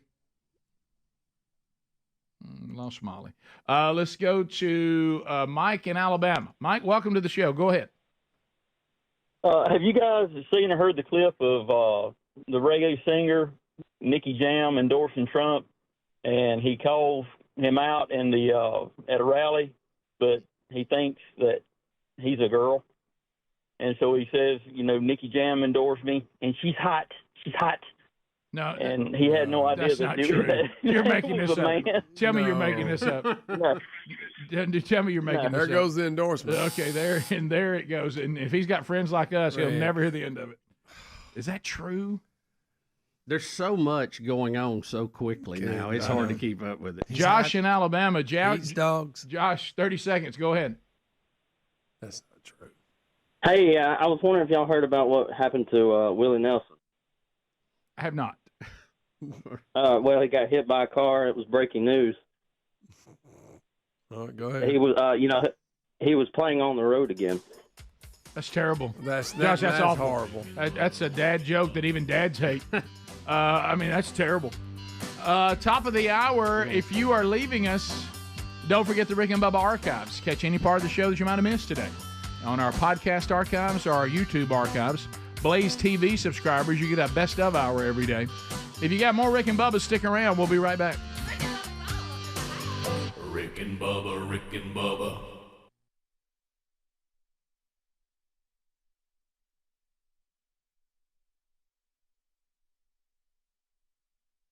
of the Big Fish Open giveaway will be Jimmy Mitchell from Fayetteville, Tennessee. Jimmy Mitchell. Jimmy, Jimmy, Jimmy, Jimmy, Jimmy, Jimmy. So, Speedy will drive you down. Yes. Speedy will drive you down with his now full-colored map of all convenience stores and rest stops. By the way, have you had a GPS? Do you? Where were you approximately? Because we've got to get that security camera. Huh? Christopher Columbus, we'll go get the security camera. Please. Well, there's not a camera in the restroom. Well, I know, but there'll be we a could shot just of see you coming out with a line of people there. Come on, Speedy. I forget. No, you don't. 270 something on 65 North. That's all he needs. Speedy, how did the rest of the game go? We're going to take some phone calls It was here, good. but I wanted to know. It was but I good. mean, after you've been through all that, you couldn't feel too good about what No, you no, did. no. I was struggling. I would be honest with you. But I mean, as far as the Titans, I mean, the Buffalo Bills are one of the folks that they're picking to be extremely good in the AFC, and the Titans played extremely well against them. KC played the I think it was the Sax. Kevin Carter, the national anthem, played. I think it was Kevin Carter played the national anthem on a saxophone? Yeah. What? Yeah. Did that really happen? Yes. Was it pretty good? It did extremely well. Well, that's just strange when you see a big old guy like that. I'd love to have seen that. Yeah, I mean, he could crush that. Did he have his pads on? Oh, yeah. That's great. Then put it back in the little carrying case and back on. Put his chin strap on and then went and owned it, sacking and everything. So wait a minute, was there a point? I mean, what are you going to say to KC? Hey, Yeah, did somebody look and go, look, hey, it's Clarence from the East Street Band. Yeah, really? Yeah. I had no idea. I was talking to him during the game. I was like, when did you? I was like, I come out of the tunnel, after running to the restroom, and I said, I looked up, and there you are, And I love that he played it with his pads on. Yeah. That is funny. That is funny. Also, got an email from Joe Gullett from Spring Hill, and he said he's a Titan season holder, always enjoys watching the sideline antics of Speedy. He said Saturday night was no exception. He said it was interesting watching Speedy circle Susie during the third quarter. The look on his face was priceless. I know that he was just checking out her interview techniques. Oh, absolutely. Yeah. And asking her, what size shorts she wears. yeah. Asking if she had to. Now, that was about the time that Vic broke his leg, and ESPN was, she was getting all the information. And how about this? The guy. You were showing her on her leg where it was. Right. Right here. Well, yeah, you have to. You have to like say, well, I think the break was right in here somewhere. And how about this? The camera guy that was shooting her for ESPN used to do the camera for me inside the Coliseum. And I was like, wow. So he traded you in for her, huh? Yeah. And so that was kind of neat. And Bubba, they've got this thing. It's like on a broomstick, but attached is a flat screen television with a little antenna on the top. And if they just walk around with her and put it on the other side of her the microphone, and she can see what's on ESPN the entire time. How funny is that? Got a little closed circuit feed in the stadium. Huh? I mean, that's neat. Does that fire you up? Oh yeah. Well, it's like that handy cam. They were shooting that TV commercial. Yeah, steady cam. Yeah. And he had his own screen right there. Yeah. I mean, he didn't even look through the camera. He had his own screen. But it was just so amazing because it's like the handler would just stand next to the camera guy and just walk around with her, and she could see the replays, ESPN, what was going on. And when she interviewed Eddie George and Javon Curse, she could sit there and she was getting ready looking at the camera, but she was just waiting for them to send it to her. It was kind of neat. That's better than them sitting there not ready, waiting on the cue in the ear. And all right. Let's go down live on the sideline. Yeah, is there anything worse than that? How's my hair? When they throw to somebody and they don't hear it? Oh, boy. That is bad. Or the worst, they start talking and you can't hear them. Yeah, I tell you one thing, Vic, we don't know if it's broken. Okay, we got it. Let's go to the sideline. Yeah. Like that, something important like that, and you can't get it. Okay, we're having audio troubles, and they also have that sound in the voice like they want to fight. The live game, it does stretch the technical limits. And well, when's Rush Limbaugh going to? Has he started his pregame stuff yet on ESPN? When does that start? I don't know. I mean, you realize he's going to be part of the NFL Sunday now, isn't he? I know. He's loving that too. Well, of course he is. What do you mean? Well, that was his thing. I mean, he was a sports guy first. What if we got to do the NFL pregame show? You know what it is, too, because there was such a push to put him on Monday Night Football.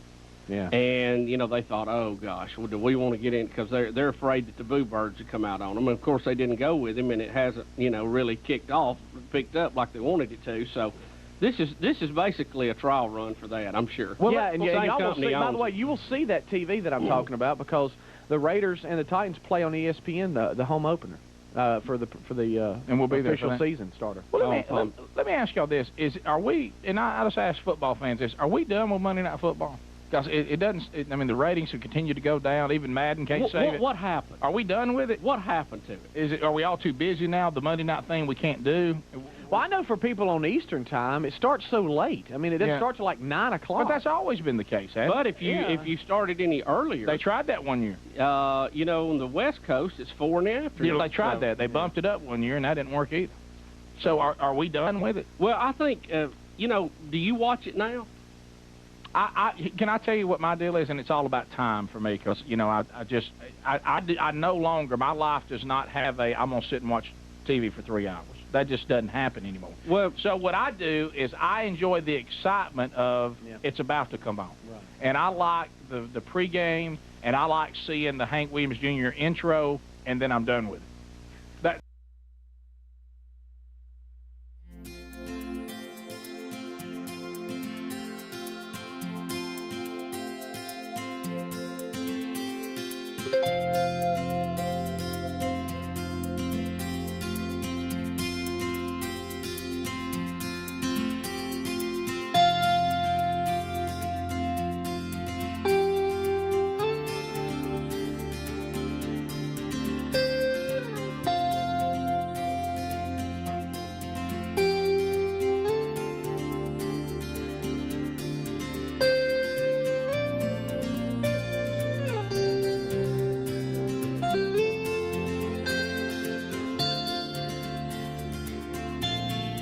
Let's all sing it. Here we go. Everybody say.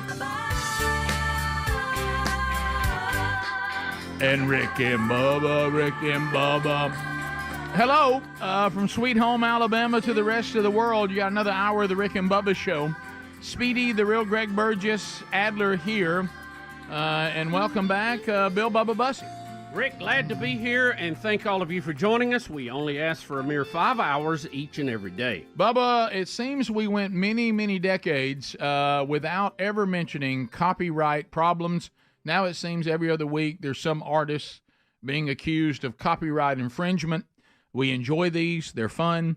I asked Bubba in the break, and he said yes. Do you think this has become, hey, I'm your copyright lawyer, I'll go out there and keep throwing the net out every day and see if I can bring a fish in? Yeah, I think it's really become a new, profit center for law. Yep. This, and of course, copyrights are very important. But they are. Yeah. It appears it just feels like there's a little bit of fishing with nets out there going on. Yeah, see if we can bring one in. And in this particular case, Miley Cyrus is being sued for copyright infringement over her chart-topping 2023 hit Flowers.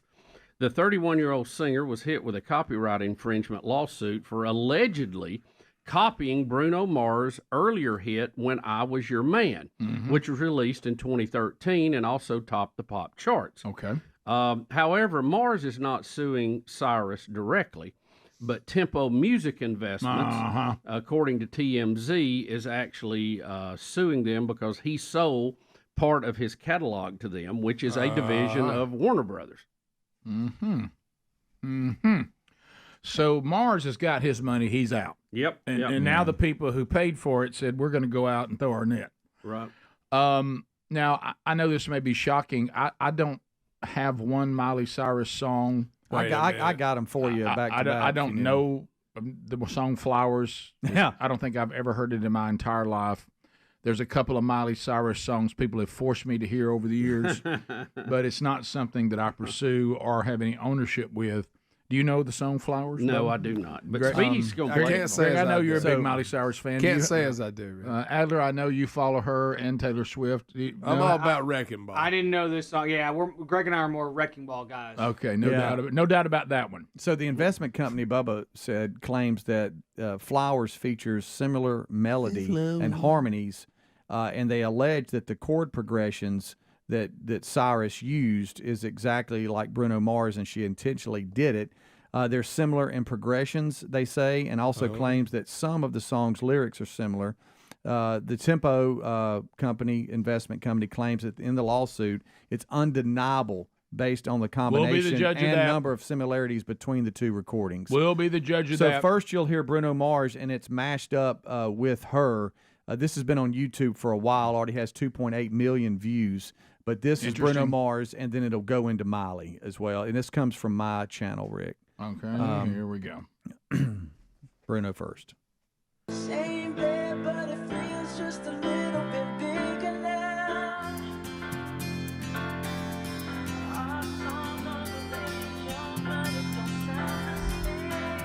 Here comes Miley. We were gold, kind of dream that can't be sold.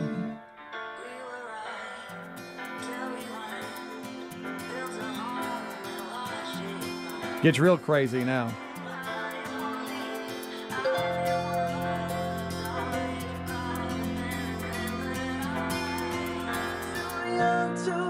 Is that back to Bruno? Yes. Back to Miley now. Coming up.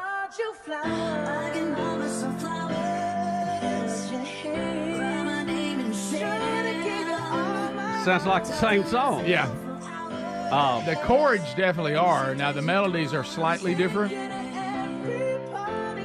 So, this is a technical issue. We've learned this from musicians over the years. Yep. It's about the measures, how many are alike, then you have to have something different. I don't know that you could necessarily sue on chord progressions because some of those are, they're kind of set. They've been done 100 times. Mm-hmm. But, boy, that really sounds like exactly the same song. Here's an idea. Since both of those songs were chart toppers and, 10 years apart, why don't they come together and sing it together like we just heard and release it again? There you go. Why not? Everybody.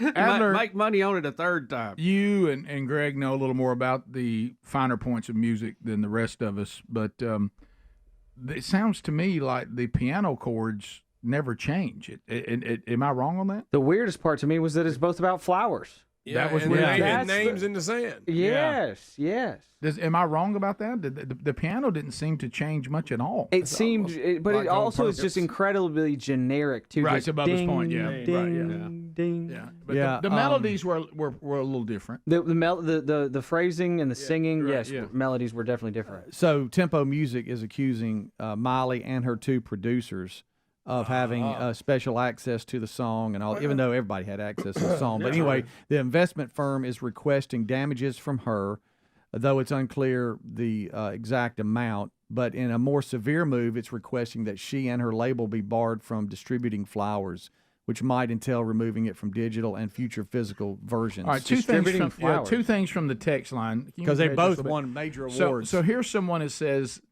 is there not case law from Ed Sheeran's copyright case about chord progressions, Bubba, to your point, showing that you cannot copyright them? I don't know. Was that established in that case? I don't know. I'm a little gray on that. All I know, Rick, is what Damon Johnson and Mark Phillips had told us, that it's about the number of measures that the notes are exactly alike. And you can only have so many measures that copy before you have to change. Now, is it true? I don't know. That's what we were told. People are saying that that actually Bruno Mars wrote the song for Miley Cyrus's wedding. I think so, and performed and then she it. wrote this after the divorce. Yeah, when we brought this up in the kickoff hour, I looked over into a text, and it said that her song was in response to what he wrote or something. It's like they have a history together. Yeah, it's like there. Yeah, So people I'm not seem to be sure. saying that. I don't know. And the Bruno Mars song, I remember hearing it. I actually kind of thought it was good. I really like that song. Yeah. But I never heard the Miley Cyrus song. Right. I brought it up early because I knew Greg liked Miley. So, So I guess if it was a response to it, then you would see why it would be similar. Yeah. And he didn't have a problem with it, but then whoever apparently, bought the rights, he didn't own it, and somebody else, the Key Investment Group, looking to make money, decided they would sue for that. Yeah, people are really doubling down that this was not something hid, that it was response to the song, and she says she got permission from Bruno Mars. From him, yeah. When But when she got permission, then he sold it later. right, and they're saying you didn't have permission from us. And now the permission has to come. We from paid us. for this. Where that Did she permission get caught with a buddy deal? I think We've all Gotcha. done that. Yeah. So, Wow. So I don't know.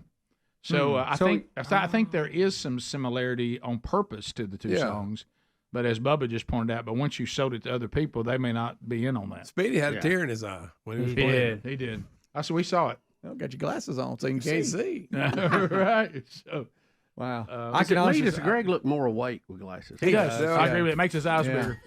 So maybe I need to try that. Miley just, to me, it looks like she wrote a companion song Right. to this song. Yeah. People are saying by that. design. Yeah. But I guess to Bubba's point, when you sold it to the new people, they're like, we weren't in on that. We didn't make We that don't deal. like it. I think you had a friendly agreement between two artists. He sold it, and now they see a chance to make money. I on think it. you're right. Which is why they bought Which- his stuff in the first place. Right, but I don't know that this would qualify. We'll be right back. Rick and Bubba, Rick and Bubba.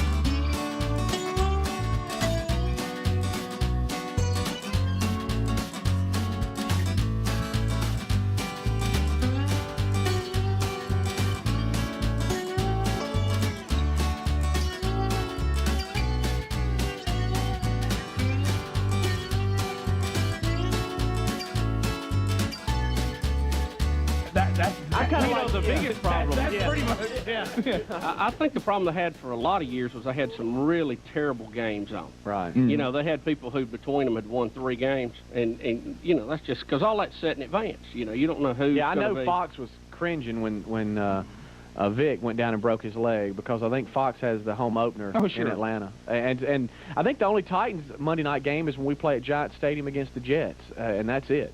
Well, you remember like the bad games. To me, you know, one of my favorite movies, The Best of Times, when Robin Williams and Kurt Russell, you know, they replay the high school game. Yeah. Well, you know, they're obsessed with football, and their wives are tired of it. Yeah. And they plan their date of putting their marriages back together on a Monday night football night. And it's a horrible game. It's the Falcons against the Vikings, and both of them were horrible. And their wives have been exposed to football so much when they finally catch them, because you remember they're trying to watch the game and still be romantic. And like one of them catches it, he goes, "Oh, good hand." She goes, "What'd you say?" He goes, "Oh, you little bitty hand."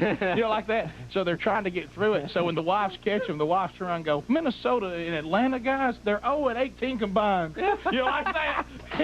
You know, you can't even get away from that game. Well, I think everybody's just busy now, you know, because I used to watch it. I'd watch it every Monday night, and I haven't seen one, you know, unless it's just somebody I really want to see, and then I don't see it all. No, well, if you can't, it's too long. Oh, by the way, I saw the shark bite on Shark Week. It was on last night, where the shark bites the I calf missed it. of that guy. You see the girl swimming Yes, in the ocean? I saw it. Rick and Bubba. I'm hoping you guys can help me out with this. I can't understand why I can't pull myself away from this Joe Millionaire show. He is one of the most amazingly unintelligent men I've ever seen. Right. So unattractive, and my husband and I watch it every time it's on. I mean, there's something about these reality shows. We love this kind of stuff. to be married to him would be, you know, be married to a door. I just I can't imagine. But you watch it every time it's on. Every time it's on. They're brilliant marketing people, I guess, because I'm just... Well, that's all. I mean, I'm distraught. I can't watch them all at the same time now. Yeah. I mean, I got Ruben singing. I got, you know... I know. Krista dating. But I've got too much reality TV. I can't It's too much of it. I'm going to have to put like a spreadsheet up with channels and times. Stay tuned, because more Rick and Bubba's coming right up.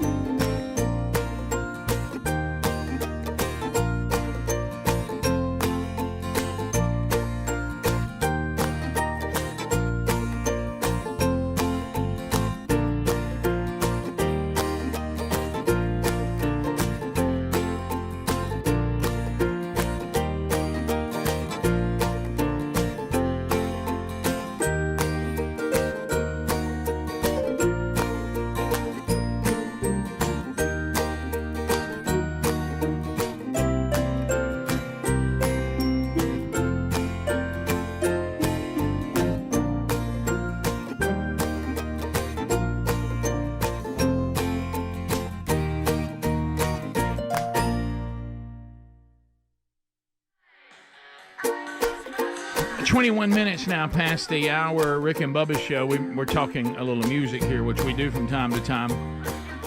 The reason why I'm playing that is why they're talking about, well, sometimes you can't take chord progressions and copyright those. They're saying if you take, believe it or not, things even like Round and Round by Rat and listen to the chord progression of it and heard it through the grapevine, it's basically the same.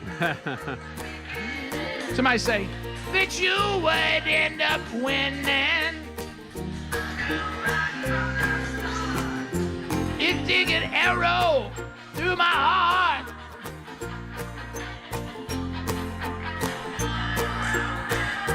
All right, so a couple of things to run down in the music world. So people say you need to listen to the Cyrus song, which I don't really desire to, and the Bruno Mars song separately, which we've heard the Bruno Mars, and they don't sound as much alike. Because that was a mashup we played. Yeah, and so let's see. Mashup. Mash it.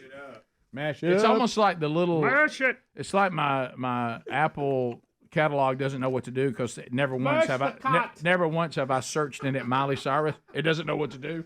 So let's see here. You can pull that. I hope it starts pulling them up all the time, Rick. Yeah, and just starts automatically. Yeah, you know, it's going to say, "Oh, you might like this one." Right, so, hey Siri, play Miley Cyrus Essentials. All right, so. Well, I can't do that. Sorry, guys. So here it is. Thanks, buddy. Thanks for doing that for everybody out there. I think all right. We were good, we were gold, kind of dream. Look at Greg's face. You like her. He does. He does. What is your deal?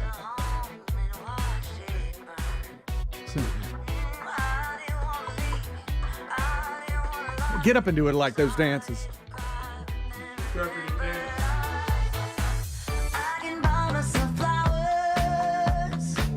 Yeah, you're right. It doesn't sound as much like it when you just hear them separately. It really doesn't. Yeah. It doesn't have that simple piano part. I don't know these songs, so I thought it was just okay. I liked her better as Hannah Montana. Well, yeah, thanks, Bubba. All right, so let's get to something, though, that we're really interested in, and that's what happened 45 years ago yesterday. Yep. Well, Rick, it was a landmark. Yeah. It really was. Yeah, 45. Now, there's an argument about when rap actually started. There's a debate. Mm-hmm. But I'm hard-pressed to – I know Rapture was out there, okay, Blondie. Right. But, you know, the Sugar Hill Gang, to me, was kind of the you know, when the earth moved, so to speak. Yeah, it was. Yeah. It was a new game after that. Because I remember we were at a B-team basketball tournament, and we heard that on the intercom, the speaker, the PA they were playing. Oh, yeah. And I thought, what is that? I thought to myself, what's happening to music right here? And we all have Rapper's Delight stories. And you heard this and you thought, well, that's a funky beat. Yeah. And then all of a sudden, Big Bad Hank. Wonder Mike. Yeah, Wonder Mike gets us Master G. started. Yeah. Yep. This is Wonder me and the Mike skates started, on. Yeah. Well, at Sunshine Skate Center, we were discussing. I said a hip, hop, the hippie. The hippie to the hip, hobby, you don't stop and rock it to the bam, boogie. Say up, jump the boogie to the rhythm of the boogity beat. So we were, if you could not skate around Sunshine Skate Center and mouth every single word of all three rappers of Rapper's Delight, you were a loser. I mean, you had to be able to do every bit of it. So, Bubba, you're right. We can all argue on the big picture. Yeah. On the big picture, but in our lives, Blondie and that little rap at the end of it was good, and look, it was different. I remember hearing it, thinking, "Wow, what's happening?" Didn't there? do anything. But it was. They may have technically been first, but I think the world changed when Sugar Hill came along. They had written their own song, and they don't do rap. Yeah, that's like the one thing they did. They don't count. Yeah, Blondie doesn't count. Yeah, I think Rapper's Delight was where it all began. First rap song. They were sampling. They ripped the bass line off of Chic's song. Yes, they did. Good times. Yeah, that's what that is. See, I actually watched the history of rap on BET. Did you really? Yeah, it was an amazing What a documentary. classic show. And me and Hunter enjoyed that one night. Yeah. And you know, it was fun rap when Sugar Hill started. The Knicks play basketball. Yeah, that was awesome. Some of it got a little dirty, and I didn't know that. I was like, No, I didn't know. Yeah. What's this about the hotel? But then it changed into social responsibility with the message in the Correct. Furious Five. That's when the world changed again. It did, yeah. Well, we all remember the message. So many things. I'm close to the edge. I'm trying not to lose my face. My head. All right, there I messed up the words on purpose. Did you say face? I was just messing around. I'm just being All right, stupid. I'm sorry. Well, but this song, I'd never heard this kind of music, and it seemed to go into, if you were a rocker, if you were into country, if you were into pop music, everybody said, "Hey, have you heard this Rapper's Delight thing?" Mm-hmm. And everybody we had to know the words, we had to, and these funny stories.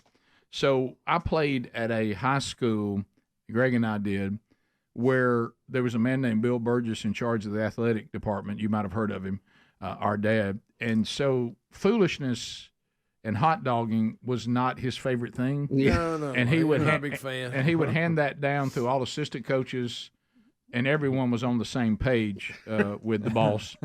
Back to what we said a minute ago. So, knowing this, we were playing junior high basketball when this song was huge 45 years ago yesterday. And the offensive coordinator, Coach Maniscalco, who worked with Dad for years, was our ninth grade basketball coach. So we wanted to come onto the court in front of the school. We had a game in front of the school. Remember those? Oh, yeah. And we wanted to come onto the court to Rapper's Delight, and we didn't ask anybody about it. And so we got with the cheerleaders. And how'd that go? It went great in front of the school. But the kids loved it. So here we come. Pitcher Coach Maniscalco. Yeah. We're running onto the court right now. In a straight line. And he's looking around going, and we go all the way around the outside of the court in line, running and dribbling behind our backs at the corner. And to this. And your warm-up shirt had the flap that went way back on the back, and it would kind of bounce. See, right now we're shooting. Yeah, okay. We're shooting now, and he is furious. Absolutely, he was the Furious Five. He did not like our Rapper's Delight at all. But our fellow students thought it was the coolest thing in the world. And you know what? Every dead man we had to run for it. Yeah. It was almost worth it because it was such a cool moment. You knew you'd laugh about it for a long time, but it'd be a stiff penalty right there. I don't remember his exact words because I think I moved them, but I do remember because now you had to meet with him before the game started. Yeah. And he said, "Before I tell y'all how we're going to handle tip-off, let me cover one thing." That won't happen again. Who did that? Who approved that? And I better never see it again. And, of course, the only thing that looked matter is when we rounded the first corner and dribbled behind our backs, and Dad was sitting in his metal chair there near the stage. Oh. And you know what's funny? My kids came along, and they were exposed to Sugar Hill, but it was Apache. Apache, yeah. Which was actually a remake of a 1950s song. Correct. And they made a rap version of it, and they never knew the Rapper's Delight. No, and that hurt. You can't skip to Apache. Rick and Bubba, Rick and Bubba.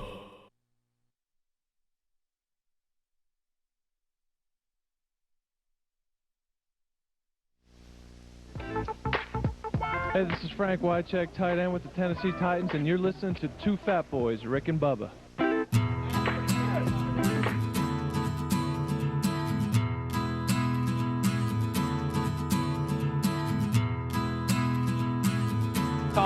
Call back 877 We Be Big. We've narrowed down where Speedy was, and we do think it was in your area. Don't forget Saturday night, Fat Fest 2003 at Old Mountain Amphitheater. We'll have acts on this week that will be performing this weekend at Fat Fest. The 4 finalists from Rick and Bubba Idol, they'll visit with us. Is it tomorrow's program they're here? Tomorrow's program, also Ed and Betty and the kids stopping by for a minute or two tomorrow morning? Rick, undecided at this point. Undecided. We're up in the air a little bit because I'm going to have to. I've been subpoenaed, and I will not be here for part of the show. Oh, that's right. That is tomorrow. So we forgot. We forgot about that. 4 finalists for Rick and Bubba Idol will be here with us tomorrow. We'll meet them in person. I'm on jury duty. Somebody tore a bathroom up. So they'll be performing this weekend. Don Juan and Hobie with a special appearance by Blake Boomer Burgess. After what he did at Old Mountain Amphitheater a week ago, he will be performing. And I've seen what that was going to be, so don't miss that. Internationally known comedian Mickey Dean, if it's okay with his parole officer, he'll be performing. The Mark Phillips Band with the new CD out. Kenny Thomas and Cornbread will be there. Also, we'll come out, Bubba and I, and do a comedy set. I'll tell you what, if we can stand the heat, we've got some costumes we could walk out in right now that we all soon won't forget. But I tell you, I have a feeling they'll get a little warm after a few minutes out there. But it'd be funny to walk out with them if we had to take them off halfway through. And in that set, also, Jimmy Dunaway, Sports in his Shorts, and Mark Prater will come out and visit. Of course, Oliver North there for a book signing. As soon as you come into the gates, which open at 4, Oliver North will be set up, signing books, meeting you. He'll say a few words to us also earlier in the show, and then he's got to leave. Keith Anderson, the XXL guy, and the guy, of course, who penned the Grammy-nominated beer run that Garth and George Jones did, he'll be performing. Kevin Derryberry, who you've heard on the show many times. Hasty Dixie with their bluegrass tribute to Kiss. Paul Thorne, the Mission Temple Fireworks guy, will be doing his set with his band. And then, of course, Bubba and I will be out there with the world's greatest garage band, Mr. Lucky, which features Ryan Greenwood on lead guitar, Greg Burgess on the big blue bass, and also Steve Sample and Mark Phillips, of course, plays keys for us. I am on lead vocals, and Bill Bubba Bussey on power vocals. So that will be coming up, and Speedy's your host. All the interns will be there. Luther Evans with a special appearance. So it is going to be an incredible night if you are a fan of this program and support it. And we want you to be there. If you don't have tickets, they're available right now. And our thanks to the Winfrey Hotel for putting up our guests and treating them in the lap of luxury. And, of course, Don Shula's Steakhouse opening up this fall. I want to get to these calls quickly. A couple of questions people have sent me about Fat Fest. All right. Can you bring cameras in? Yes. Even though most events you cannot, we don't care. We're honored that you want to take a picture. Okay. Please bring your camera. The other thing is people have asked me what a power background vocal is. That means very energetic but slightly flat. Yeah, but powerful. Right. But I'm talking about power. And we will be staying after the event. We will meet, greet, sign autographs, take pictures until you folks are ready to go home. We've got a new stage manager this year, Patrick Boone, who's doing an incredible job. He suggests, because it has gotten a little cramped where they have it in the last few years, he suggests that we do it actually in the merchandise section like we did, in the beginning. There's more room. And also you can access stuff if you want something for us to sign a little better. Just put the table out, we'll go to it. And we'll go to it. So we will be hanging out and meet and greeting afterwards, and it's always our honor to do that. So, and also if you have more specific questions, we have every one of them answered on the website under Fat Fest Frequently Asked Questions. So you can hit that link too and go there and register if you'd like to try to win a pair of tickets. But if you want to ensure that you won't get the best seats that are available now, you can order them online right now or go call Ticketmaster at 800-277-1700. So all that'll be going on Saturday. And if, I'd like to know, are there people out there that went to the one in 99 and you've been to all 5 of them? I mean, and you will complete the 5 set? Because we will be taking next year off to try to do some other things. And it may come back, it may not. But we definitely always want to, thank you for how you've supported it. Because this is an event that, when we first sat down and talked about it, they wanted to move it to a little tiny area because they're like, will anybody even come? Right. And, of course, we're within like 300 tickets of setting like a record this year. So if you haven't got yours, get them. Christopher Columbus is going to get the surveillance tape. I think somebody has it. All right, so we have the surveillance tape. He's on his way to get it right now? Yes. Oh, this is great. So he'll never get it back by the time we're done, but tomorrow we'll have it. Yeah. So what's funny, you've heard have to Speedy fuzz some parts out. tell the story. Now you'll get to see,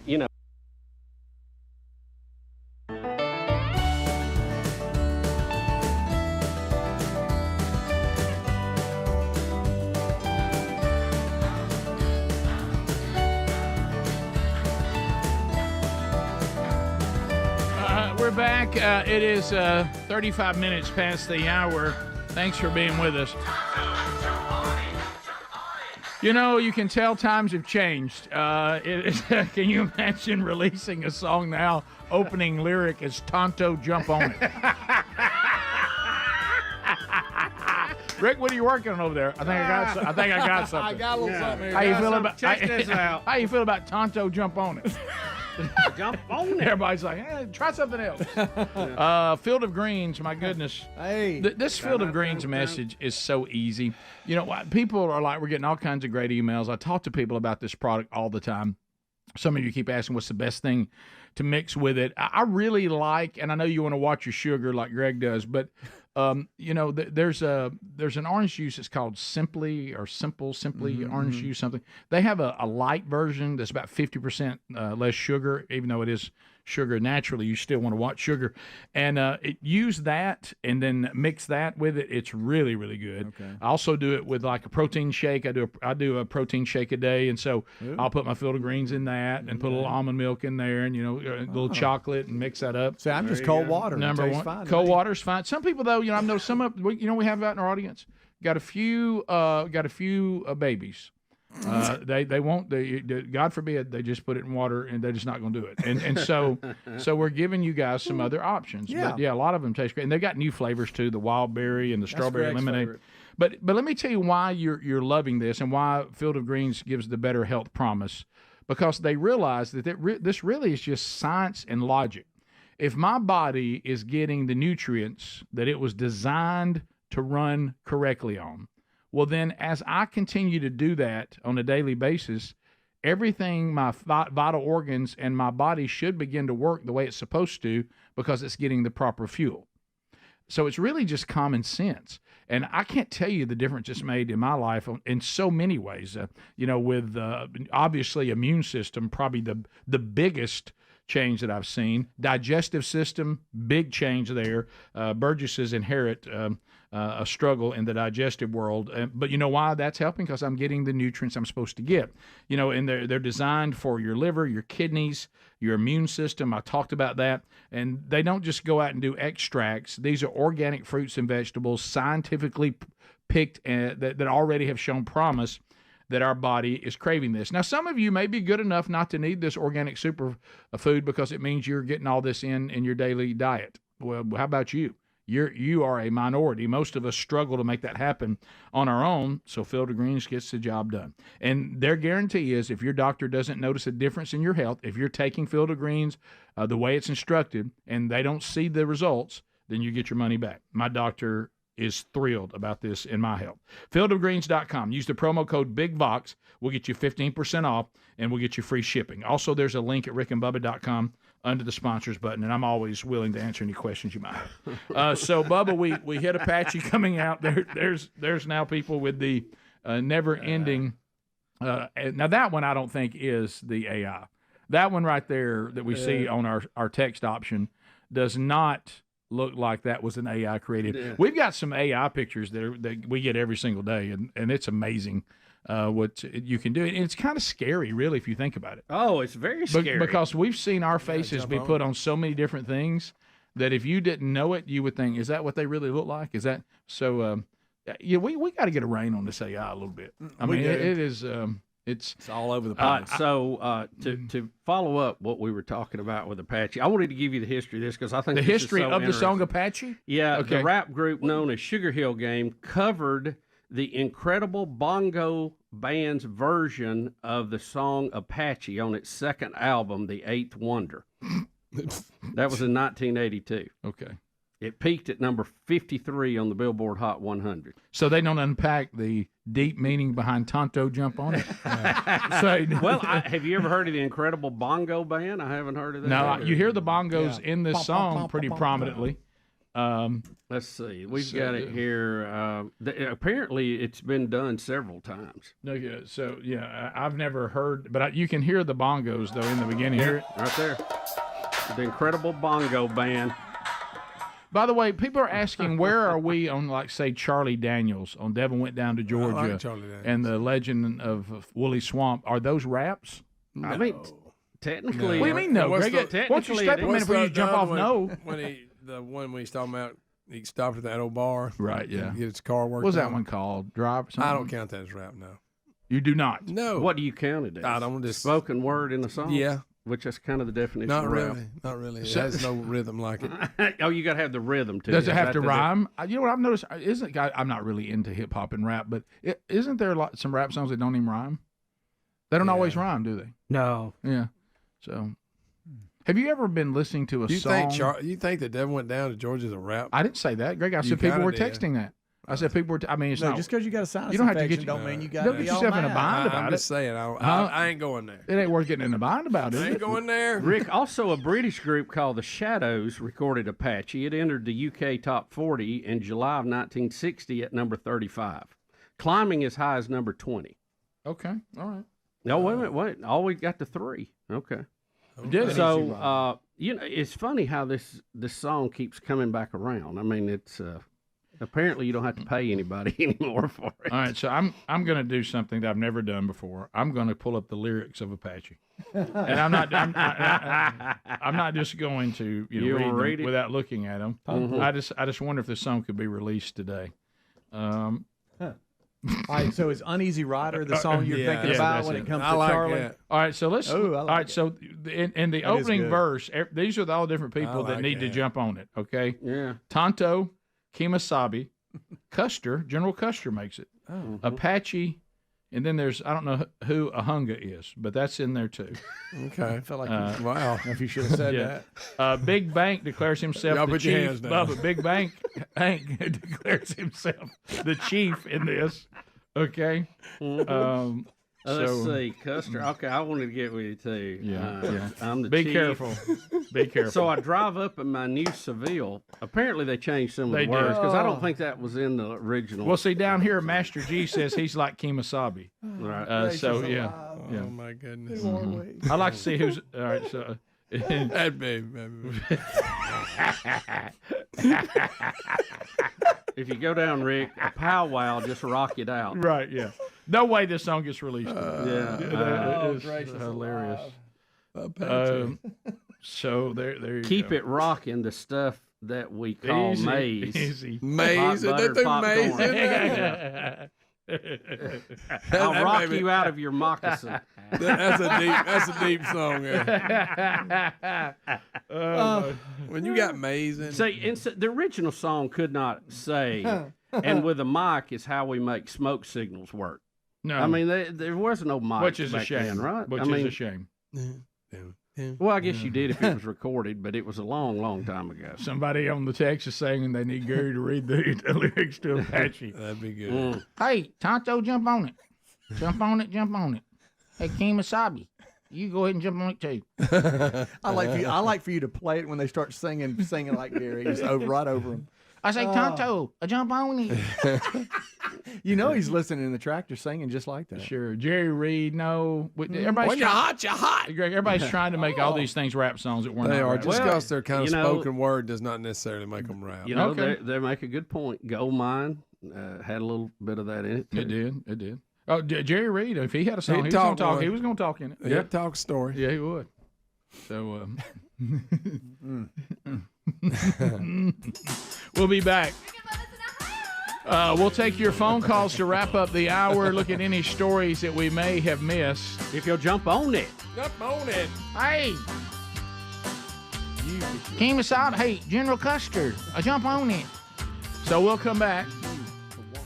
866 We Be Big is the number. We'll chat with you, America, when we come back. Rick and Bubba, Rick and Bubba.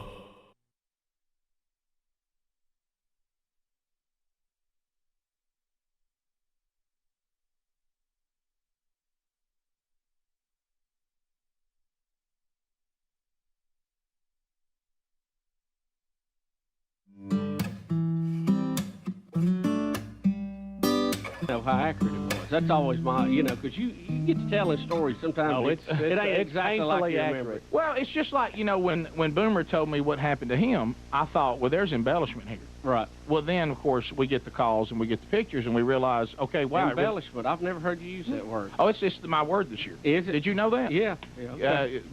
So, if we get the surveillance camera, so we'll at least to see Speedy trying to get in. Yeah, I hope it's pointed right at the door. And coming out. Maybe. I don't know what's on there, but we'll have something. Oh, gosh. Michael in Pinson, Alabama, 877 We Be Big. Eddie George and Fire Marshal Megan on the phones. Michael, how you doing? Good morning, lifetime listener. Thank you so much. Michael, welcome, sir. Yes. I have been to every Fat Fest, and I am proud of it. So are you going to be there this year? Yes, sir. I'm on second row. Oh, Good deal. Look, you may have some sweat hit you. Hey, let's hope. Michael, as far as have you felt like, was there a year that you think was your favorite, or have they all kind of progressed? Well, I think the first year that Hasty Dixie came. Oh, yeah. Was that? That was 2000? excellent. 2000? Yes, sir. Was Tim Wilson the comedian? Yes, sir. Yeah, that was 2000. And I told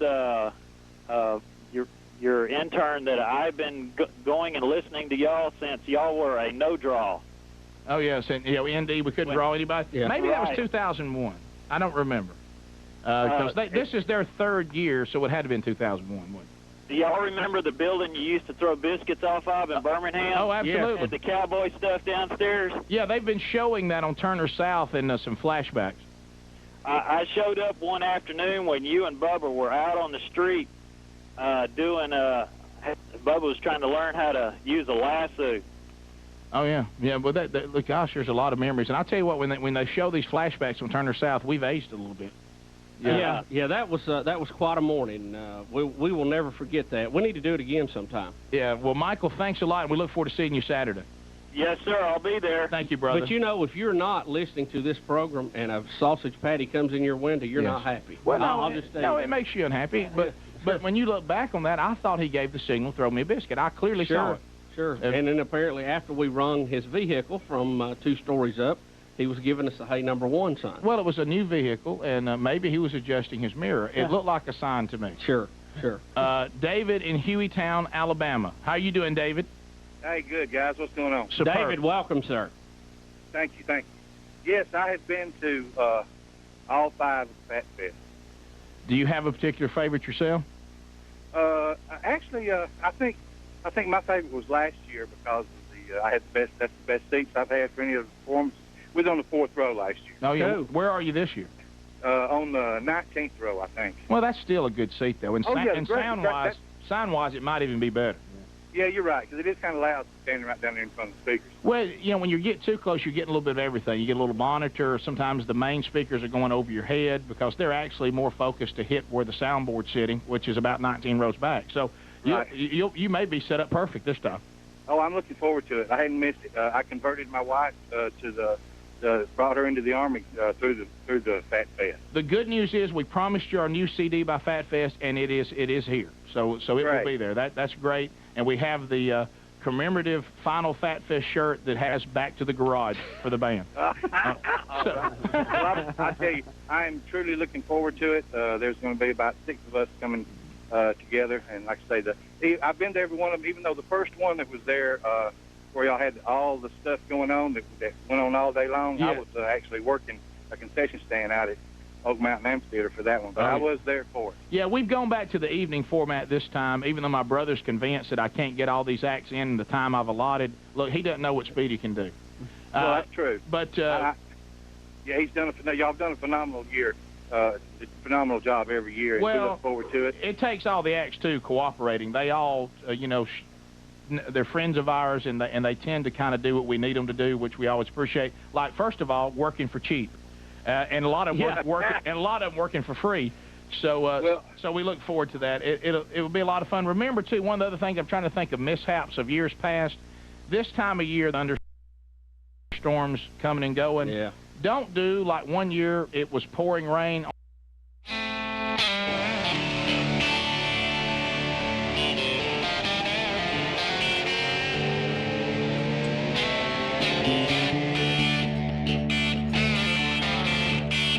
It is 10 minutes to the top.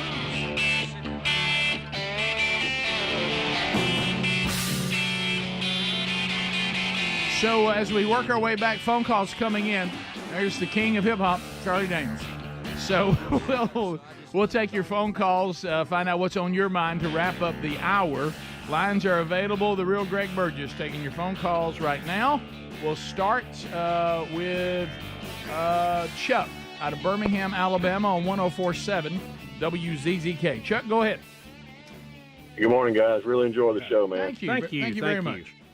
Hey, talking about the world changing and music and all that, and your dad not liking the rapid. Did y'all see the jump around at Wisconsin-Alabama game on the third quarter when the whole stadium jumps around and the Alabama team was jumping around on the sideline. Can you imagine Saban being on the sideline and that occurring? Yeah, explain that to me because I did not see that. I'd kind of dialed away from that game at that point, and I saw Kalen DeBoer addressing that at the press conference, and I had no idea what he was talking about. So that's what you're talking. That's what he was talking about. Mm-hmm. Yeah, at the end of the third quarter in Wisconsin, the whole stadium, they play some song or whatever, and the whole stadium jumps around, and the sideline on the Alabama side was just going crazy, dancing and jumping around with them or whatever. And I was just thinking, what if Saban was standing on that sideline right now? Yeah, it wouldn't go well. This is what you hear a lot in Alabama. The way they played sounds like that if they keep the way they played last Saturday, they're certainly coming into their own. But you remember a lot of the players were talking about coming out of the summer workouts that it was a lot more fun. They used the word fun. And some people were saying, well, if you don't win, that's not going to be fun. But, yeah, I think that there's a little more rope with Kalen DeBoer as there was with Saban as far as, a little more leniency. But he did address it in the press conference, and I didn't understand what it was in reference to. And he that texter there at the end. Yeah, he was addressing. There was an off-color comment one of the players said about the song after the game to the media. Okay, so it wasn't about them actually doing it. I didn't hear that, so I don't know what the player said. But I did see Coach DeBoer addressing it, saying that he had a conversation with him and they regretted that happened. Okay, but I don't know what it was. We continue. Let's go to Chester out of Gurley. Chester, go ahead. Chester. Hey, there was some more news coming out of Springfield, Ohio. The police chief come out and said that said there's more information. He wasn't really wanting to let the cat out of the bag yet, but he had to get in front of the media. That's terrible, Chester. So bad. That's two dad jokes today on the show that dads don't even like. Yeah. Yeah. We continue. Let's go to John. You can join us. Lines are opening up now. 866-WE-BE-BIG. We'd love to hear from you. Let's go to John in Alabama. John, go ahead. Hey, yeah, thanks guys for taking my call. It's our pleasure. Terrible about the dogs and the cats coming up missing. Looking at the bright side, we should start seeing less ASPCA commercials. I couldn't understand him. What did he say? Something about those commercials that that make you want to cry. The Sarah McLachlan commercials. Yeah, they're always on in January and February when the broadcasters don't have paid commercials. ASPCA. Right, you're right. I've noticed too. First quarter is PSA season. Yeah. Have you ever noticed? I don't sit down and watch the news a lot anymore. But now, if there's breaking news like we've had lately, I'll go check it. And have you noticed? I know now advertisers are terrified of everything, and they're bowing to the woke demands and things like that. And I guess that's why. But have you noticed that Fox News, their commercials now, it's a bunch of infomercials. Yes. I mean, it's and I guarantee you, it's not exactly the cream of the crop. I guarantee you, they're per inquiry stuff too. They're not even being paid for it. They're only paid on response. And I sold those in TV one time. It's basically if you have unsold times what you go to. So I think the whole broadcast industry is just about upside down right now. Yeah. Well, it's going to have to get to the point to where how it always happens is these advertisers, they're trying to respond to every demand, and when they get heat on social media and things like that, unless it's coming from the conservatives, they don't seem to care if we're upset, but but they go to the ones they're most afraid of. But sooner or later it's going to get down. Look, we've said this about faith-based things, okay, and we've never tried to guilt people in supporting our show, saying, well, you know what, if you love Jesus, you'd be with us. I mean, because at the end of the day, if we don't sell cars, let's throw that out there, for the car people that advertise with us, we're not doing our job. And at the end, when it's all said and done, fill in the product. I'm just using cars as an example. If they're not moving the product and they're losing money, and you see this happen every time when they try to go woke, they're going to come back and say, you're just going to have to get upset about the program we're advertising on because that program's got people that buy things. Right, right. And that's really how this world – it's the reason why we never apologize for advertisers. I think that's the most disingenuous thing I see people in our line of work do, and it makes me nauseous. Well, that is so fake to pretend that you don't like commercials. That's how we all make a living. I'm not going to vilify the very source of income we all get paid on. Right. We continue. Let's go to. And I like ones that are entertaining Sure. and informative. Yeah, do a and better all that. job with them. Sure. Yeah. I'm all for that. They need to be good. You're right. Micah, welcome to Rick and Bubba. Go ahead. Hey, guys. During the break, I was doing a little research on the Apache song, and it was instrumental until Sugar Hill Gang got a hold of it, and they added all the lyrics. And matter of fact, there's a missing lyric at the end, verse and a bridge that Wonder Mike did, and they had to cut it out because it was nothing about eating dogs and cats. Y'all have a good day. Thank you, buddy. Yeah, Bubba and I just watched the video, and they're all dressed in headdresses and all this, and we start thinking to ourselves, none of this could happen today. Oh, they got a teepee behind them, too. Right, yeah. And then they do a little... Yeah, that would be cultural misappropriation, I believe is the term that they use today. Yeah. If you can't wear hoop earrings because that belongs to somebody else, I'm going to say the feathered headdress and teepee would be marked off limits. You know, Sherry and I were at a restaurant, not this past weekend, but the weekend before. That's one thing about the 80s was great. We didn't care. No. Nobody was tore up and looking to have their feelings hurt on. And we looked up and we were gazing at a portrait, a painting. It was a painting that they had in the restaurant. And it was this really, I'm talking about serious looking chief of a tribe, ready in this flowing headdress. And I mean, the painting was so cool. And Sherry made a good point. She goes, why would anybody get upset about that? Mm-hmm. She's like, that's very cool. How would you consider that to be bad form for people to be honoring the things that you guys developed that were uniquely you, like these magnificent headdresses? When did that become something that was bad form? Yeah. I wish I had one on right now. Let's go to Charles. And you know, they even did the Indian thing. Oh, yes, they did. Yeah, they did. Charles, go ahead. Yes, this is Charles Holland from Fort Payne, Alabama. Yes, sir. I like American people to wake up so they realize that we're living in Revelations. The Bible speaks of the red lady that's running against Donald Trump. I think everybody should vote for Donald Trump because I agree with you. I'm going to vote against Kamala. I'm with you that all day long, sir. I don't think she's the red lady from the Revelation. But I'll disagree with you slightly there. But Rick, I'll go this far. Not even close. Yeah. That is nowhere close to that. Right. That is, she is not a good choice for president. I agree with you on that. Right. Don't like her policies. A little scary. They seem to be a retread of policies that have not worked in the past. So why go back again? Don't like Marxism. Yep. I don't want to be a socialist. Marxist, communist, didn't work. Sure. It's on the heap of history. Yep. Failed attempts at government. Red lady in the Revelation. No, I don't think so. But your greater point. Voting for Trump in November, that's a valid point. But the other, maybe just a bit of a stretch. But just simply saying she's not a good choice, I think. And there's so many other reasons why she wouldn't be, other than the red lady in the Revelation. Back to the Indian thing, the family of the Blackfeet chief who served as the face of the Washington Redskins for 48 years wants his image back on the NFL fields, by the way. That's just something recently that's come out. Because it looks cool. It really does. I miss the Redskins. Oh, wow. Big day for you today. I'm not saying it in like a racist way. Big day for you today. I'm like Joe Biden. I can say black jobs and things like that. Top of the hour. Rick and Bubba, Rick and Bubba.